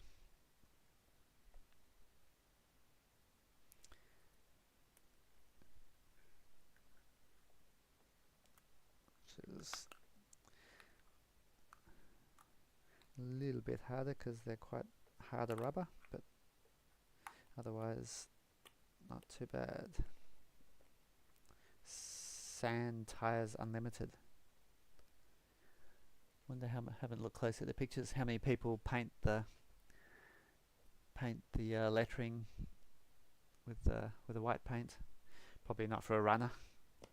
I've seen guys do that for the display, shelf models.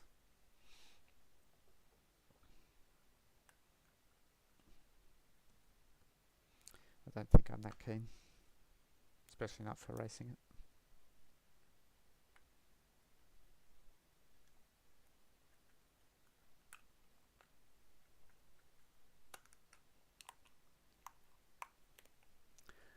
There we go, got him in. Cool. Now what have we got here? Let's see how these nuts seat in compared to the rears.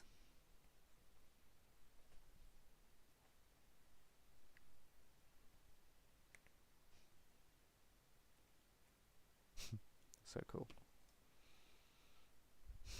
How little are the wheels? 39, 40 millimeters almost. What's that in inches?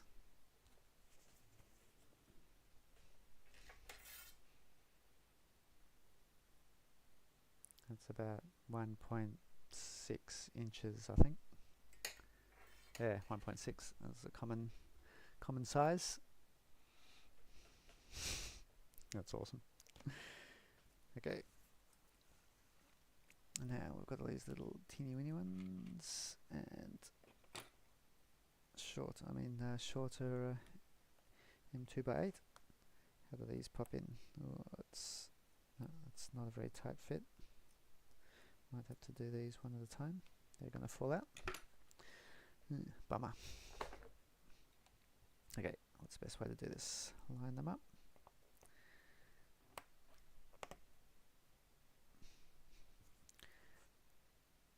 So we'll get the first one.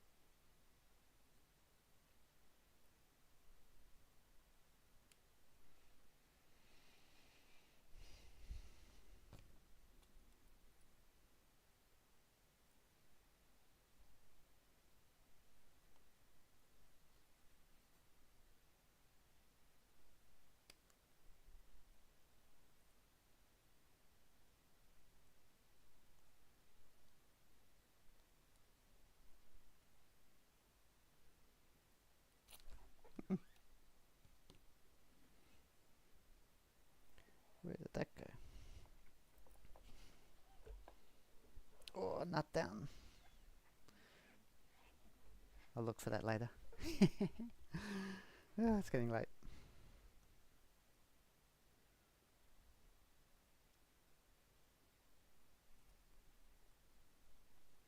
I'm tipping there's going to be a spare or two.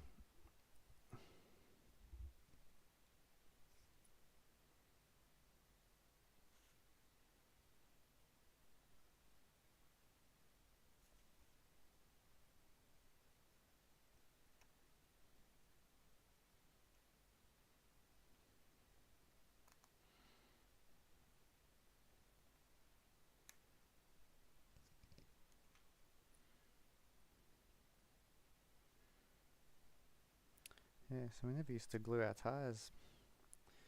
It just wasn't a thing. It was either like this, where it sort of bolts together, which is pretty cool because you can reuse rims, I guess, if you don't destroy them. But yeah, and also some of the early racing tyres were like such hard rubber, they just didn't come off. You just squeeze them on the rim with great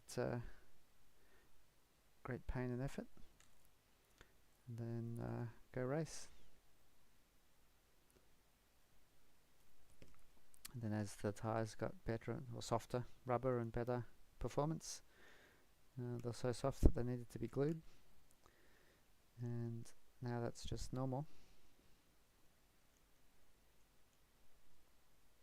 I think I prefer the gluing. Wow, this is pain.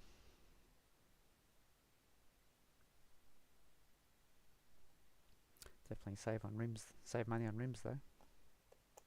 And no inserts, of course, in these tyres. So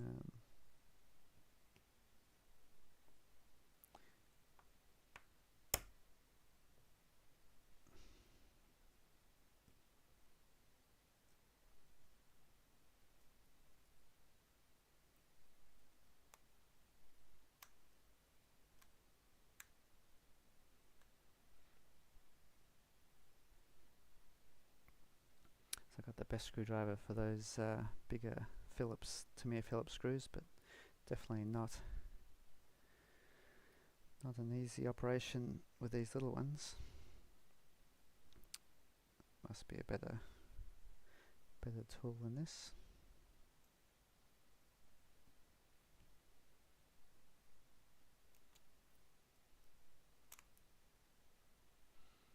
Oh, cracked midnight. It's about 4 hours. I thought it would take me about 3 to 4 hours, so we're almost there.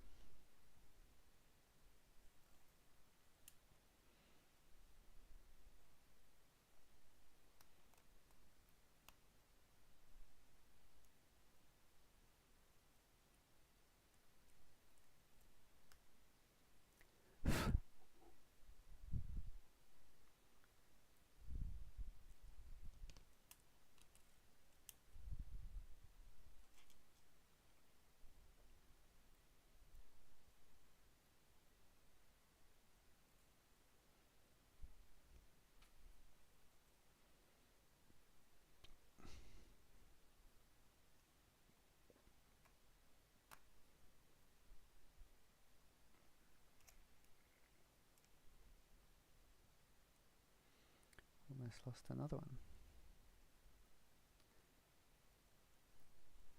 There's definitely a few spares.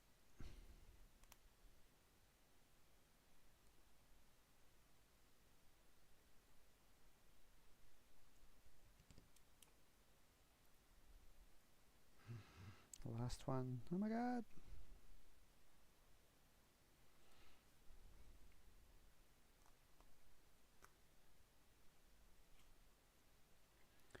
Yep, there's a couple of spares for each front and back, so 4 spares total. How generous of them.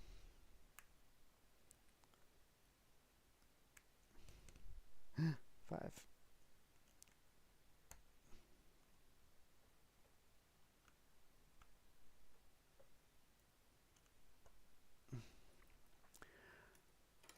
Oh, baby. There we go. Pop that over there. What's this? Shock oil. Okay. What do we just need? Bearings. Yep.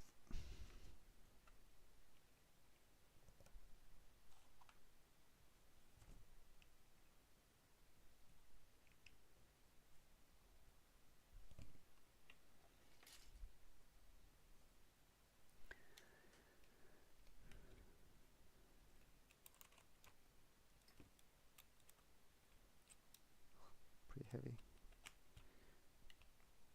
Whoa, look at that positive camber. Oh, can you see that? Like a Volkswagen. May need some adjustment.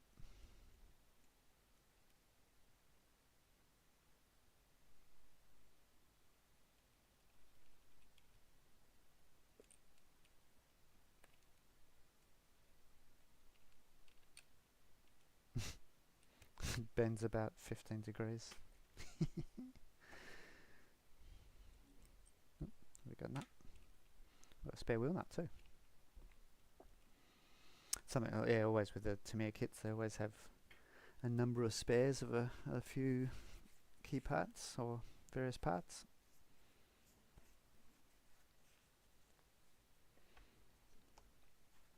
Okay, that is hideous, so let's just adjust that. Is this the one? 4, 5. What are these nuts for?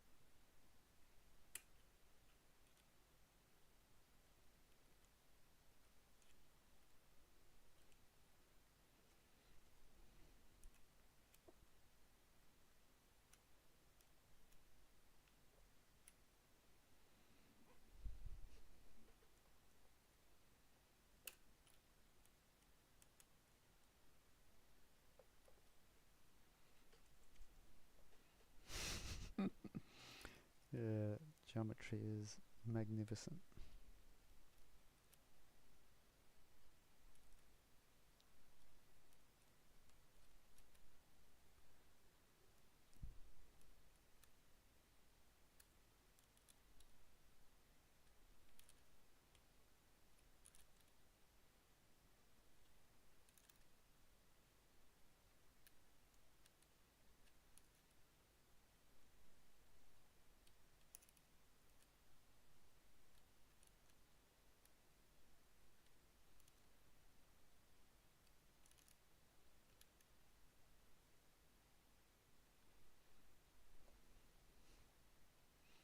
Servo ain't going to turn, but force.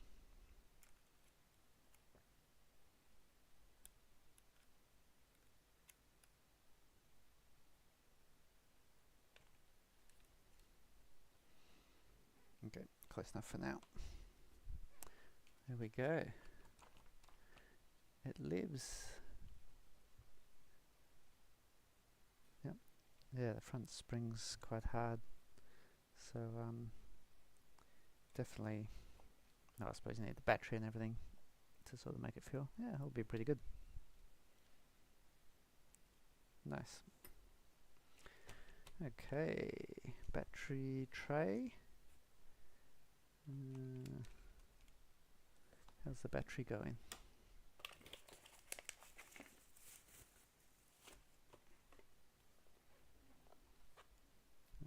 Kind of goes in up there. Does that fit? Ooh, squeezy. Might need to use a different battery. Goes up under the servo. Oh no, it fits. Wicked. And how does that go? It goes on there. Sideways. Oh yeah.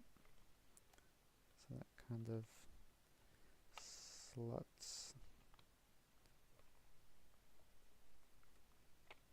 Where's that supposed to go? Oh, it goes right under. Yep. Does it go further? Oh, there we go. Oh, fits. And then this puppy. What? O-ring. Oh, we use one of the red O-rings under here. And the body clip. I've got to bend it up.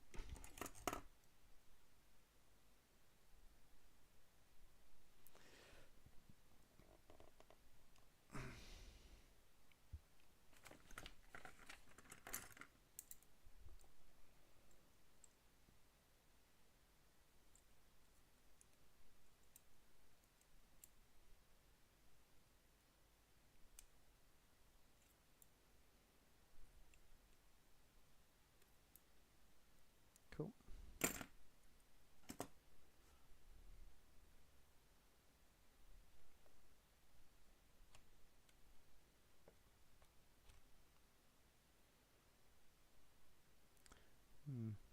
Don't know if bending that's the best idea actually.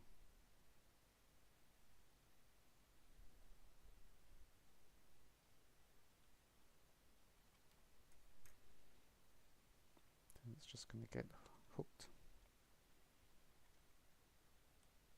Think about that. Might be better if that's flat, otherwise it's going to get snagged, I reckon.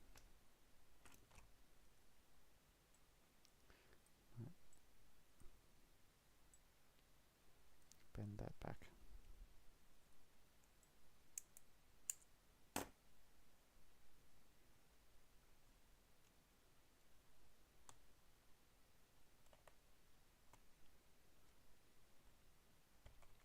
Cool. So I believe that's a bit of an improvement over the original battery tray. I can't remember what the original was exactly like, but it used to always come off. Cool. That is it. So that was the battery tray there, and the little clip thing. And then the rest of it is all the setup and electronics and body. So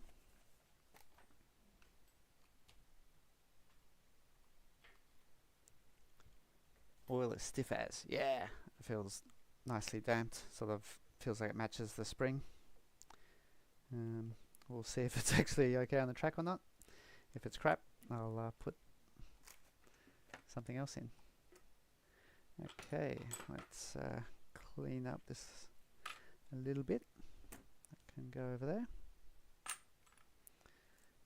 We've got our favorite anaerobic. He can go back with his anaerobic family. Well, she can go back with the anaerobic family. Good old Anna. Awesome. So, thanks for everyone that joined in, and Nids and is it Nids and Anthony maybe still around? Thank you so much. Don't know if there's any others still hanging around for that long, but yeah, so that was good fun, and that'll plug well. So yeah, that's the build of the Tamiya Hornet EVO re-release or reimagination re-release of the original Hornet, Super Hornet. It's pretty cool. So I definitely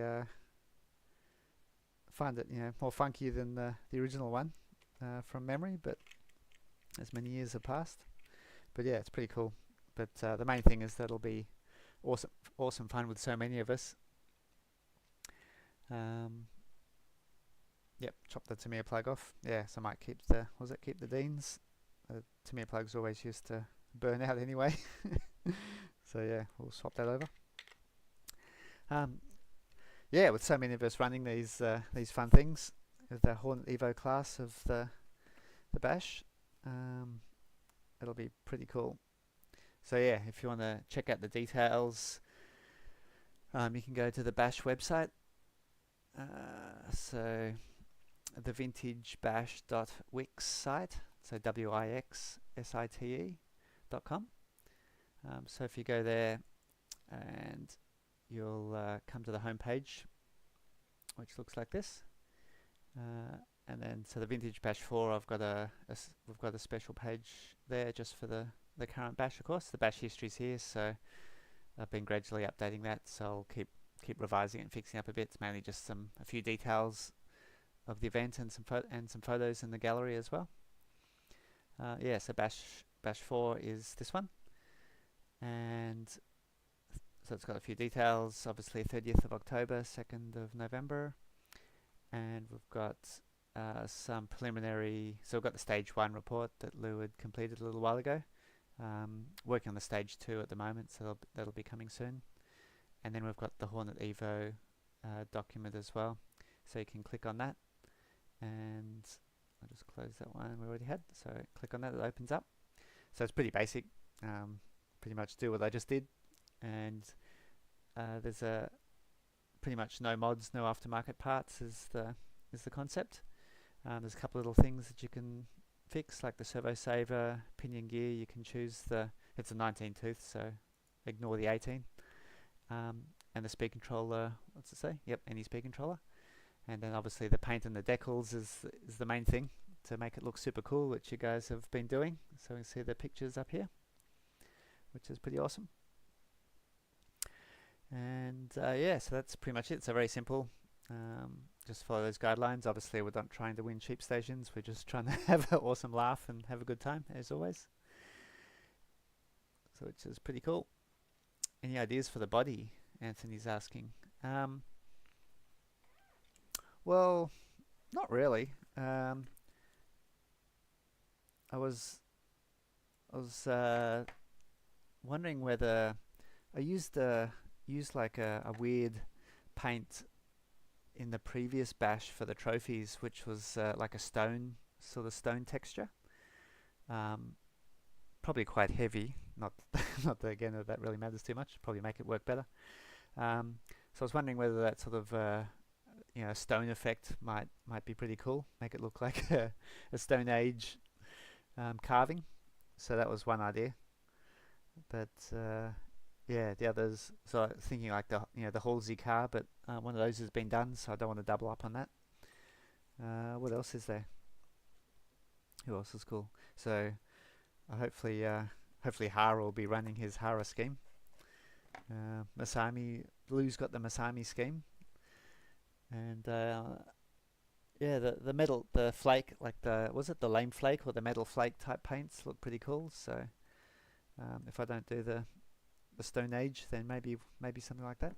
So yeah, that's my random ideas for now, for starters. Cool. Well, I reckon, seeing that is a built Hornet EVO minus body shell, that I will wrap it up here. Well, there's Luz Masami as we speak. So yeah, thanks again, guys, for joining. And this video will be online on YouTube, on our YouTube channel, of course, on the Vintage Bash Vintage Bash Australia YouTube channel. So make sure you subscribe to that for all of our future streams, and it'll be on, all our lives will be on there for forever. They're always on demand afterwards as well to check out bits of it. This will be a long watch, so what's that? It's 5 hours almost, right from the start. Probably about 4 hours, 10 minutes, 4.25 hours of build and waffle. So yeah, so thank you very much, and we'll wrap it up, and we'll see you in the next live stream. Thank you so much, guys.